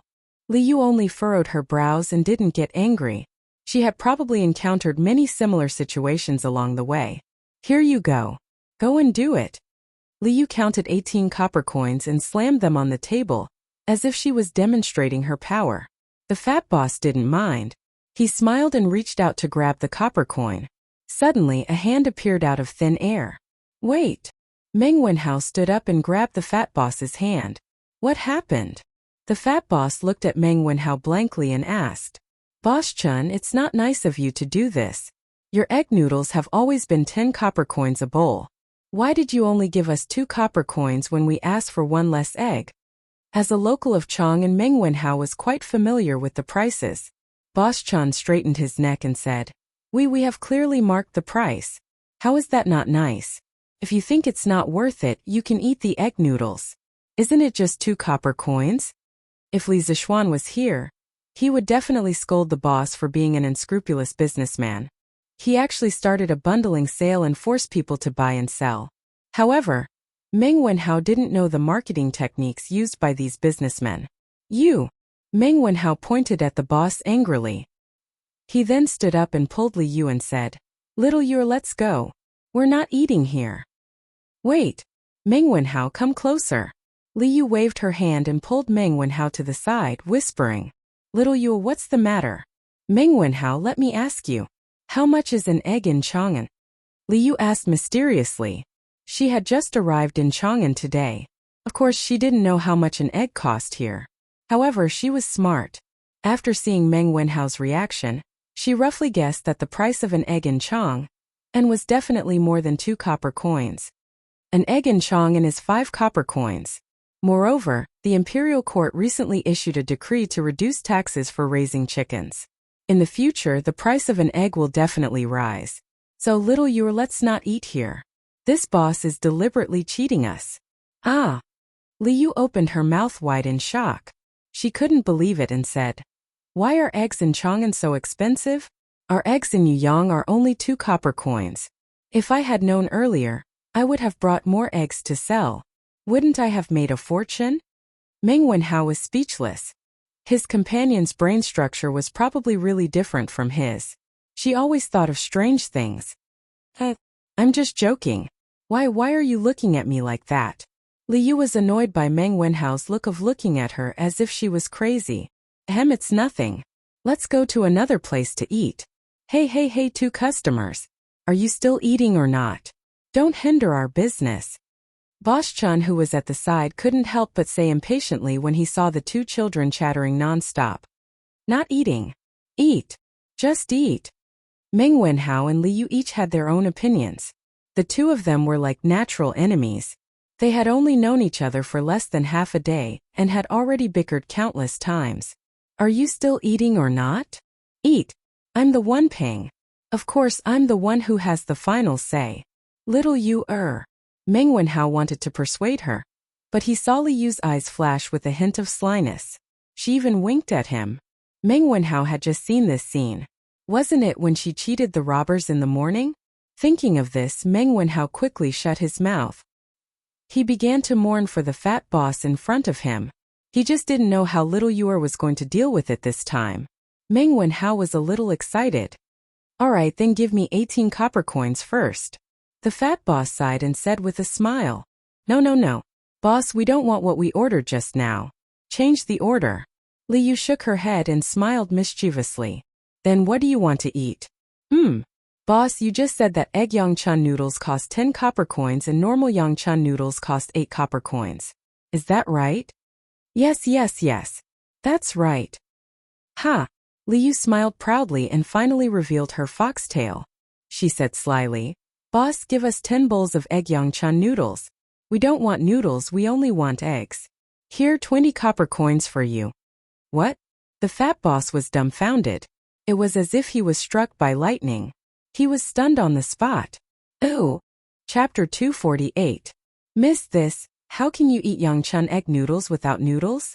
The fat boss was stunned for a moment before he reacted and smiled bitterly. Why not? If others can eat yangchan noodles without eggs, why can't I just eat eggs without noodles? Li Yu frowned and pretended to be unhappy. But this is against the rules. We don't want to do business with you. You should go elsewhere. The fat boss could not argue with her and could only chase her away. Humph, you just think that you will lose money by selling like this, right? You just charged 8 coins for a bowl of Yangchun noodles without eggs. Why didn't you think that you will lose money by setting the price like this? A black-hearted boss like you should be sent to the authorities. Liu said angrily with her hands on her hips. What's wrong? I don't know. I just came. It seems that the boss purposely set the price to cheat outsiders. Is that so? Chen's noodle house was located at the entrance of the East Market. It was an outdoor noodle house where the diners ate under the awning outside. It was hard not to notice such an open noodle house located in such a crowded area. After a while, 4 or 5 onlookers came to watch the show and pointed at the fat boss. All businessmen paid attention to their reputation, and the fat boss was no exception. When he saw the onlookers pointing at him, his expression changed. He pulled Liu over and whispered with a slightly stern look, "Brother Liu, don't be so rude. Little girl, don't look for trouble. I can see that you're from another city, so don't go overboard. Be careful of what you say. How about this, we'll do what you just ordered. I'll only charge you 15 copper coins. You two eat quickly." "Let go, Boss-chan, what do you want?" Meng Wenhao, who was at the side, didn't have time to react. When he did, he quickly pulled Liu behind him and angrily said to the fat boss. Liu stood behind Meng Wenhao with an inexplicable look in her eyes. "How dare you threaten me? Everyone, please be the judge. This restaurant's Yangchun egg noodle soup costs 10 copper coins per bowl, but the boss charged 8 copper coins per bowl for the ordinary Yangchun egg noodle soup without eggs. Now the eggs in Chang'an cost 5 copper coins per bowl. Don't you think this boss is evil?" Liu pointed at the fat boss and said to the crowd, "Wow, the owner of this shop is really evil. Yes, I really didn't expect this. Humph, I've been to this shop before. The boss here is indeed quite evil." Oh, the onlookers understood what had happened and criticized the fat boss one after another. Seeing that he had been pointed at by thousands of people, the fat boss's expression flashed with a trace of viciousness. He shouted, "Little girl, you forced me to do this. Dabao Erbao, come out quickly and chase these 2 bastards away." "Father, they're here." In the house, 2 huge young men immediately came out. They were about 7 feet tall, 2 meters, and were obviously much taller than the average person. Moreover, they were bigger than the fat boss. What was even more amazing was that the 2 of them looked exactly the same. They should be twins. As soon as the 2 7-foot giants appeared, everyone was shocked. Meng Wenhao and Liu were dumbfounded. They looked up at the 2 giants, and the onlookers who were watching the show became nervous. They didn't dare to point at the fat boss anymore. The fat boss was very satisfied with the crowd's reaction. He nodded his head and pointed at Meng Wenhao and Liu. He said to his 2 sons, "Dabao Erbao, these 2 kids are causing trouble. Quickly throw them away. Father will make good food for you later."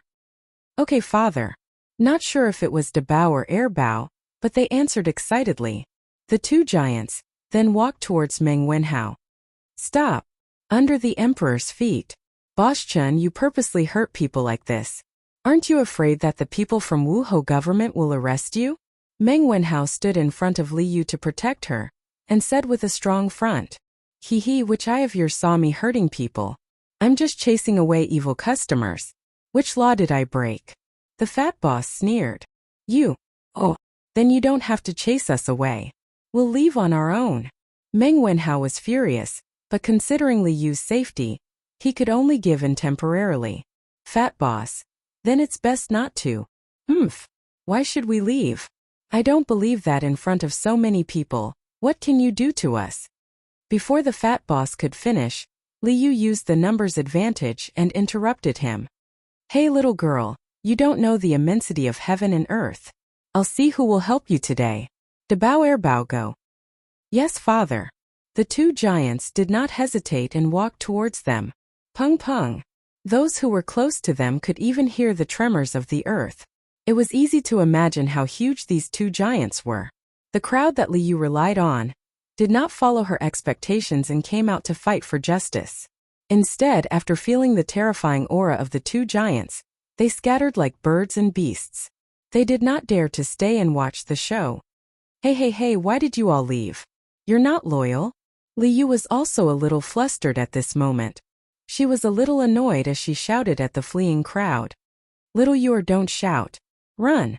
Meng Wenhao angrily pulled Li Yu and turned to run. You want to run? You ruined my business. How can I let you go so easily? Debao Erbao, chase after them and teach them a lesson. The fat boss sneered from behind. Yes, father. The two giants had long legs. They caught up with Meng Wenhao and Li Yu in a few steps. Two big hands appeared behind Meng Wenhao and Li Yu's neck. Then the two giants lifted Meng Wenhao and Li Yu up from behind. Hey. Damn fatty, what are you doing? I don't like people like you. Li Yu's legs were kicking wildly, but he did not forget to talk nonsense. Meng Wenhao really wanted to go over and cover her mouth. This was a classic example of cheating teammates. Humph, you're the damn fatty. A flash of anger flashed across the giant's face as he threw Li Yu out. The other giant also threw Meng Wenhao out. Li Yu was so scared that she screamed with her eyes closed in the sky. Alright, stop screaming. You didn't fall to your death. Li Zishuan looked at the little girl who was still screaming in his hand, and couldn't help but be speechless. He also wanted to let go. But this girl not only kept screaming, her hands and feet also kept swinging randomly. If he let go, this girl would fall to the ground. Fortunately, Li Zishuan's strength was great, so he was able to carry one person with each hand. Meng Wenhao was still fine. Although he was scared and pale, he was still quiet. Sir, why are you here? Chapter 249. East Market. Not far from Chen's noodle shop. Meng Wenhao, who was still in shock, stood on the ground and looked at Li Zishuan. I'm fine. Li Yu, who was lifted in the air, screamed for a while. She realized that she hadn't landed on the ground, so she opened her eyes in surprise. Li Zishuan saw that the girl had returned to normal, so he put her down and said to Meng Wenhao, if I came a little later, you two would have been buttocks, right? Coincidentally, Li Zishuan had just been released from his house ban. On his way to the workshop, Li Zishuan happened to see Meng Wenhao arguing with the fat boss. Li Zishuan sat in the carriage and listened carefully to their argument. After he figured out the cause of the matter, he wanted to come over and take a look. Then he saw Meng Wenhao and Li Yu being thrown into the air by the giant baby. In a moment of desperation, he didn't care about anything else.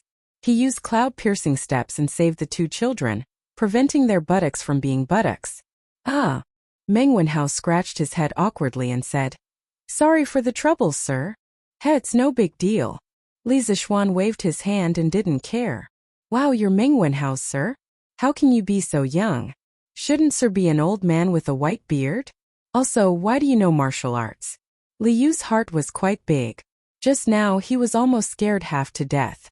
Now that he heard the conversation between Meng Wenhao and Li Zishuan, it was as if he had discovered a new continent. He circled around Li Zishuan and sized him up while sighing. Li Zishuan. Little Yu, don't be rude. This is my sir. He saved us just now. Meng Wenhao wouldn't argue with Li Yu about other things, but when it came to his sir, Meng Wenhao wouldn't allow Li Yu to be rude. Hey, I'm fine. Li Zishuan waved his hand and looked at the two children. He joked. Wenhao, take your little girlfriend and stay by the side. Let me have a good talk with this shop owner. He had been watching for a while and naturally saw Meng Wenhao shielding Li Yu behind him. He could not help but tease him. However, he was naturally wasting his feelings. How could the ancients have the concept of boyfriend and girlfriend? In ancient times, free love was not advocated. If two people wanted to confirm their relationship, they had to be engaged before they got married. Before that, the relationship was just a normal relationship. It could not be called a boyfriend and girlfriend relationship. Sir, what little girlfriend? As expected, Meng Wenhao was dumbfounded. Where did this madman come from? How dare he meddle in other people's business? Don't think that just because you know a few tricks you can learn to fight for justice. The fat boss originally thought that with his two sons involved, there would definitely be no suspense, so he didn't pay much attention to this side. However, when he inadvertently glanced over and saw that Meng Wenhao and Li Yu were still acting as if nothing had happened, he immediately walked over and scolded Li Zishuan. How dare you? Are you blind? Why don't you look at this? As a lackey, San Bao was very conscious. When he saw the fat shop owner's arrogant attitude towards his young master, he quickly jumped out and scolded him. However, before he could finish, Li Zixuan stopped him. San Bao, you go to the side too. This shop owner bullied his student. How could he let him off so easily? If he allowed San Bao to announce his name and identity, wouldn't it be too boring? Yes, young master. San Bao scratched his head and replied before quickly retreating to the side. Bullying children with brute force. What kind of ability is that? Are you two going to come at me together or three at once? Li Zixuan did not waste time with the fat shop owner. He was dressed in a white shirt and stood with his hands behind his back as he spoke calmly. Invisible pretentiousness was the most fatal. His image of an otherworldly expert had really stunned Meng Wenhao and Li Yu. The two children looked at Li Zixuan with hearts in their eyes, looking like modern brainless fans. Three at once. The fat shop owner was stunned. After a while he reacted and said angrily, "Arrogant. Bao, teach this brat a lesson." "Yes, Dad." The two giant babies, one with Raging Bull Charge and the other with Mount Tai Crush, pounced on Li Zixuan with great momentum. Li Yu, who was standing at the side, saw the momentum and swallowed her saliva with difficulty. At this moment, she finally understood that she was courting death just now. Li Zixuan was not frightened by the momentum. These two were just boorish people who only knew how to use brute force to suppress others. Although there was a saying that one can defeat 10, their strength was far from that level. In terms of strength, these two giant babies would not be able to defeat Li Zixuan even if they worked together. Li Zixuan stood at the same spot without moving. He still had a calm expression on his face. Seeing the two giant babies getting closer and closer, Li Yu whispered to Meng Wenhao, "Wenhao, is your master scared out of his wits?" "Oh no, your master looked quite handsome just now. But he's going to be crushed into a meat patty soon." Meng Wenhao frowned and said unhappily, "Don't talk about my master." Li Zixuan, who was standing at a distance, could not help but twitch his mouth. Although the little girl's voice was soft, it could not escape his abnormal hearing. However, it was not the time to care about this, because one of the giant babies was about to hit his stomach, and the other one had already soared into the sky and pressed down with the momentum of Mount Tai. Meng Wenhao, Li Yu and San Bao held their breaths nervously and widened their eyes. On the other side, the fat boss's mouth flashed a trace of a sinister smile. Li Zixuan stretched out his hands very slowly, but it happened to block the two giant babies. The Raging Bull could not move forward anymore, and the Mount Tai was directly held above Li Zixuan's head with one hand. Silence! Silence! Silence! What kind of scene was this? A weak scholar with his left hand holding a rude giant, and with his right hand holding a fat man as big as Mount Tai. This scene deeply shocked the hearts of the onlookers. Was he still human? Regardless of whether it was the fat boss, Meng Wenhao, Li Yu or San Bao, they all opened their mouths wide and looked as if they had seen a ghost. "Haha, San Bao, take it. These are your two brothers, Bao and Bao. The three of you can make up the auspicious three treasures." Li Zixuan laughed and used some true qi in his palms to shake the two giant babies to San Bao's feet and throw the other one directly. He also just remembered that the names of these two giant babies were somewhat related to San Bao, so he said with some mischievous interest, "Ah? Young master, San Bao doesn't have a brother. San Bao has been an orphan since young." San Bao did not know what the auspicious three treasures were, so she said with a confused face. Chapter 250. "Wenhao, why don't you introduce them to me?" In the carriage, Li Zixuan looked at the two children and asked with a smile. After he showed his strength, the fat boss was so scared that he wet himself. He quickly came up to apologize. From the beginning to the end, he didn't even need to reveal his identity. This was what Li Zixuan always believed in. He used strength to convince people and not to use power to suppress people. With his current status, he didn't need to be so calculative with these people. They were all trying to make a living and it wasn't easy for them. There was no need to kill them because of this. After punishing the father and son, Li Zixuan brought Meng Wenhao and Li Yu into the carriage. After all, the environment in his carriage was much better than the small noodle shop. Meng Wenhao felt that Li Zixuan was looking at him, and Li Yu strangely. He scratched his head and pointed at Li Yu. Sir, she is. I am Li Yu.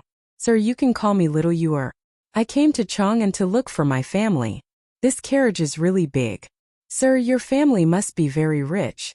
Without waiting for Meng Wenhao's introduction, Li Yu introduced herself. After this girl got on, her eyes wandered around the carriage. The luxurious interior shocked her. Little Yu?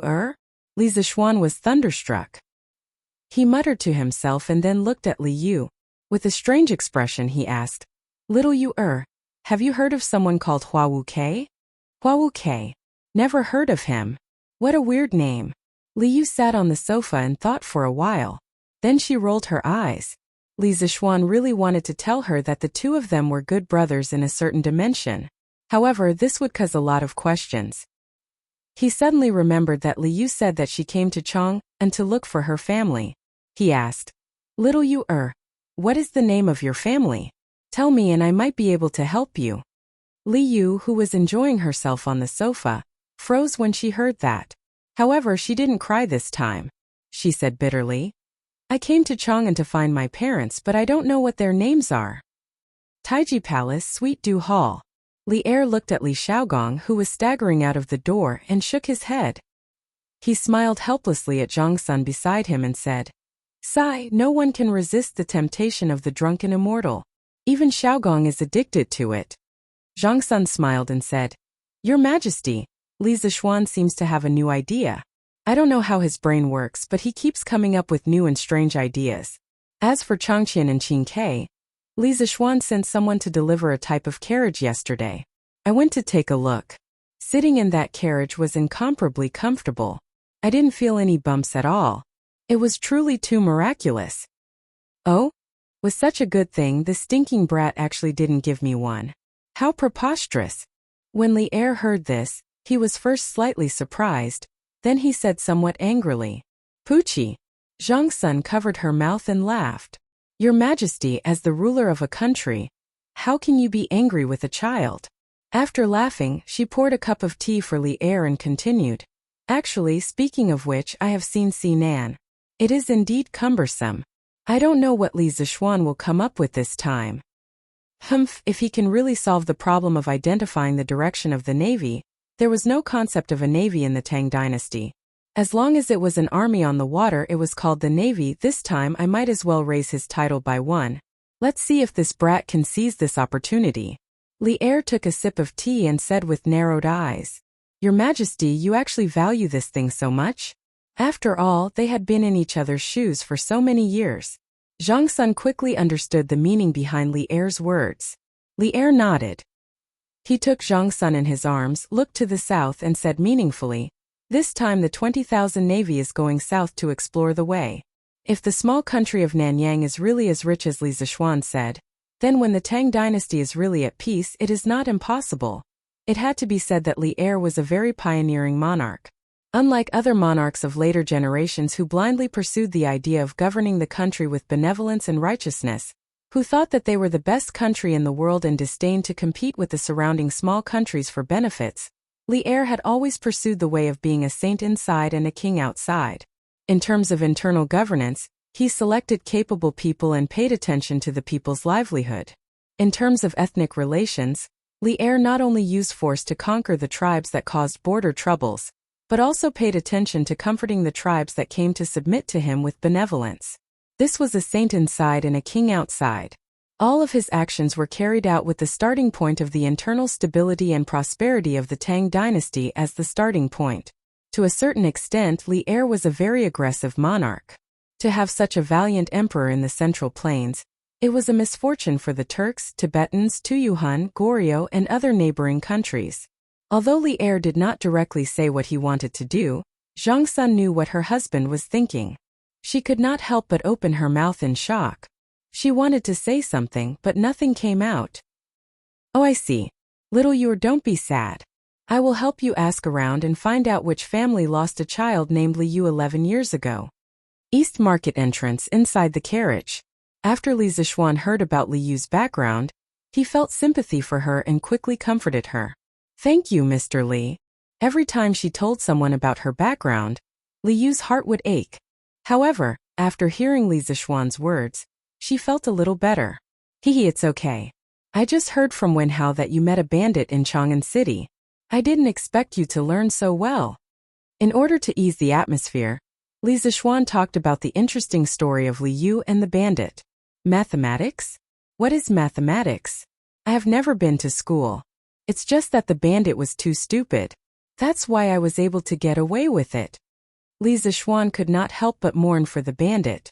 He failed to rob and was cheated of his money. After that, he was scolded as a fool. No one could be as unlucky as him. However, this little girl had never been to school. Her reaction was so fast and her logical ability was so strong. It was really rare. Little you have no relatives or friends in Chang'an City. How do you plan to settle down? Li Zixuan thought about it and asked. Li Yu's face turned bitter. She touched the 300 coins in her purse and said, how about I stay in an inn? Li Zixuan laughed and said, with your 300 coins, I'm afraid you can only stay in an inn for 10 days at most. Don't you need to eat? Also, you have used up all your money and you haven't found your parents. Where are you going? Li Yu was speechless for a moment. Meng Wenhao looked at Li Zixuan and begged, Sir, how about you help me? Li Yu's eyes lit up. She giggled and said, That's right. Sir, your family is so rich. I can work for your family. You can pay me. However, it's just working, not being a maid. I'm so pretty, I don't want to be a maid. Li Zixuan looked at Li Yu's dirty face and messy hair. He really did not know how this girl had the nerve to say such words. Chapter 251. Oh, little you can you read? Li Zixuan thought for a while and asked. Although he didn't have much of a relationship with Li Yu on one hand, Li Zixuan was moved by Li Yu's experience and her intelligence. On the other hand, looking at the situation, his most proud student seemed to be interested in the little girl. Should he help them? Or should he? Yes. When I was young, my aunt taught me how to read. Although Lu Yixue did not know mathematics, she knew a little about poetry. In addition, she treated Li Yu as her own daughter. Of course, she would take the time to teach Li Yu how to read. Well, since little Yu is not willing to be a servant, how about this? Our workshop is lacking reporters. You can earn money by writing news. Li Zixuan thought for a while and suddenly slapped his thigh and said excitedly. This little girl's mind was jumpy and she had a weird personality. Her words were also humorous. He wanted her to try being a reporter and see how it would turn out. What is a reporter? What is news? Li Yu felt that the people in the city were not friendly. They kept saying words that the people in the countryside had never heard of. Meng Wenhao also looked at Li Zixuan curiously. After reading the newspaper for so long, he knew what news was, but he did not know what a reporter was. Li Zixuan took a few newspapers from the table and handed them to Li Yu. Little Yu, take a look at what the news is about. Then, the reporter is the person who writes the news. I call him a reporter. If you can write a similar article, then come work in the editorial department. For every article you write, I will give you 100 coins. How about it? Okay. Li Yu was extremely excited and quickly agreed. Meng Wenhao's eyes flashed with envy. Even if she only wrote one article a day, she could earn 3,000 coins a month. This salary was not low. Li Zixuan smiled and looked at Meng Wenhao. Wenhao, why are you out today? Aren't you studying at home? Oh, right. Sir, the newspaper said that the imperial court sent the navy to escort the fleet to the south. Do you know about it? Meng Wenhao just remembered the reason why he came out today. He looked at Li Zixuan with a glimmer of hope in his eyes and asked. Yes, I know. What's wrong? Sir, because of the imperial court's decree, countless merchants flocked to buy ships. Correspondingly, the merchants also crazily recruited sailors. My father joined them because of the rich reward from a ship owner. I heard people say that there are countless dangers in the sea, so I tried to persuade my father not to go out to sea. However, he was not persuaded. I was very depressed, so I came out to relax. I beseech you to help me persuade my father. This student is willing to pay any price to repay your kindness. Meng Wenhao cupped his hands and bowed. Li Zixuan was speechless. When he was in the Imperial College, he had some understanding of Meng Wenhao's family situation. He did not expect that helping Li Zixuan publish 2 decrees would cause Meng Wenhao's father to risk his life to go out to sea to earn money. This made Li Zixuan think of his father in his previous life. In his previous life, his family was not well off. His father was from the countryside. In order to support his education, his father went home to farm during the busy season and worked at the construction site during the free time. He remembered one time when his father was working on the 9th floor of a building. The wooden plank under his feet suddenly broke and he fell from the 9th floor. If his father hadn't relied on his strong survival instincts to step on a suspended steel pipe during the fall, changing the direction of his fall and finally landing in a pile of sand, he would have died from this fall. Even so, after that accident, his father's vitality was greatly damaged. After that, his body was not as good as before. No matter what era it was, every father did not have it easy. There were always many fathers who risked their lives to earn money for their children, so that their children could have a good future. This was also one of the reasons why he valued Meng Wenhao, because he saw a lot of shadows of his previous life in Meng Wenhao. Wenhao, I can't help you with this matter. Your father risked his life to go out to sea. This was a choice he made for you. This is a father's persistence. No one can change it. Although I can give your father a sum of money to not go out to sea, I don't think that a father who is willing to sacrifice his life for his child will accept this charity. A father's love is like a mountain. I admire your father's actions, but I don't want to give him charity because this is an insult to an iron father. If you really care about your father, then study hard and strive to pass the imperial examination in the future to bring honor to your family. Li Zixuan stared at Meng Wenhao's eyes and said very seriously. Meng Wenhao's eyes reddened. After listening to Li Zixuan, he cupped his hands and said, "Thank you for your advice." Wenhao was too impulsive. Li Zixuan waved his hand and said, "Haha, it's okay. But your father will be much safer this time. I will go back and tell Prince Hejian that he will be the Navy commander this time. I will ask him to take care of your father's fleet. It shouldn't be a big problem. Besides, I am going to make a small tool for their fleet to identify the direction. With it, the fleet's safety will be another layer of protection. Wenhao, if you have nothing to do in the afternoon, why don't you come with me to the workshop and see this magical tool?" Yes, I can't ask for more. When Meng Wenhao heard that the small tool for identifying the direction could give the fleet an extra layer of protection, he wanted to go and see it himself. It would be best if he could help. After all, it was related to his father's safety. Now that he heard Li Zixuan's invitation, he had no reason to refuse. I'll go too. Mr. Li, your newspaper is so interesting. I also want to go to the workshop to see it. Li Yu, who had been reading the newspaper for a long time, said excitedly. He had to say that this girl was really lucky. When she first arrived in Chang'an, although she encountered robbers, she was scared but not in danger. She even got her first sum of money and met Meng Wenhao. Then she met Li Zixuan, the big tycoon, and was directly assigned a job. Her luck was really out of this world. Okay. I'll take you to see the editorial department of Datang Daily. Sanbao, continue to the workshop. Li Zixuan also had the same idea. He nodded and shouted outside. Yes, young master. Sanbao answered and the carriage continued to move slowly. Wow. This carriage runs so smoothly. Ah, there's a toilet and a place to wash your hands in the carriage. Mr. Li, your carriage is so useful. How long have I been a reporter for to be able to buy such a carriage? Once the carriage started moving, Li Yu was like a curious baby. Her exclamations could be heard everywhere.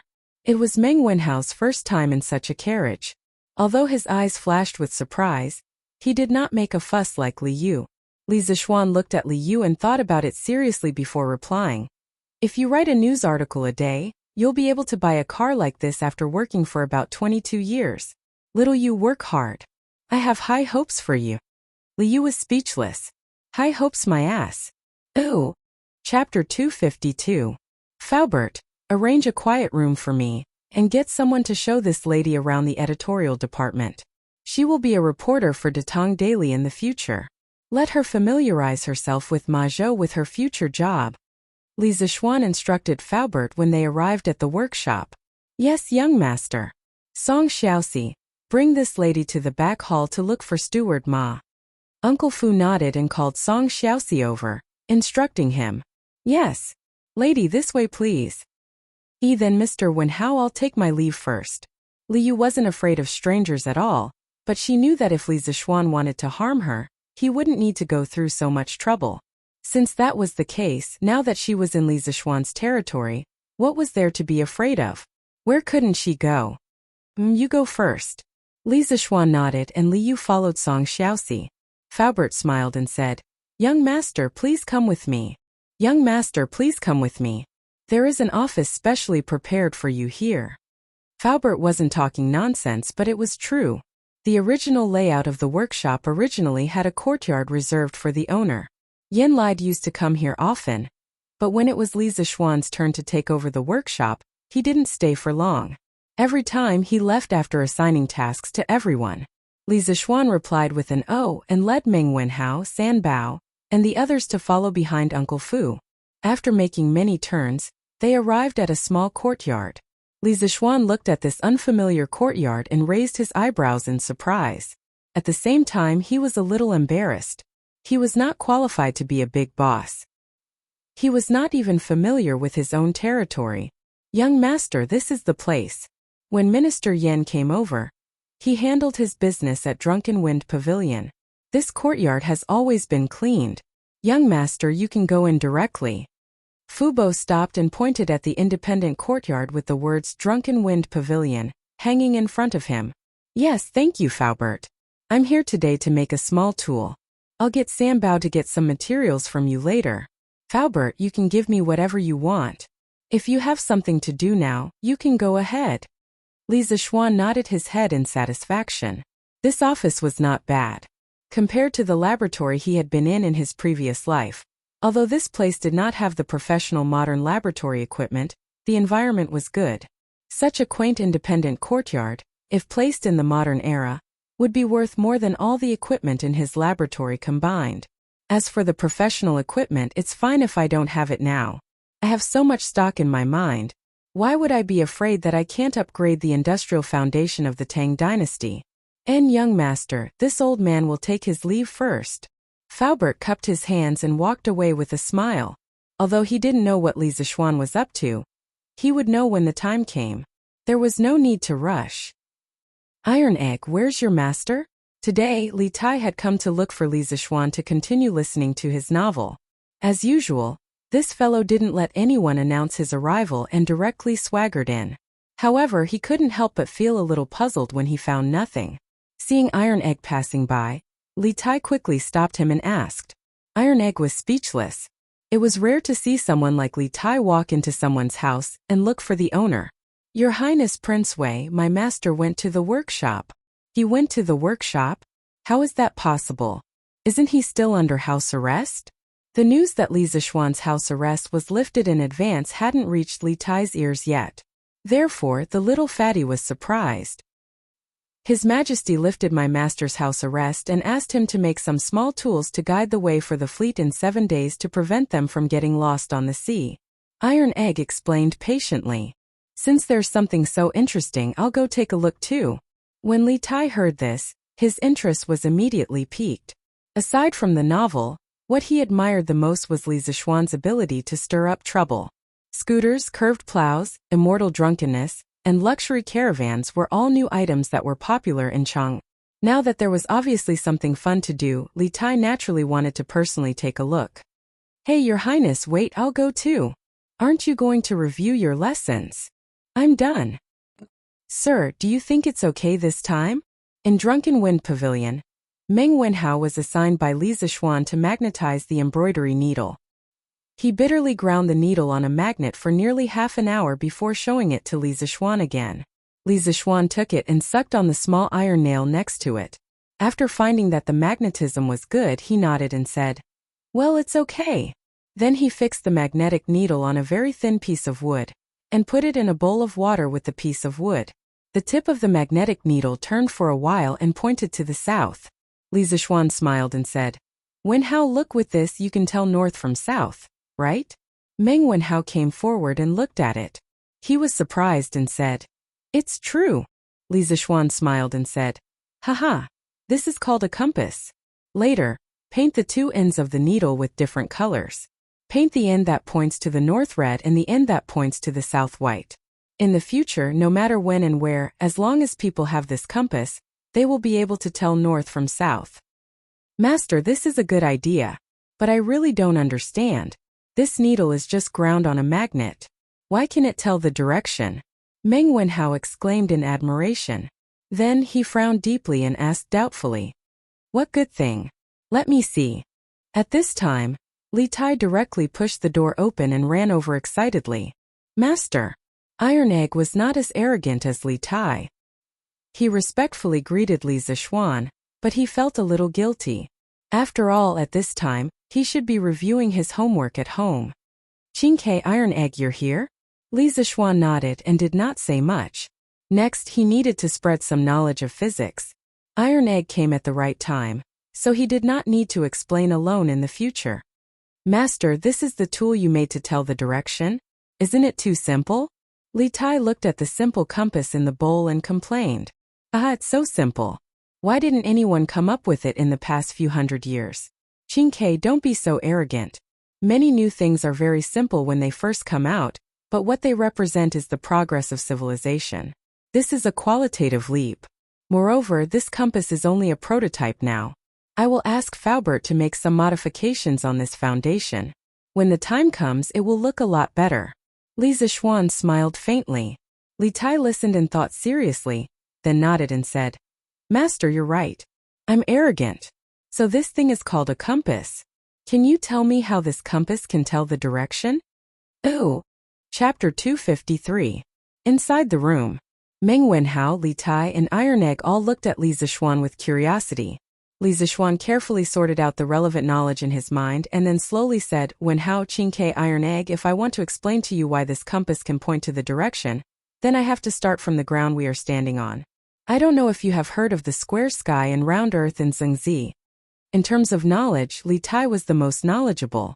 It couldn't be helped. Who asked the Li family to have so many books? Tai has seen this before. Sir, are you trying to say that the earth is square? Li Tai frowned and asked. No. Li Zishuan shook his head and said. In fact, the people of later generations thought that the square sky and round earth meant that the sky was round and the earth was square. That was a big mistake. The origin of the square sky and round earth came from the evolution of the Xiantian 8 trigrams. It was the diagram of the square sky and round earth. The hexagram surrounding it represented the laws of the sky, and the square hexagrams in the middle represented the laws of the earth. The sky was the master, the earth was the second. The sky was yang and the earth was yin. The two of them resonated with each other, giving birth to all things in the world. Man happened to be made of the essence of the world, so he was regarded as the spirit of all things in the world. He could sense all things in the world and was the most spiritual. Taoism believed that the square sky meant that one's mind must be harmonious in order to be clear. The square sky meant that one must be strict and orderly in life. The square sky and round earth was misunderstood by many people from the beginning. In fact, the concept of a square sky and a square earth was essentially an interpretation of the creation and operation of heaven and earth in the yin and yang system of the Book of Changes. The Book of Changes was the head of all scriptures and the origin of Chinese learning. Its ideological system believed that everything evolved according to yin-yang and the 5 elements. Therefore, there was an ideological system of yin-yang and the 5 elements in every ancient subject. For example, Lu Banjing for architecture, Inner Canon of the Yellow Emperor for life, Spring and Autumn Flourishing Dew, for governing the country, The Art of War for military deployment, Green Capsule Sutra, for geomancy, Heavenly Marrow Drop for personal fate, The Great Unity of Human Relations for observing people's faces, and so on. Almost every aspect that could be thought of had the thought system of yin and yang in the Book of Changes. This was also the reason why the Book of Changes was regarded as the best of all scriptures. In fact, Li Zishuan had seen these things on a certain forum when he was bored in his previous life. As the last disciple of spiritual master Ling Su, he had transmigrated for so long and finally had the opportunity to preach Taoist culture and talk nonsense while he was at it. It was really not easy. After listening to Li Zishuan's philosophical words, the other 3 people in the room couldn't help but fall into deep thought. Then, sir, what is the shape of the land we are on? At this moment a crisp voice came from the door. It was Little Fishy. Ah, Little Fishy. Have you finished looking at the editorial department? How was it? How did it feel? Li Zishuan asked with a smile. Oh, the atmosphere there is very good, but there are all knowledgeable people. Sir, Little Fishy feels that I am not qualified for this job. When Li Yu went to the editing department, she was stunned by the scene inside. However, compared to those knowledgeable editors, Little Yuer, who had never gone to school and could barely read, was instantly hit by a blow. Hee, I didn't expect that our extraordinarily astute and eloquent Little Fishy would have a timid moment. Li Zishuan smiled and said, But Little Fishy, it is wrong for you to think this way. Although you are not knowledgeable, you have your advantages. The news on our Datong Daily doesn't need to be very literary. You just need to write a novel and interesting story. I think you are qualified for this position. Really? Really? Li Yu asked excitedly. Yes, of course. Later, try to write an article and show it to me. Maybe I can give you some pointers. Of course, before you write the news, you have to go to the people and find some interesting things. As a reporter, you can't make something out of nothing. Yes, I will go out tomorrow to find the news. This girl had a big heart. Her bad mood came and went quickly. At this moment, she was no longer as dispirited as before. Instead, she was full of enthusiasm. Then she said, Sir, can you continue to talk about the shape of the earth? Li Tai and Iron Egg nodded quickly. At this time, they didn't have extra time to care about who Li Yu was and where she came from. Their minds were hooked by Li Zishuan's theory just now. In fact, the earth we are standing on is a sphere. The reason why we can't feel that it is a sphere is because its size is too big. I call this piece of land the earth. Every person in every corner of the earth has the sky above their head. The direction they are standing in is pointing to the center of the earth. Li Zishuan said as he held an iron ball and gestured. Then why don't the people below the earth fall? Li Tai asked with a frown. Li Zishuan glanced at him and said, In fact, for the earth there is no such thing as above and below. The earth itself rotates by itself. Look, this is the sun and this is the earth. When the earth rotates here, this area is daytime. On the other hand, the opposite side is night. When the other side rotates, the area on that side becomes daytime. This is the sunrise and sunset that we see every day. As for Qingchua's question about why people won't fall, I'll leave it to you guys to figure it out for yourselves. But there's one thing I can tell you for sure. The earth is definitely round, and people definitely won't fall. Sir's theory is really novel, but it also makes some sense. Li Tai nodded thoughtfully. He couldn't completely accept it in a short time. After all, the shock it brought to him was too great. Qingke still doesn't seem to believe me. Then I'll give you 2 more examples. When a ship comes from afar, we always see the mast first and then the hull. If you haven't seen the sea, it's the same in a big river. On the other hand, no matter where we are or how high we stand, the range of our vision is always limited. These all prove that the earth is spherical. That's true. I've seen many ships like this on the river before. Hearing this, Li Yu hurriedly shouted happily. Well, after explaining that the earth is spherical, I'll tell you why the compass can point the way. This will be a new subject. This subject will bring you into a new world. Chapter 254. Take a look at this bar magnet. I tied a string to its center and suspended it in the air. When it is still, I call the end that points to the south pole of the magnet. The end that points to the north is called the north pole of the magnet. Then, I'll label it with the north pole and south pole labels. Qingke, follow my steps and label the other magnet with the north pole and south pole labels. In the Drunken Wind Pavilion, Li Zishuan was holding a bar magnet and conducting the most basic physics experiment for the 4 of them. Good. Tai, come and try. Li Tai had read a lot of the 4 books and 5 classics, but he had never done a real experiment before.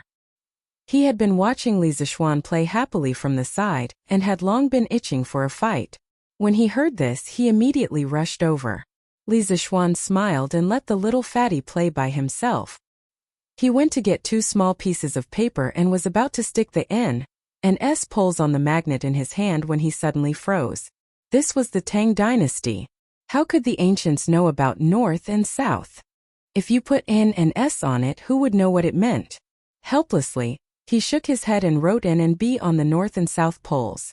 He'll just use the pinyin initials of the North and South poles. Sigh, how vexing.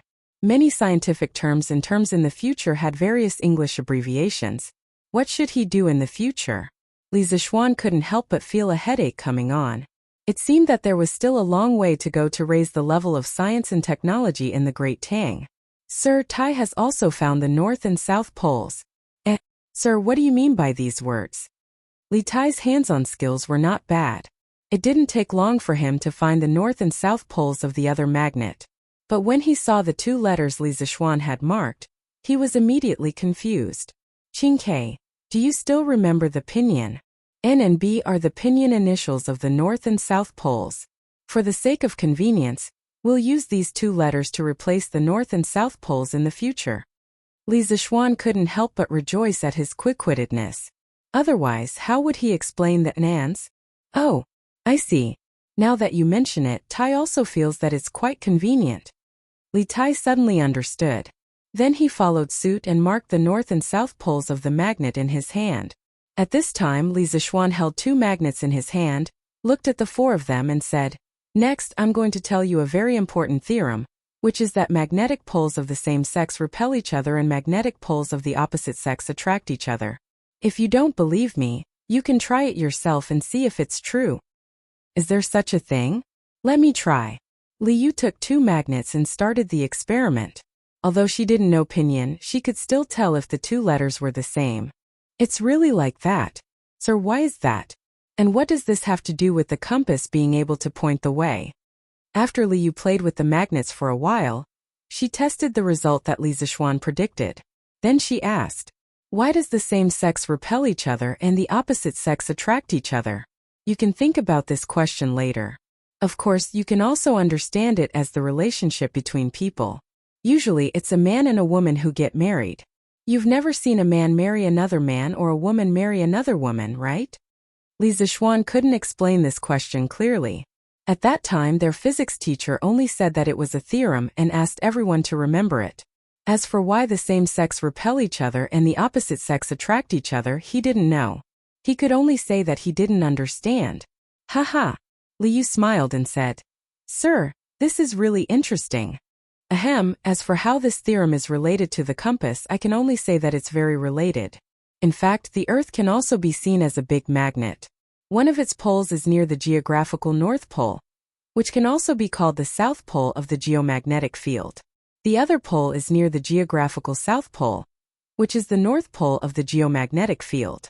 According to the principle of the same sex repel each other and the opposite sex attract each other, our magnets and magnetic needles can point to the north and south under certain conditions. Li Zixuan began to teach them about the geomagnetic field. It was the first time the children heard such a novel theory, and they all widened their eyes. How is that possible? How can the Earth we're standing on be a magnet? Li Tai muttered to himself. His face was full of disbelief. This shocking theory had completely overturned his worldview. Haha. Li Zixuan smiled and didn't say much. He walked to the nearby tables and started to draw. A real compass used for navigation couldn't be so crude and simple. It didn't have any technical content. In fact, the core of a compass, other than the magnetic needle, was its central axis. It had to consider the balance of the needle and the friction during rotation. Li Zixuan designed the central axis as a step axis. He drilled a hole slightly larger than the diameter of the thin end of the step axis, at the center of gravity of the magnetic needle. After the magnetic needle was inserted into the thin axis, he tried to deform the thin axis and rivet the magnetic needle onto the thin axis. He controlled the deformation of the thin axis to prevent the magnetic needle from being riveted. At this time, the magnetic needle could rotate around the thin axis, but it couldn't leave the thin axis. As for the cover of the compass, he could only use glass. In the past, he was lazy and didn't make glass. He didn't expect that he still couldn't avoid glass. This time, he might as well make glass. Thinking of this, Li Zixuan raised his head and ordered, "Sanbao, go and ask Faubert to come here."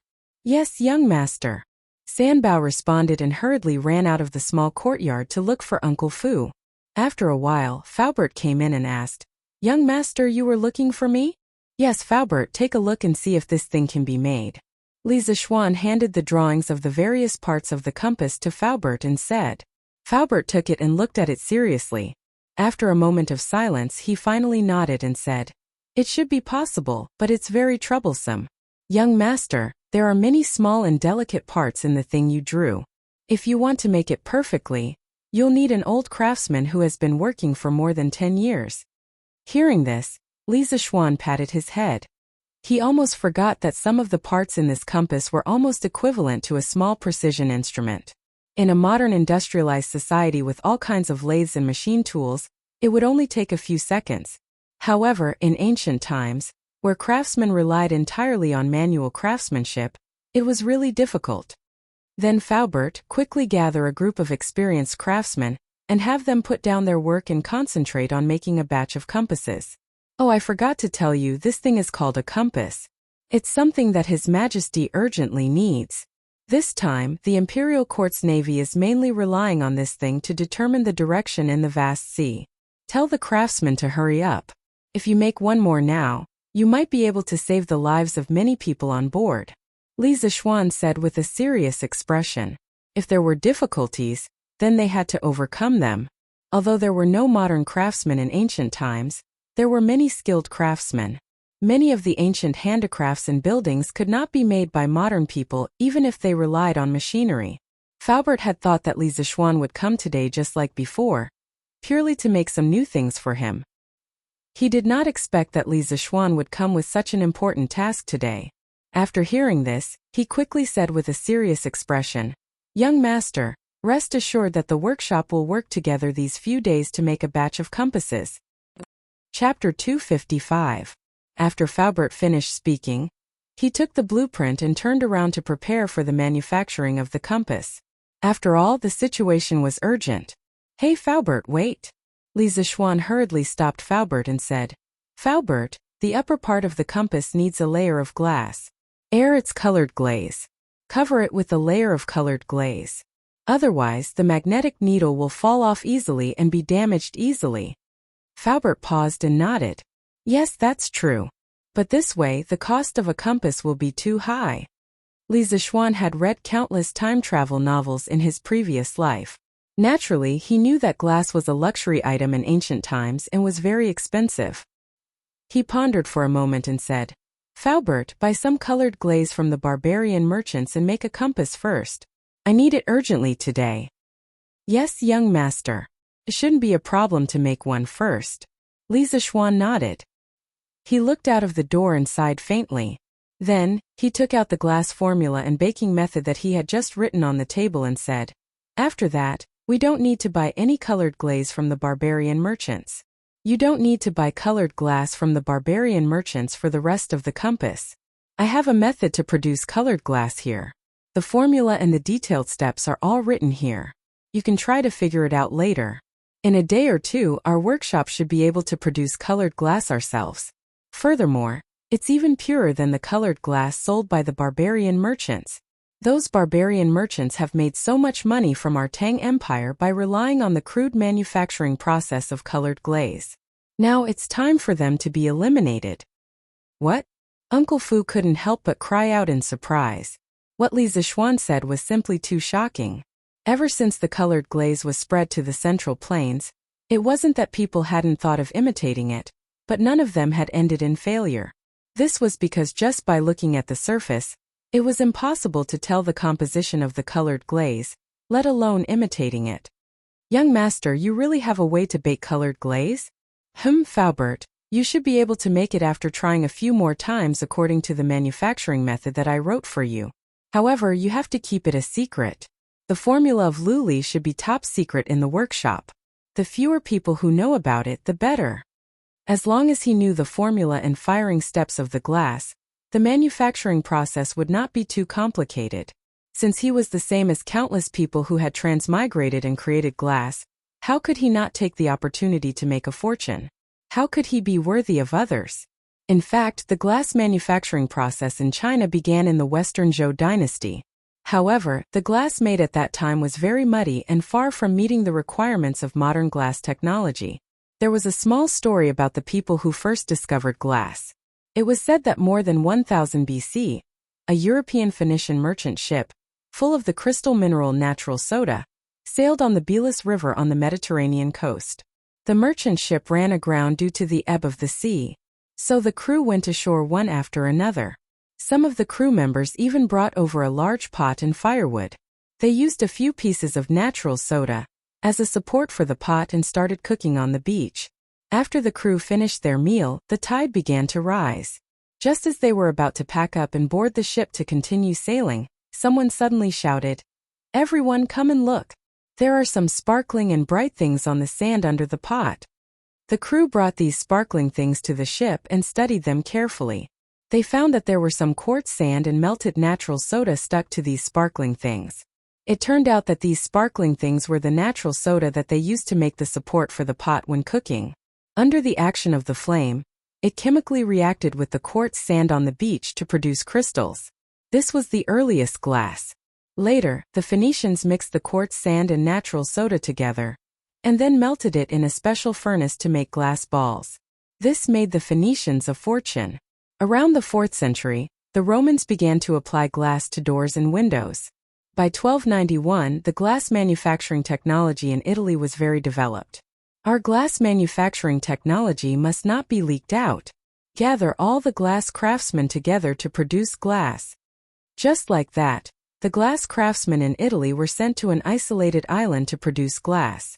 They were not allowed to leave this isolated island for the rest of their lives.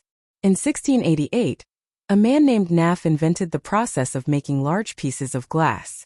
From then on, glass became an ordinary item. In the Drunken Wind Pavilion, when Faubert saw his young master's solemn expression, he knew that the matter of the glass formula was true. He took the formula and cupped his hands with a solemn expression. "Young master, don't worry. This old man still knows the importance of this matter. This old man will personally follow up on the manufacturing of glass. There will definitely not be more than 5 people who know the specific formula. Moreover, these people are all absolutely loyal to the workshop. As for the first compass, it should be able to be made today." Li Zixuan nodded with satisfaction and said, "Well, Faubert, go ahead and do your work. I'll be in the workshop in the afternoon. If you have any questions, you can come and ask me at any time." Faubert heard this and the solemn expression on his face became more intense. Li Zixuan had never stayed in the workshop for such a long time, but today he actually took the initiative to stay. From this aspect, it could be seen how much importance Li Zixuan attached to the compass. Then this old man will go and arrange for the craftsman to make the compass. Faubert cupped his hands and said goodbye. In the room, Li Tai looked at Li Zixuan curiously and asked, "Sir, you really know how to make glass? Can you tell Tai about it?"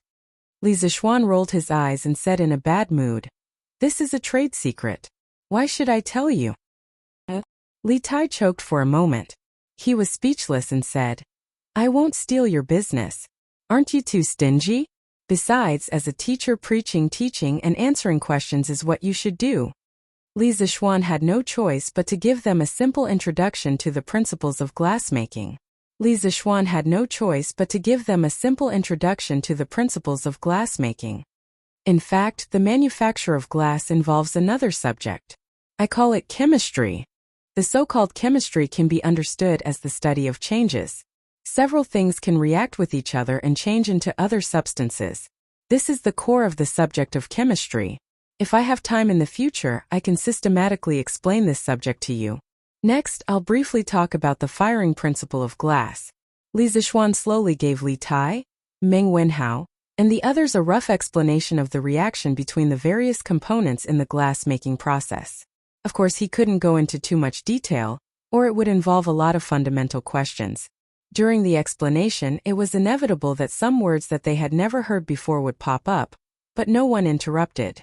They all listened attentively because they knew that the knowledge that Li Zixuan was talking about was very likely to be unique in the Tang Empire, and even in the whole world. This knowledge was very likely to change the entire Tang Empire.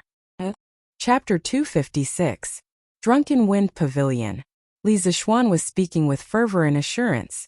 Meng Wenhao, Li Tai, Iron Egg, and Li Yu were listening attentively. The first chemistry class of this era was quietly unfolding in such a room. Time passed slowly.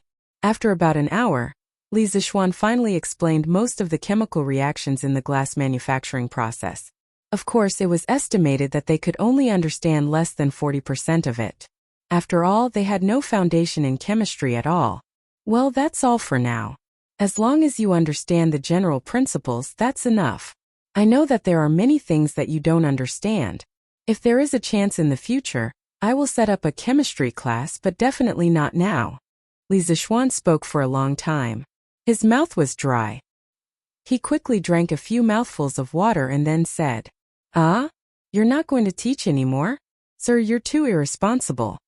Only Li Tai dared to criticize Li Zixuan in front of his face. The little fatty pouted and muttered unhappily. He was completely immersed in the world of chemistry just now. Li Zixuan's face was full of black lines. "You're not AF * king girl, and I didn't do anything to you. How is that irresponsible?" He waved his hand and said, "I said I'm not going to teach anymore.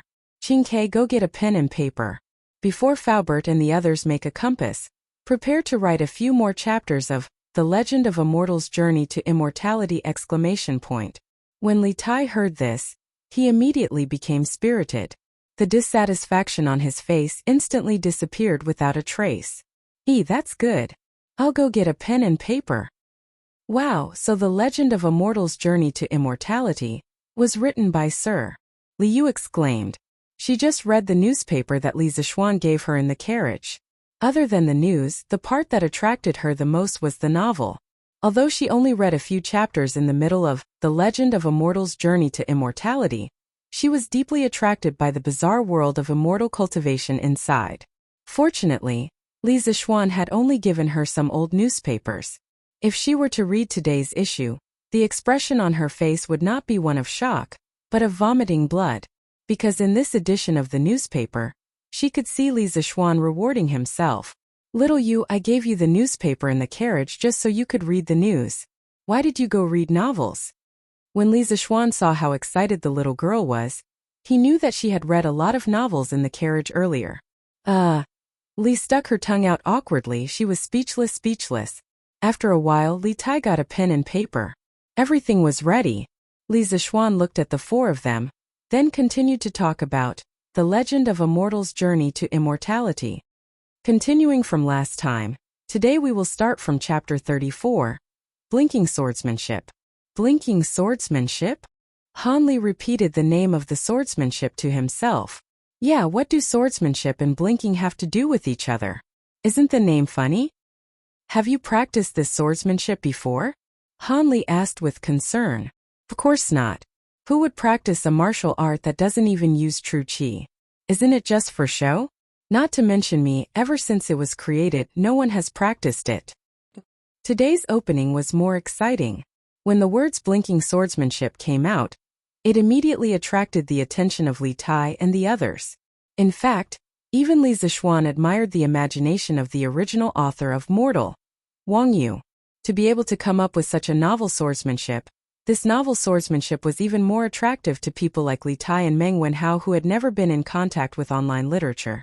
In a way, the blinking swordsmanship created by the first generation of the 7 Invincible Elders was probably the technique that had the greatest impact on Han Li's life. Of course, the blinking swordsmanship was not a true technique. It could not even be considered a swordsmanship. Instead, it was more like a killing encyclopedia. Its goal was to make use of all available factors and seize a fleeting opportunity to kill an enemy who was stronger than oneself in the blink of an eye. From the original book, it could be seen that Han Li had been on the path of cultivation for nearly 3,000 years. His realm had risen from that of a mortal to that of a great ascension ancestor. His techniques had also been constantly upgraded. However, this martial art created by a mortal had always influenced him. From this, one could see the power of the blinking swordsmanship. Stealing secret manuals, surprise 3 untrainables. Meeting a spy at night, abnormal conditions. Origin of the secret technique, message appearing at night. Cloud-winged bird. Everything was ready.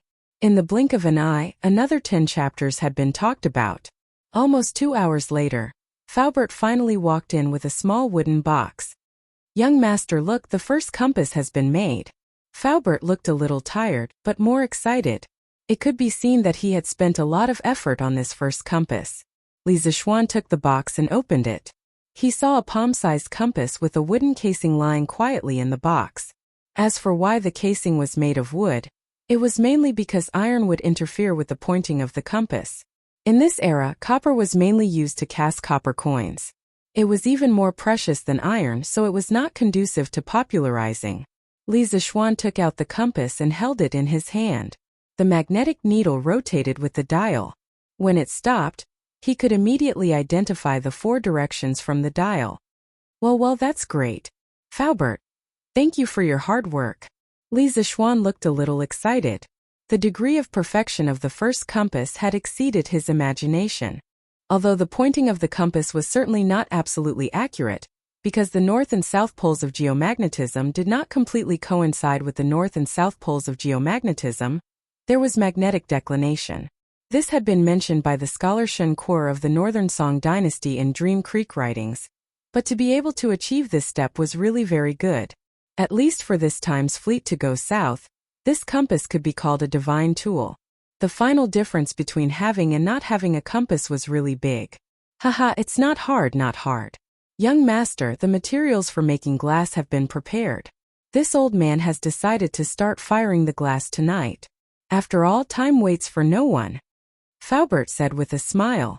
Li Zishuan couldn't help but say, Faubert, you are so old. It's better not to stay up late. You don't have to worry too much about the glass. According to the method I wrote, it should be able to be made in 2 or 3 days. Young master, you don't have to worry about this old man's body. This old man has just turned 60 this year. I have been working my whole life. My body has always been healthy. Besides, when the time comes, I will just be watching from the side. It won't take much physical strength. I will be fine. Faubert's face was glowing. From his complexion, he indeed looked more energetic than some people in their 60s. Perhaps a person's heart was full of enthusiasm, which could indeed make his body more energetic. Well, anyway, in any case, your health is the most important.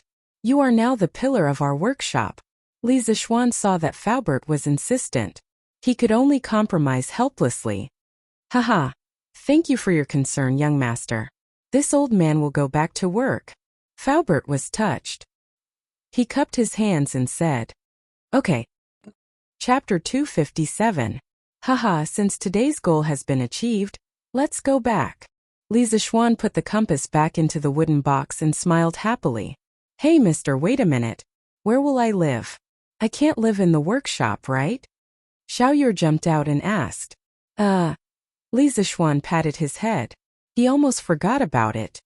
I'll have Uncle Fu arrange for someone to bring you to the broker. When the time comes, you can choose which square you want to live in. You can rent a courtyard in that square and live there for now. I'll give you 5 strings of coins in advance and deduct it from your salary in the future. In the Tang dynasty, renting a house was very common and not shameful.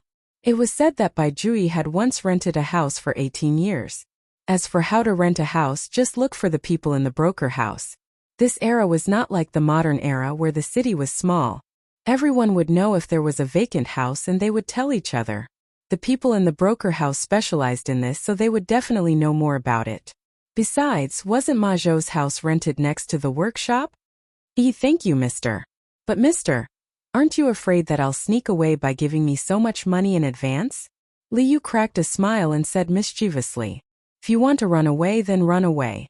It's only 5 strings of coins, not 5,000 strings of coins. Li Zishuan waved his hand and said indifferently. He really didn't care about this small amount of money now. Liu was stunned. According to the script, shouldn't Li Zishuan say that he trusted her and wasn't worried that she would run away? How did it turn out like this? Li Zishuan took the compass and went to the Commandery Prince Hejian Manor by carriage. After he asked the servant to go in and report, a beautiful woman who was less than 30 years old came out. Looking at her noble aura, she should be the Commandery Prince's consort. You must be Li Zishuan? I'm really sorry. My lord fell asleep after coming back from the Imperial Palace at noon. I've already asked someone to wake him up. Nephew, come in quickly. Logically speaking, when someone came to visit as the mistress of the house, Wang Fei usually wouldn't appear. However, today's situation was truly special. Firstly, Li Xiaogong had drunk quite a bit at noon and was indeed still not fully awake. Secondly, Li Zixuan was just a junior and didn't really need to worry about these things. So it's the princess consort. This one greets the princess consort. Li Zixuan was also shocked and hurriedly raised his hands in greeting. No need for formality, come in quickly. Before His Highness went to sleep, he specifically instructed me to wake him up when you came. The princess consort said with laughter. Li Zixuan followed Zheng and Ji Fei through the Grand Wang Fu and came to a spacious hall. After sitting down, seeing that Li Xiaogong had not come yet, Zheng and Ji Fei started to chat with Li Zixuan about daily life. Things like how old he was, who was in his family, if he was married, and so on. Li Zixuan did not dare to show any impatience on his face. Of course, he did not dare to stare at Zheng and Ji Fei. This guy hugged the teacup. As he politely answered, he submissively stared at the teacup as though there was a flower inside the teacup. It wasn't that he couldn't be seen, but this princess consort was too beautiful. Li Zixuan was afraid that if he looked at her too much, he would get chicken eyes. He wasn't chicken bro's chicken. Haha. Little Xian, you've come? Don't tell me you've already finished that little tool for identifying directions? Just as Li Zixuan was silently criticizing Li Xiaogong for marrying such a beautiful wife and not dying of silence, Li Xiaogong's laughter came from outside the room. Just as he finished speaking, he saw Li Xiaogong, dressed in dark yellow robes, walk in with an imposing presence. Greetings to the Lord. Haha, rise. The two greeted each other and Li Xiaogong sat next to the princess consort. At this time, Li Zixuan took out the sandalwood box containing the compass from his sleeve and handed it in front of Li Xiaogong. He said with a smile, Lord, this is the tool this little one made to find directions. It's called a compass. Take a look. Li Xiaogong said with a smile. You are really efficient. As he spoke, he took the sandalwood box. After opening it, he took out the palm-sized compass and then examined it in his hand. He saw the small magnetic needle that was thick in the middle and thin at the ends had a paper dial. After the initial spins, it finally stabilized. Li Xiaogong looked at the direction marked on the dial and then looked at the direction in reality. He couldn't help but exclaim in shock. Miraculous, really miraculous. Such a small thing can point out north, south, east, and west so quickly. It really is miraculous. This is much better than the compass of the imperial astronomer. The princess consort saw her husband lose his composure, and couldn't help but come over to see what kind of miraculous object it was. With a look, she was also attracted by the exquisite and wondrous compass. Lord, this thing is much smaller than the compass, but I didn't expect it to be so useful. And the speed at which it points directions is so fast. Yes, it is so. Little Xian, this thing you made is very good. This prince heard that you have a workshop. That will save us a lot of trouble. This time there are about 1,300 ships going south, including the civilian ships. You can have your workshop make 1,000 compasses first. At this time, Li Xiaogong was even more confident about leading the navy down south to trade for grain. He waved his hand heroically and said. Li Zixuan's knees weakened and he almost knelt down. He could not calculate things like Li Xiaogong. It would take at least half a month to make 1,000 compasses. That was because all of the fine components had to be polished by hand. Lord, it is not easy to make this compass, and it is not cheap to make. If you want 1,000, even if the court is willing to pay, our workshop cannot make it in 7 days. Li Zixuan spread his hands with a troubled expression. Ah, how expensive can such a small thing be? Boy, don't fool Ben Wang. Li Xiaogong said with a frown. Lord, this boy does not dare to fool you. Look at the cover of this compass. It is made of colored glass. The small needles inside have to be polished by old craftsmen in our workshop to be perfect. Calculating this, the cost of one compass is at least 3 or 4 strings of coins. To ensure that he would not lose money, Li Zixuan started to pour out his grievances and calculate the costs for Li Xiaogong. TSK, it really is colored glass. Boy, don't you know how to get some cheap materials? Li Xiaogong looked carefully and then could not help but frown as he scolded. This can protect the internal structure and allow people to see the direction inside clearly from the outside. Other than colored glass, This boy really cannot think of any other material that can be used as a substitute. Li Zishuan was dissing Li Xiaogong for being uncultured in his mind, but explained without a change in expression. Lord, this concubine feels that you should think this way.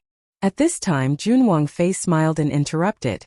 Compared to Sinan, this compass is small and fine, but the price is more than 10 times cheaper than Sinan.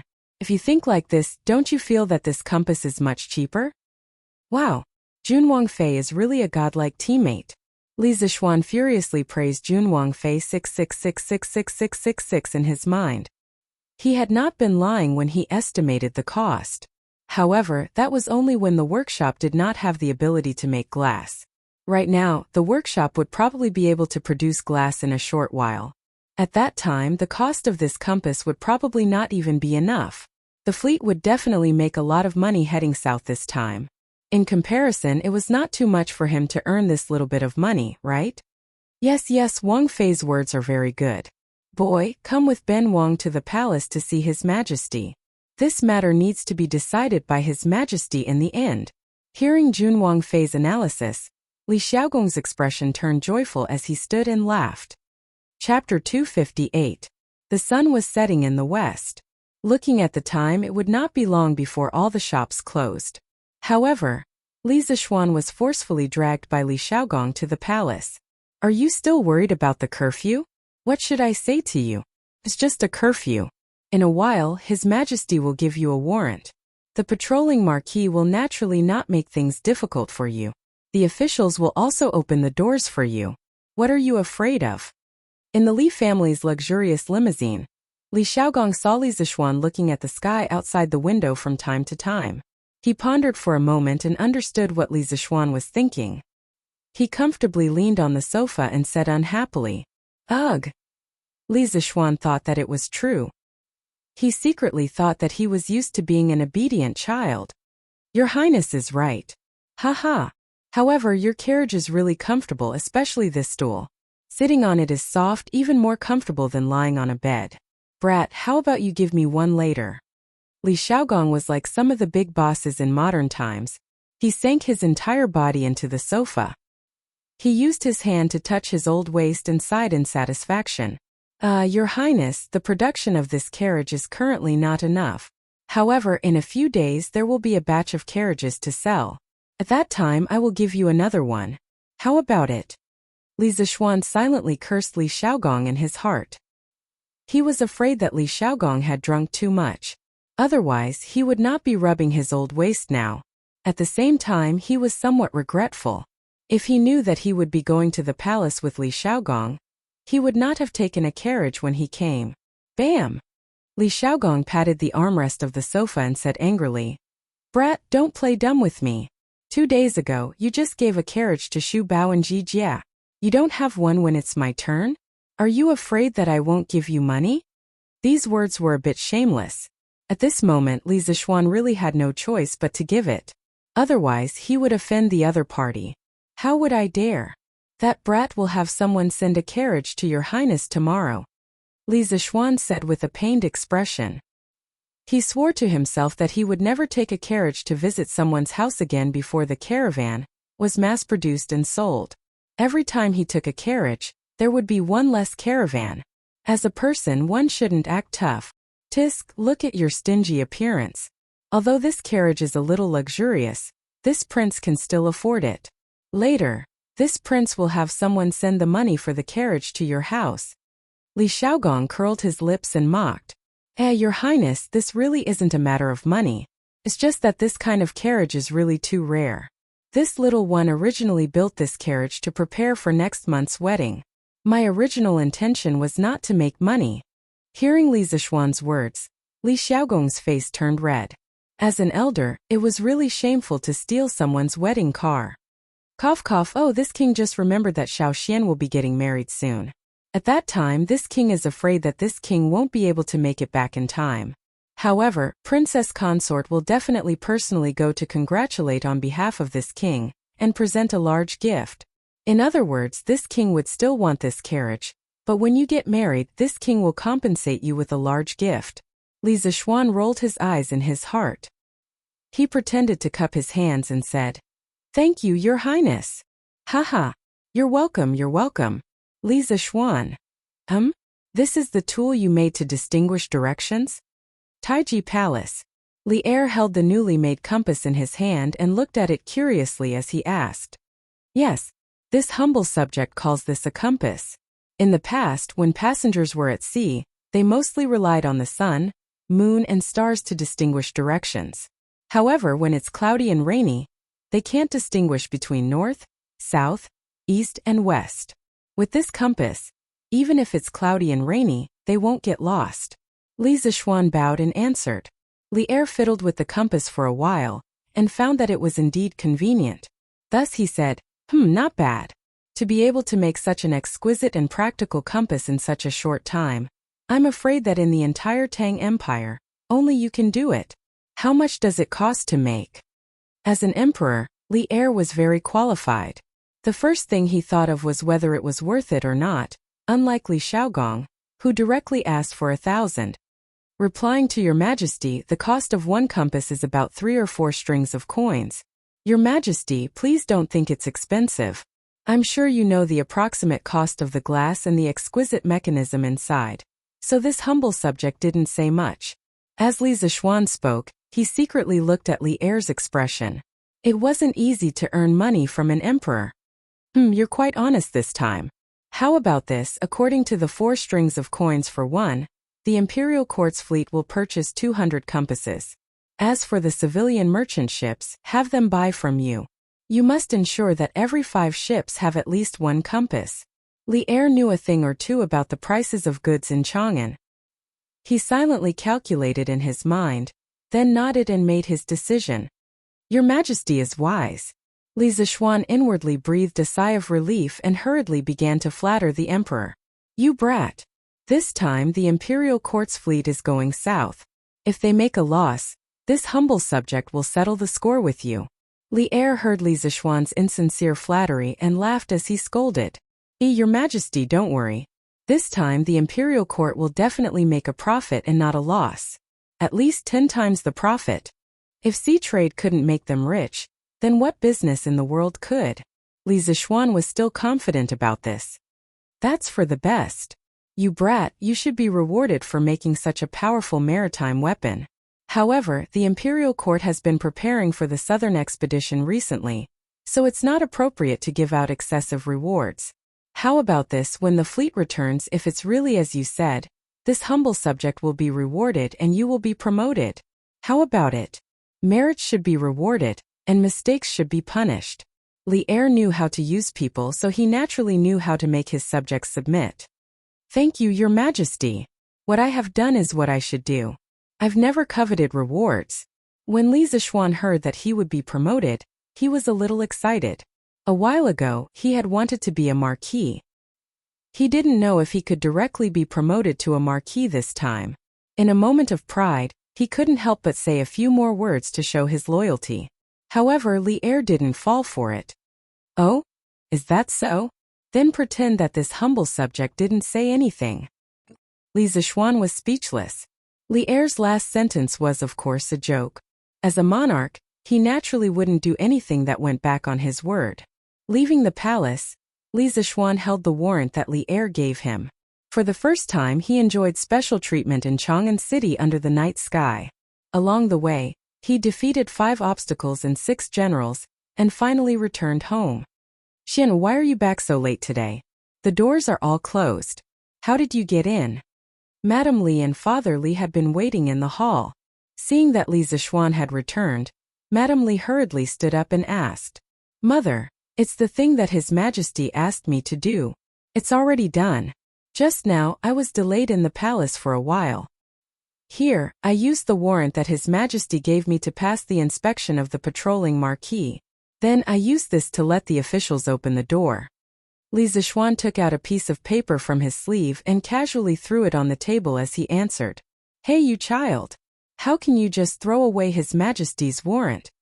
Madame Li carefully put away the piece of paper as she reprimanded him. Mother, isn't it just a piece of paper? Let's eat quickly. After eating, I still have to mark the papers for the students. Not bad. After staying in the Imperial College for so long, You've made some progress. Father Li's face was full of smiles as he comforted him. Chapter 259.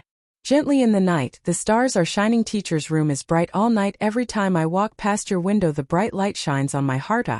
Every time I think of you, my beloved good teacher, a burst of warmth surges in my heart, nurturing a new generation of hard-working gardeners tonight. The light is still bright, painstakingly writing your teaching materials. My tall figure is reflected in your window. It was already late into the night, but Li Zixuan's room was still brightly lit. His figure bent over a few tables as he graded papers was reflected on the oil paper on the wall, making people involuntarily think of the nursery rhyme sung by the people's teachers, who said that he was always slacking off and not doing his job. Li Zixuan felt that he was very dedicated to his job right now. He had no choice but to be dedicated to his job. The weekend break was almost over, and Su Hongji was still urging him to get more papers. In the room, Xiaoxi finished grinding the ink and leaned over a small table at the side. She supported her chin and looked at her young master working there. Li Zixuan was handsome to begin with, and it was said that a man was even more handsome when he was serious. Now that he was marking papers and frowning from time to time, he looked even more charming under the soft candlelight. Young master looks really good when he is serious. Xiaoxi supported her chin and couldn't help but think. When she reacted, her cheeks quickly turned red. Amazing. TSK, I didn't expect this. Meng Wenhao is really going to explode this time? Li Zixuan didn't feel the flirtatious atmosphere at all.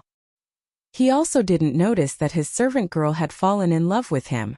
This fellow was still looking at Meng Wenhao's test paper and was still sighing. The questions he had set for the weekly exam were quite difficult for the students from the School of Mathematics. He had thought that they would be lucky if they could pass. If they could get 80 points, they would be considered excellent. He had never expected Meng Wenhao to make such a big news this time. Including the additional questions, Meng Wenhao had scored a total of 101 points, which was 10 points more than the second-place bruiser. This was unbelievable. Young master, it's almost midnight. You should go to bed early. When Xiaoxi heard Li Zixuan mumbling to himself, she instantly woke up from her fantasy. She hurriedly got up and cut the wick of the candles on the table as she asked with concern. The Li family was rich, so naturally, they used high-quality white wax candles, unlike the poor families who still used oil seals. Not only were the candles dim, but they were also smelly. So fast.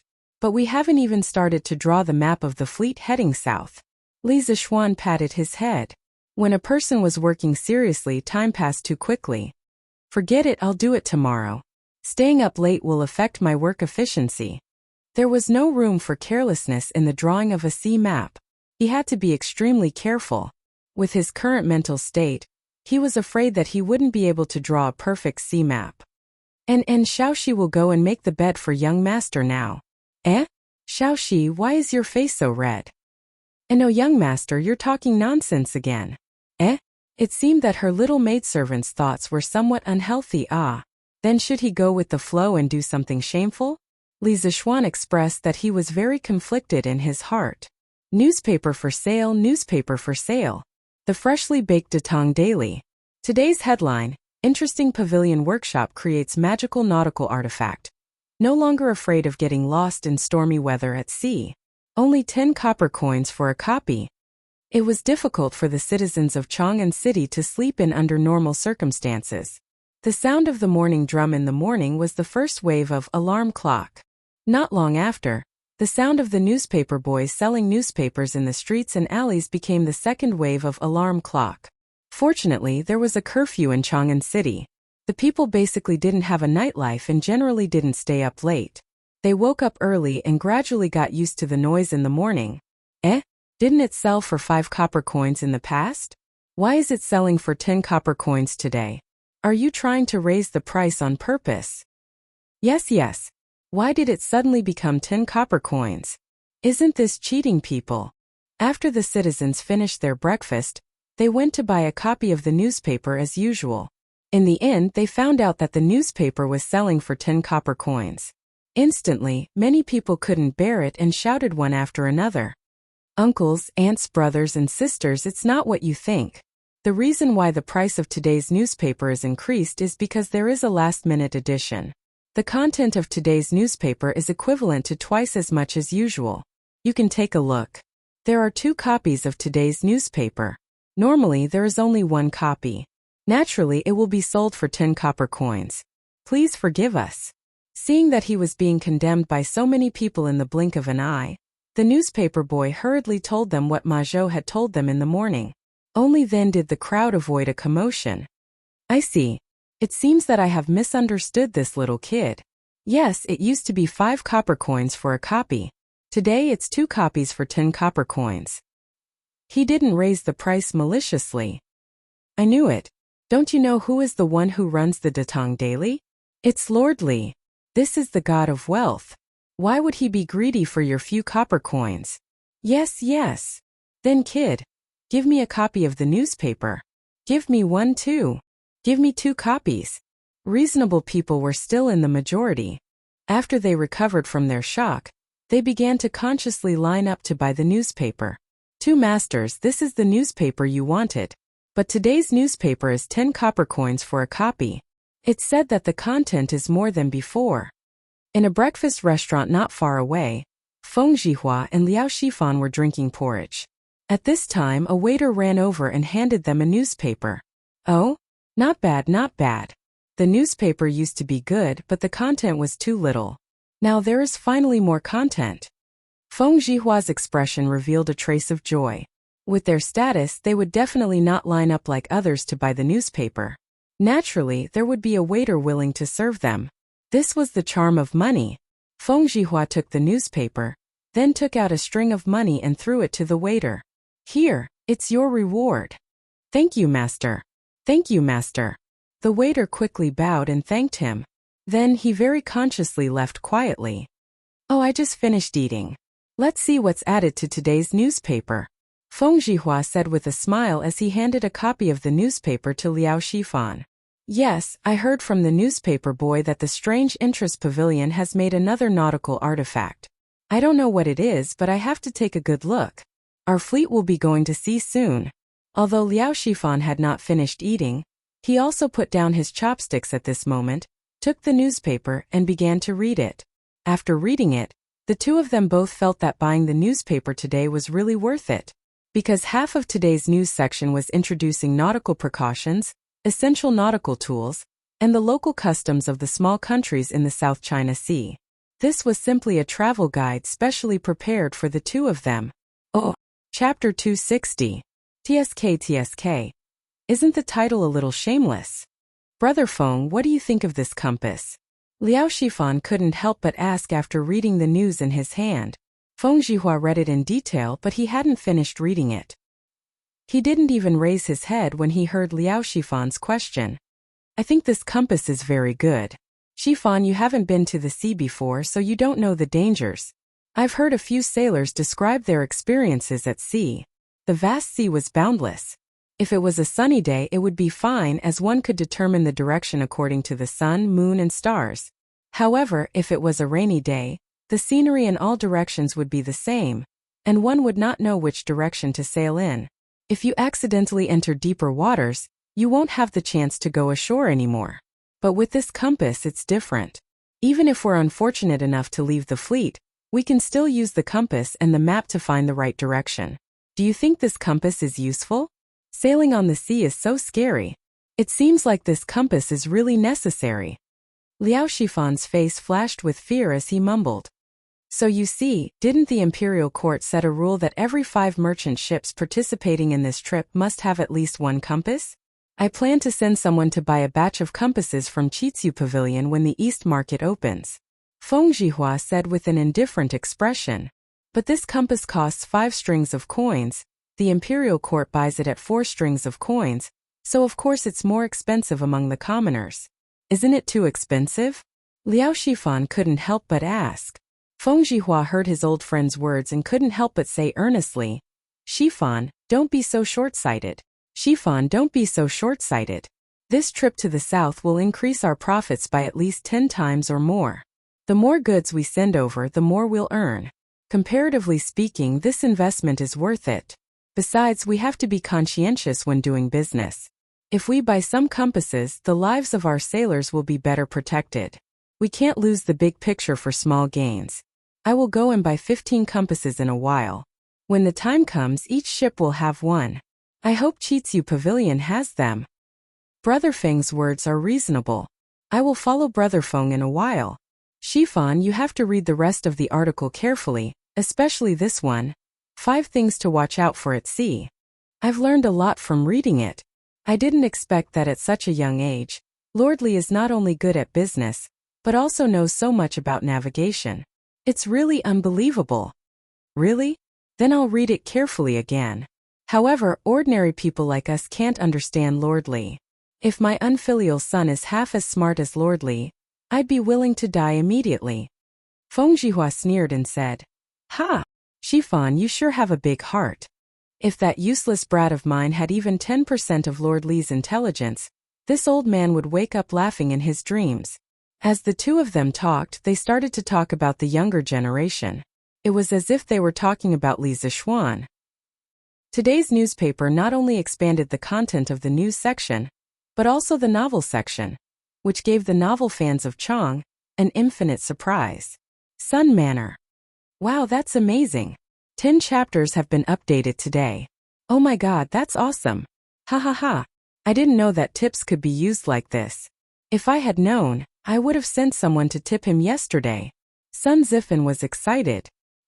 He was looking at the author's words at the end of the novel. Thank you, Li Zixuan, for your generous tip. I'll update again. Anyone who had read a novel would definitely have experienced the pain of not having enough books. When Sun Zifan saw that there were 10 chapters, of course he was excited. Yesterday, little Fatty had a great ambition and wanted to write a novel himself. In the end, he locked himself in his study and spent the whole morning writing, but he couldn't even write a single chapter. He either wrote it and threw it away, or he threw it away and wrote it again.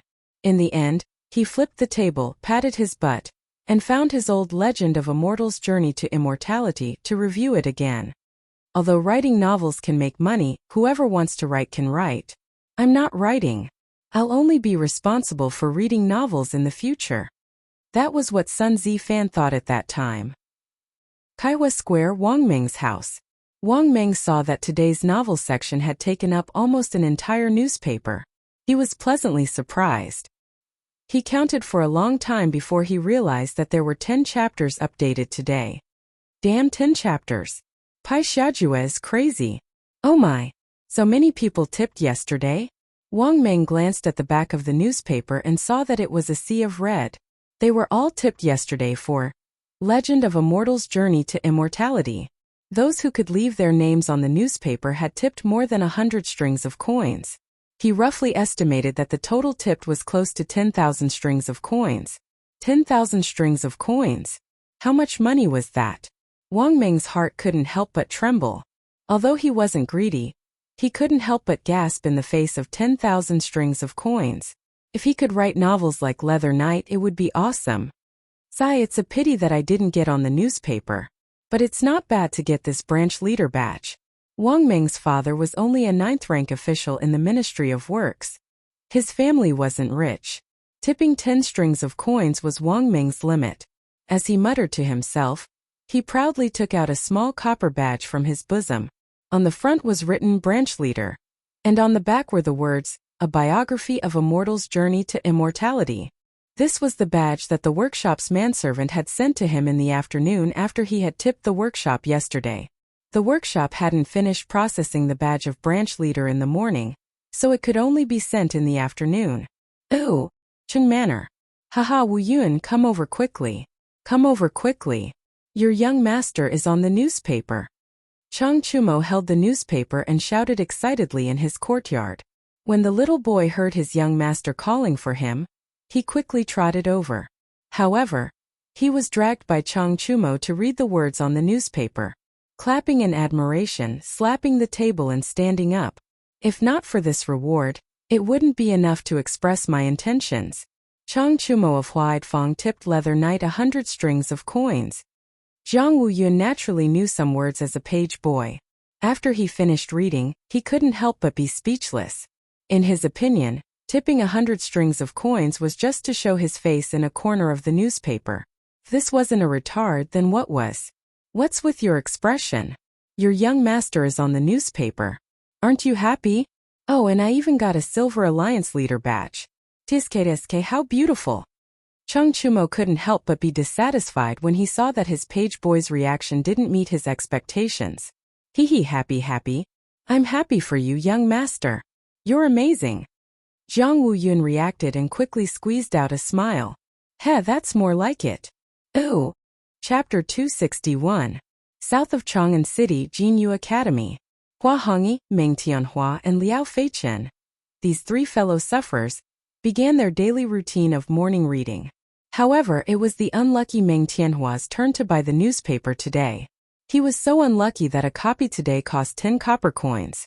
It was twice as much as usual. As Meng Tianhua read the newspaper, he could not help but feel the pinch. Oh my God! So many people tipped The Legend of a Mortal's Journey to Immortality yesterday? All of them were tipped. Hiss! How much money does this add up to? That's insane! Liao Feichen exclaimed as he looked at the red tipping notices behind him. His legs trembled and he almost fell to his knees. When Hua Hongyi heard this, he looked at it and said, "It adds up to about 10,000 strings of cash." Meng Tianhua had already turned his attention over. After he heard Hua Hongyi's words, his eyes widened and his breathing quickened. Then doesn't that mean that Leather Knight received close to 5,000 strings of coins from the tipping yesterday? Hua Hongyi nodded and said calmly, "That's true. However, this is probably just a random outburst. There won't be so many tipping every day in the future." That's still incredible. I'm willing to write even 50 strings of coins, let alone 5,000 strings of coins. Meng Tianhua was in a daze. After a while he stood up abruptly and said, "No, you guys read it first. I'm going to write a novel. I plan to send it to Datong Daily's editorial department after I've written 30,000 words to try my luck. Yes, I'm going to write a novel too. Brother Hongyi, I'll take my leave first." After Liao Feichen finished speaking, he hurriedly followed Meng Tianhua and walked away. Sigh. These two, seriously, do they have to be in such a hurry? Hua Hongyi sat on the stone bench and shook his head speechlessly. Azure Dragon Lane, Wang family residence. After Wang Renbiao finished his breakfast, he sat under the pavilion with a satisfied look on his face. He sipped his tea and read the newspaper. Beside him sat a little girl in a pink dress. The little girl was playing with a small golden badge in her hand. It was the Golden Alliance Leader badge given by the editorial department of Tang Daily. "Big brother, this badge is really beautiful," the little girl said with a grin. Although Wang Renbiao was interrupted, he didn't show any displeasure on his face. He rubbed the little girl's head and smiled. "Is that so? If Air likes it, then Big Brother will give it to you." It was rare to be able to give away a badge that was exchanged for 1,000 strings of cash. "Really? Thank you, brother." The little girl cheered and ran away. "Young master, Yu Yao doesn't understand why you would give 1,000 strings of coins as a reward to a complete stranger. Moreover, you don't seem to care about the Alliance Leader badge." Leng Yuyao asked doubtfully when she saw Wang Renbiao's indifferent expression. "Yao, don't tell me you don't think this a record of a mortal's journey to immortality is very interesting?" Wang Renbiao casually said. Leng Yuyao frowned and said with disdain, "Yu Yao doesn't find it interesting at all. From the level of martial arts, this novel is simply nonsense. It doesn't conform to common sense at all. In this world, there can't be any everlasting spring technique, blink sword technique, and there can't be any immortal cultivation sect." Ahem. Wang Renbiao was just casually talking nonsense. He didn't expect to hear such an answer. He quickly coughed and said, "It's just a novel. Why are you so serious about it, Yao?" Actually, there was one thing that Wang Renbiao didn't say. The reason why he gave the reward was mainly because he guessed that the real identity of the author of A Record of a Mortal's Journey to Immortality was Li Zishuan. Moreover, whether it was Li Zishuan or not, this reward would more or less repair the relationship between the two families. Li residence. When Li Zishuan was eating breakfast, he looked at the newspaper and was shocked by the huge amount of rewards. This was already beyond his expectations. F*ck, this group of scammers, they gave so many rewards. Are they trying to cause trouble? How many chapters will there be in tomorrow's newspaper? Li Zishuan felt a little bitter in his heart. Since ancient times, there had been no one who could complain about the number of people who gave out rewards. "I forget it. I'll just draw the map first. The draft at the workshop should be enough to last for another day." After breakfast, Li Zixuan went straight to the study and began to draw the map wholeheartedly. This map was related to the lives of tens of thousands of people. He couldn't help but be cautious. Li Zixuan sat quietly on the stool with his eyes closed. He began to slowly recall the maps of the Eurasian continent that he had read in the geography books from his previous life. Every island and every bay flashed past in Li Zixuan's mind. After a full hour, he opened his eyes and began to draw. His memory and control were excellent now. Mountains, rivers, oceans and canyons gradually became perfect curves under his pen.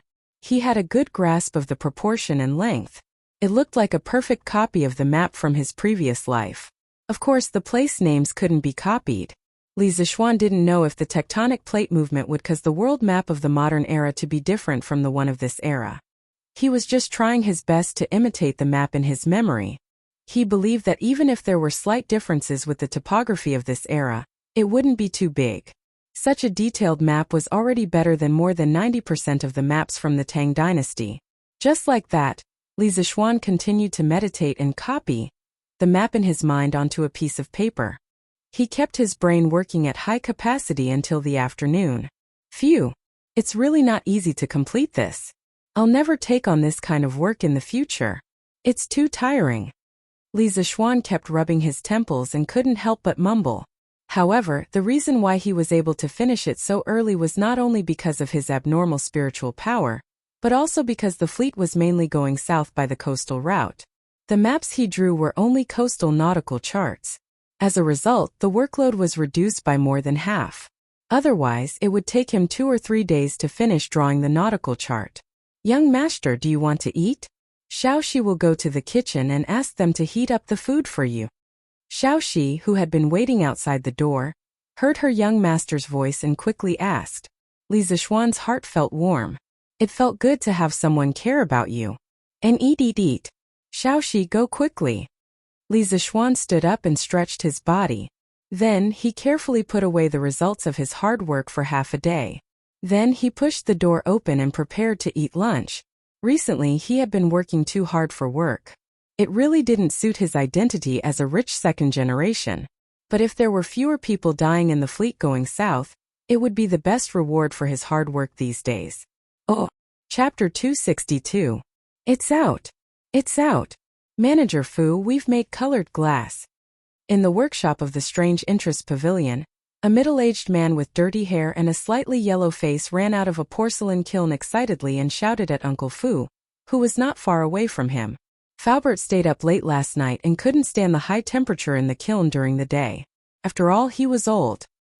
He stayed in the kiln for a while before coming out to catch up on his sleep while waiting for the news. At this moment, Faubert, who was half asleep and half awake, heard the noise outside and woke up abruptly. He quickly opened the door and ran out. "Changgue, you've really made colored glass?"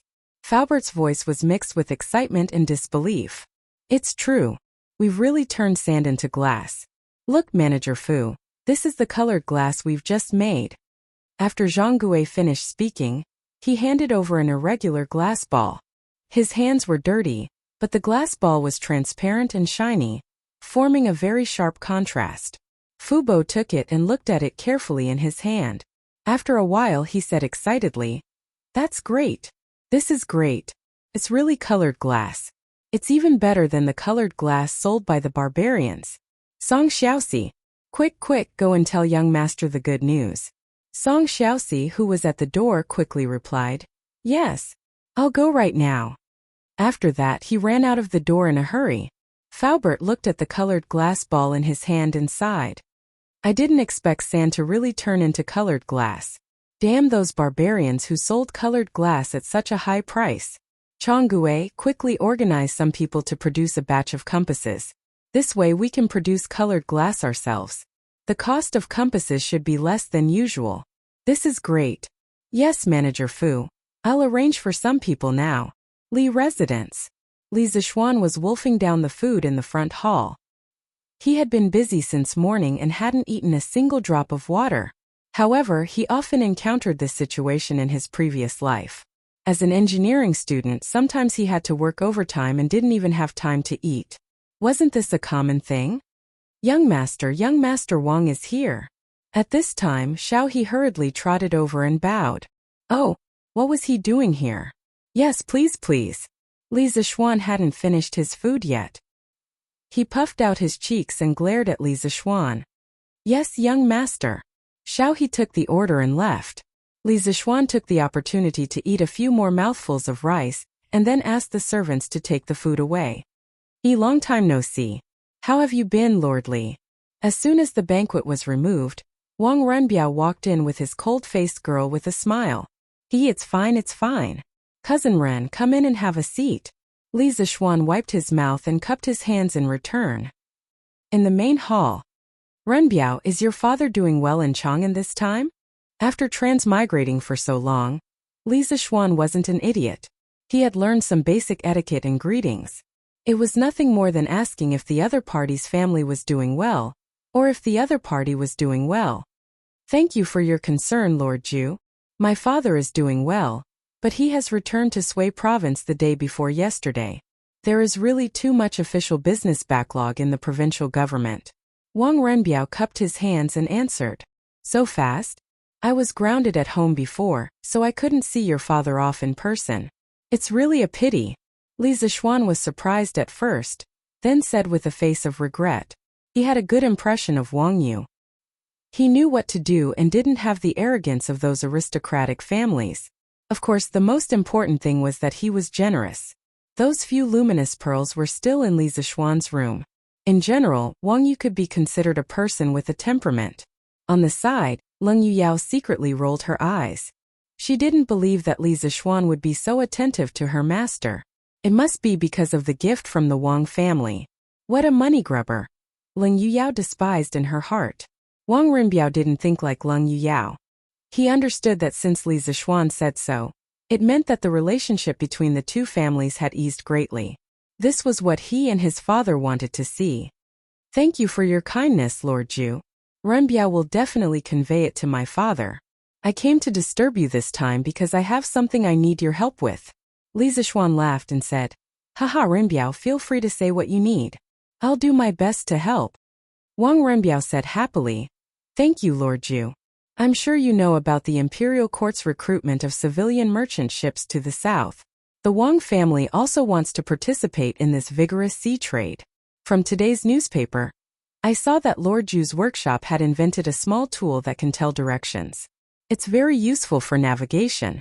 So at noon, I sent someone to buy it from the Curious Pavilion. However, I was told that the first batch of compasses produced by the workshop had already been given to the imperial court. So, I wanted to pay a visit and shamelessly ask for some compasses from Lord Ju. So it was about this matter. Li Zishuan was moved and asked curiously, Does the Wang family also have large ships? Indeed. Not only the Wang family, but the other 6 aristocratic families all have some merchant ships. To tell you the truth, the 80,000 chicken seedlings that your lordship bought in one go last time were transported from the Jiangnan area through the Grand Canal by my younger brother, who borrowed my second uncle's merchant ship. He probably earned 5,000 strings of coins from this trip. This humble one only recently learned of this matter, so I hope your lordship will not blame me. The Wang family is also willing to return this sum of money. Wang Renbiao suddenly said with a solemn expression. Li Zishuan waved his hand and said unconcernedly, Haha, no need. It's only 5,000 strings of coins. Besides, those chicken seedlings are worth that price. I'm quite curious to know how many merchant ships the Wang family intends to take out in this sea trade. Wang Renbiao pondered for a moment, then extended 5 fingers and answered, A total of 50. So, I hope that Lord Ju can make an exception and give the Wang family 50 compasses first. Damn, 50 compasses. That was equivalent to 1/10 of the imperial court's fleet. And from Wang Renbiao's relaxed expression, it was obvious that 50 compasses were not all of the Wang family's merchant ships. Were these great families so rich? Li Zishuan was greatly shocked. First, he was shocked by the number of merchant ships. Second, he was shocked that Wang Renbiao wanted to give every merchant ship a compass. Evenly Air was not so generous. The Wang family has so many merchant ships? However, was Ren Biao planning to equip every merchant ship with a compass? There's no need, right? Wang Renbiao shook his head and said, "This is not considered a lot. Lord Zhu, you may not know, but the great families have more or less been engaged in sea trade or river transportation. Especially the Cui family of Bowling. As far as I know, they have at least 200 merchant ships. The scale is much larger than our Wang families." Chapter 263. As for Lord Zhu's question about whether it's worth it to equip every merchant ship with a compass, this one thinks that it's very worth it. In the main hall of the Li residence, Wang Renbiao picked up his teacup and took 2 sips before continuing. A conservative estimate of the number of ships heading south this time is at least 1,000. Once there's a big storm at sea, many ships will definitely be separated from the main fleet. At this time, a compass can increase the chances of survival of a lost merchant ship by 20 to 30%. If this probability can be stacked, this one is very willing to equip every ship with a few more compasses. Because a compass is only 5 strings of money, and the value of a merchant ship and its crew is far more than that. Li Zixuan smiled and said, "Hee, not bad, not bad. I didn't expect Renbiao to see the problem so clearly." Then he thought for a moment and said, "As for the 50 compasses that Renbiao wants, I'll have the workshop hand them over to you in 2 days, but I also have something that I need Renbiao's help with." "Please speak, Lord Zhu," Wang Renbiao hurriedly said. "The Wang family's fleet is heading south this time. I want to ask you to help me bring something. I don't care if this thing is rubber." "What's rubber?" Wang Renbiao was puzzled. He was considered knowledgeable, but he had never heard of rubber before. Li Zixuan deliberated over his words and described, "It's the sap produced by a kind of tree. After you reach the Nanyang countries, you can send people to search for rubber trees. The rubber tree is an evergreen tree with a straight root system, 3 compound leaves, complete leathery and panicle flowers. The fruit is a capsule, the seed is oval, and the juice is milky. This juice is rubber. Usually, all you need to do is cut a hole in the bark and put a jar under the hole. Then you can collect a lot of rubber." Wang Renbiao and Leng Yuyao's eyes widened. This was the first time they heard of such a magical tree. Why did it sound like a fantasy story? There's actually such a tree in the world? It's amazing. Wang Renbiao was stunned for a while before he finally sighed. Li Zixuan smiled and said, This rubber tree is indeed a bit magical. It has another name, the weeping tree. When you cut its bark with a knife, a lot of white juice will flow out. It looks like it's crying because of pain." What Li Zixuan said was not nonsense. The word rubber tree originally came from the Indian word kaochu, which meant tree that weeps. Wang Renbiao exclaimed, "Interesting, this is really interesting." After hearing what Lord Zhu said, if it weren't for the fact that my family didn't allow it, I would have personally gone south to take a look. Leng Yuyao couldn't help but frown. "It's a good rubber tree, why do you have to cut its bark?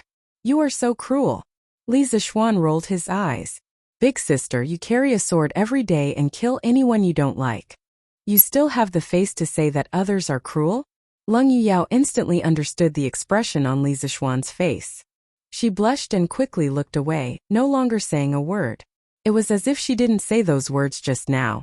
"I need this rubber very much. Renbiao, bring back as much as you find this time. I want all of it.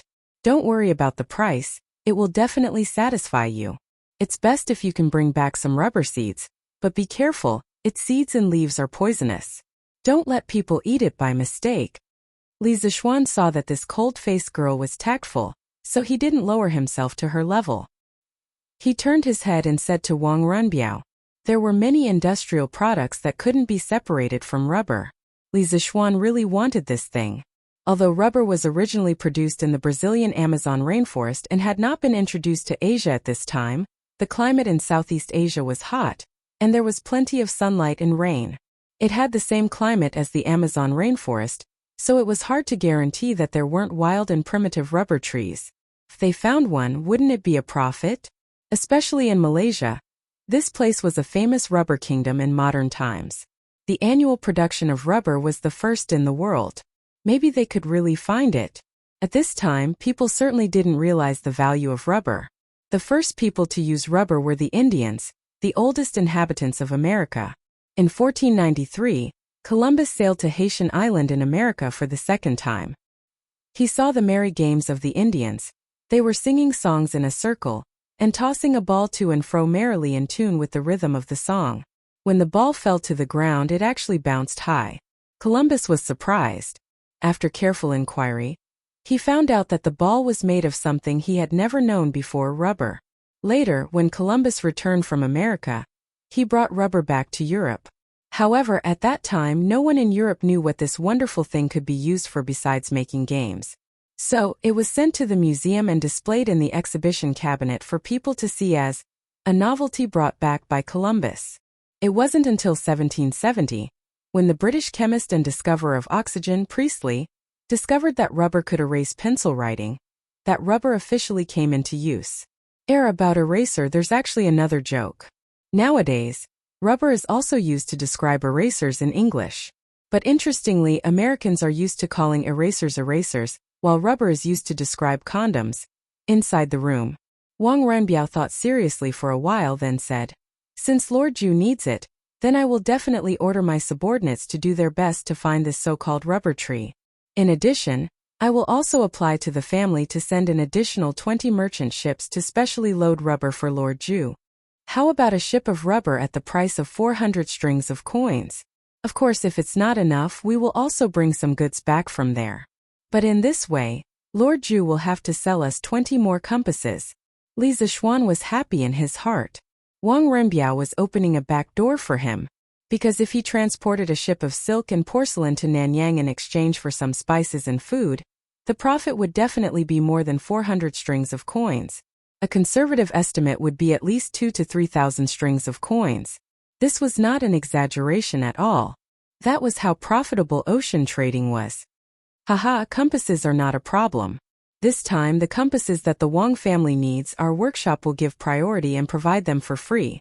Don't worry, Renbiao.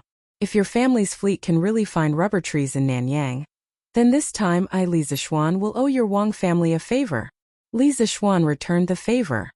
He was the kind of person who would return the favor 10 times over if someone gave him a foot of respect. Wang Renbiao was shocked, and the importance of this matter instantly increased. He quickly cupped his hands and said, "Don't worry, Lord Zhu. As long as there are rubber trees in Nanyang, our Wang family's fleet will definitely find them this time." Oh! Chapter 264. Since Lord Zhu is so kind and willing to give priority to the Wang family to allocate so many compasses, then I have achieved my goal. I won't disturb you any longer. Since he had achieved his goal, and there was an unexpected gain, Wang Renbiao stood up and said his goodbyes with satisfaction. "Okay, Renbiao, take care." Li Zishuan put down his cup and prepared to personally send the guest off. He was also very satisfied with the outcome of today's negotiation. Lord Zhu, what is that white thing on the table? Is it paper? Wang Renbiao turned around and suddenly saw a roll of white thing on the table. He seemed to have never seen it before, so he couldn't help but ask curiously. After these few interactions and cooperation, the relationship between the Wang family and the Li family was already quite good. It wouldn't be rude to ask such a question, so Wang Renbiao directly asked the question in his heart. This is called toilet paper." Li Zishuan followed Wang Renbiao's gaze and saw that it was a roll of toilet paper. He had just finished eating, so he took some from it to wipe his mouth. He explained, "What is toilet paper? Is it called toilet paper because it is very hygienic?" Wang Renbiao felt that after coming here today, his IQ had been hit a little. First it was the rubber tree and now it was toilet paper. He had never heard of these things before. You can't say that. The main characteristic of toilet paper is its softness. Here, Renbiao, you can take a look for yourself. Li Zishuan took the toilet paper and handed it to Wang Renbiao. Yin Xiaoning followed Li Zishuan's suggestion a while ago. He added a scraper and a larger drying tank to the original paper machine. Compared to the first paper machine, the workload was much smaller. The mass production of toilet paper had only started a few days ago. Previously, the entire workshop had been busy producing newspapers. No one had the time to make toilet paper. In their opinion, only a prodigal son like Li Zishuan would use it. Therefore, although the toilet paper machine had been made long ago, it had only been a few days since the toilet paper was produced. Of course, the first batch of toilet paper produced by the workshop was all sent to the Li residence. Benefits should not flow into the fields of others. This kind of good thing should be enjoyed by himself first. As for whether he would sell it or not, it would depend on how much could be produced in the future. After all, the raw materials at the workshop were prioritized to supply the new type of paper. Faubert was certainly not willing to waste resources on this meaningless toilet paper. Oh, it is indeed very soft. Wang Renbiao took the tissue paper and felt the soft touch on his hand. He couldn't help but exclaim. But after a while he frowned and asked doubtfully, "But this paper is so soft, what's the use of it? It's probably not easy to write on it, right?" Li Zishuan muttered in his heart. This wrinkled tissue paper, it would be strange if it could be used to write calligraphy. If it was the ballpoint pen and ink pen from his previous life, it would be barely enough to write. Ahem. This tissue paper is not used to write. It's mainly used to wipe your mouth and butt. It's used to wipe your mouth. Li Zishuan was about to say that it was used to wipe his butt, but he suddenly saw that Leng Yuyao was still there. He quickly shut his mouth. Although he didn't have a good impression of this ice-cold girl, it wasn't good to say that it was used to wipe his butt in front of her. Ah? Is it only used to wipe your mouth?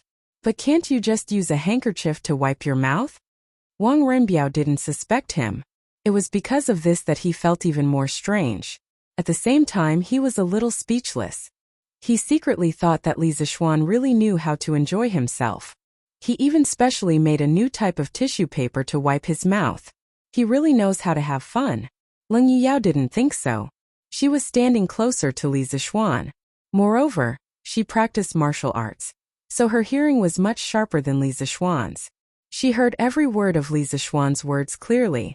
Although Li Zishuan didn't completely say the words wipe his butt, Leng Yuyao could guess what Li Zishuan wanted to say. She couldn't help but fiercely glare at Li Zishuan. She secretly thought that this person looked decent on the surface, but in reality, he was no different from a vulgar hooligan. She didn't know why the young master valued him so much. Ahaha, well, other than wiping your mouth, what else can you wipe? Renbiao, take a roll of tissue paper back and slowly think about it. I'll give this roll of tissue paper to you. Li Zishuan quickly said when he heard Wang Renbiao's slightly doubtful words. Oh, thank you very much, Lord Zhu. Wang Renbiao couldn't understand the meaning behind Li Zishuan's words. He could only take the tissue paper in surprise. Then, just as he was about to leave, he heard a shout from outside the door. Young master! Young master! The workshop has produced glass. Shouting and wrangling, what a scandal! Can't you see that this young master has a guest here? When Li Zishuan heard Song Xiaoxi's voice, his heart faintly moved. He guessed that the workshop must have made new progress in the glass research. But he didn't expect Song Xiaoxi to be so rash, and directly blurt out the workshop's secrets.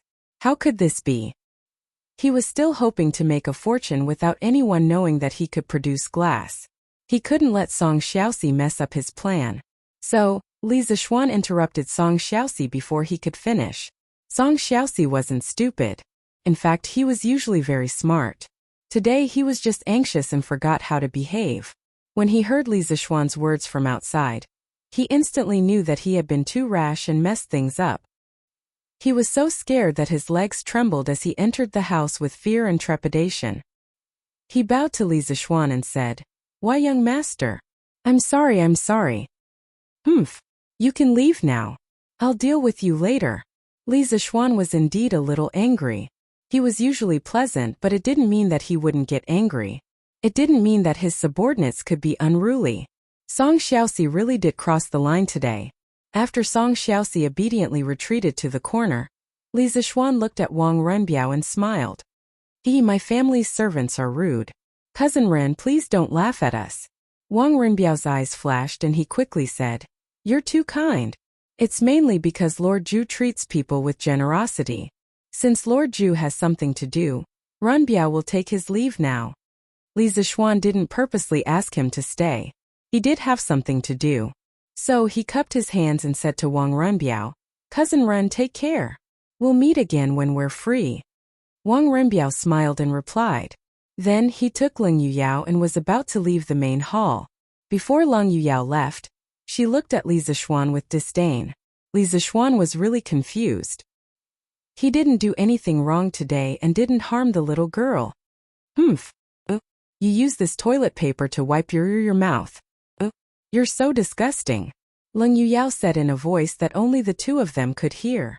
After that, she didn't give Li Zixuan a chance to explain and left Li Zixuan alone in the wind. No, Li Zixuan almost vomited blood.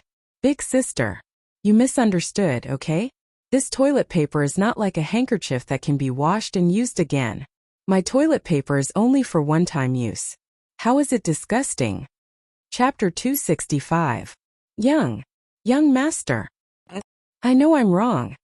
After sending Wang Runbiao and Leng Yuyao off, Li Zixuan returned to the main hall. He glanced at Song Xiaoxi indifferently and then sat down at the side without saying a word. Song Xiaoxi's heart was flustered and he felt uncomfortable all over. He trembled as he came over, cupped his hands and bowed. Didn't Steward Fu tell you that everything about Liuli is a secret of the workshop? Li Zixuan took a sip of water and asked. Young Master, Steward Fu said that I was in a hurry so. Song Xiaoxi hurriedly explained. Humph. A secret is a secret. Under no circumstances can you reveal the secrets of the workshop. If you can't keep it a secret, then there will be no place for you in the workshop in the future. Because you will harm the interests of all the workers in the workshop. Li Zixuan said coldly. Bang. After hearing that, Song Xiaoxi was so frightened that his legs turned to jelly. With a bang, he knelt on the ground and begged for mercy with a pale face. Young Master, I know I'm wrong. I promise there won't be a next time. Please forgive me this time. Don't chase me out of the workshop.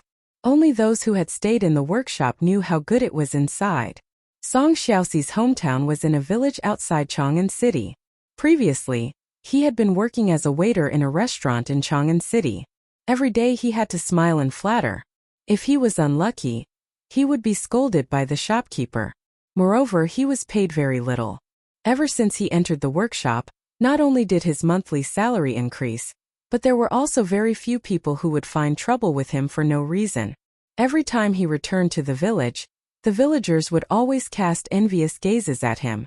This was because the owner of the workshop he was working in was Li Zixuan, the person who invented the curved plow. He was the great benefactor of all the villagers. In the workshop, Song Xiaoxi could gain money, happiness, and dignity. How could he bear to leave? At this moment he was so regretful that he wanted to slap himself. Li Zixuan looked at Song Xiaoxi expressionlessly. It was not that he was cold-blooded, but he had to follow the rules. Song Xiaoxi had always been Ma Zhou and Faubert's right-hand man in the workshop. Correspondingly, he knew a lot of things. If Li Zixuan did not scare him now, sooner or later, things would get out of hand. About a quarter of an hour later, Song Xiaoxi felt like a year had passed. The sweat dripping from his forehead mixed with the tears flowing from the corners of his eyes. At this moment, Li Zixuan finally opened his mouth. Get up. I'll give you one more chance. However, if there's a next time, you'll have to leave the workshop on your own. In addition, half of your salary for this month will be deducted as punishment. At the end of the day, Li Zixuan was still a little soft-hearted and could not be ruthless. Thank you, young master. Thank you, young master. I'll definitely remember this lesson and never do it again. Song Xiaoxi heard this and let out a long sigh of relief. Then he was ecstatic and grateful. As long as he could continue to work in the workshop, he was willing to have his salary deducted for 2 months, let alone half a month. He believed that anyone would be able to make up for it. Well, now let's talk about what Faubert asked you to do. Could it be that the workshop has produced colored glaze? Li Zixuan nodded and asked. Yes, young master. Master Changgue and the others produced glass in the afternoon. Manager Fu asked me to invite you to the workshop to have a look. Song Xiaoxi stood up, wiped away his sweat and tears and quickly answered. Well, very good. Then come with me to have a look. Young master, you're here? In the workshop of the Strange Interest Pavilion, Faubert received a message from a servant and quickly came out to greet him. Well, Faubert, did you stay up late last night? I've already told you that your health is more important. You don't have to worry about the glass. Why didn't you listen to me? Li Zixuan looked at Faubert's complexion and knew that he must have stayed up late last night, so he tried to persuade him. Thank you for your concern, young master. Actually, I didn't stay up late last night. Even if you asked me to stay up late, I couldn't stand it. I'm old. Changgue and the others didn't sleep at all last night to produce the glass. Fortunately, God rewards those who work hard. This afternoon they produced the glass. Young master, do you want to go and have a look? Although Uncle Fu had 2 dark circles under his eyes, his expression was slightly excited. Clearly, he knew very well how much wealth it would bring him if he could produce colored glass. Well, of course I'll go and have a look. Li Zishuan had always attached great importance to these skilled old craftsmen. They were the key executors of the workshop's products, leading the way in this era. It was very necessary to pay them a visit. Following Faubert to an earthen porcelain kiln in the depths of the workshop, Faubert introduced, "Young master, this used to be used to produce porcelain. Yesterday you said that you wanted to produce glass, so I had people modify this kiln and use it to produce glass." Li Zishuan nodded and smiled. Well, this is pretty good. How could porcelain make as much money as glass? Li Zishuan was well aware of the situation. "Changgue Yongfu and Hua, the boss is here to see you." Walking into the kiln, "Oh, it should be called the glass kiln now," Faubert shouted to the 3 dusty craftsmen inside. Li Zishuan felt a wave of heat and dust hitting his face. He quickly covered his mouth and nose and unbuttoned his clothes to cool down. "Oh, the boss is here? Greetings, boss." "Greetings, boss." The 3 craftsmen inside heard Faubert's voice and turned to look at the door. Seeing that Li Zishuan had come personally, they quickly put down their work and ran over, bowing to Li Zishuan. "Oh, no need to be so courteous, no need to be so courteous. The 3 of you have worked hard." Li Zishuan gave up on covering his mouth and nose. Otherwise, others would think that he disliked them. "The 3 of you have contributed greatly to the workshop's production of glass. In our workshop, those who contribute should be rewarded. Faubert, in the future, the workshop will take out a sum of money to reward those who make breakthroughs in the workshop's original techniques. This time, each of the 3 craftsmen will be rewarded with 200 strings of cash." Li Zishuan continued. This was something he had thought about a long time ago. With great rewards, there would definitely be brave men. This was the only way to encourage everyone in the workshop to strive for technological advancement and innovation. The workshop would also be able to earn more money. "Boss, this can't be done." Upon hearing that Li Zishuan was going to reward each of them with 200 strings of cash, Changgue Yongfu and Enhua paled in fright and froze on the spot. Changgue was the first to react. "Boss, you were the one who came up with the method of firing the colored glaze. We just followed your instructions and did it step by step. We really didn't contribute anything. This old man is ashamed to accept these 200 strings of cash." "Oh,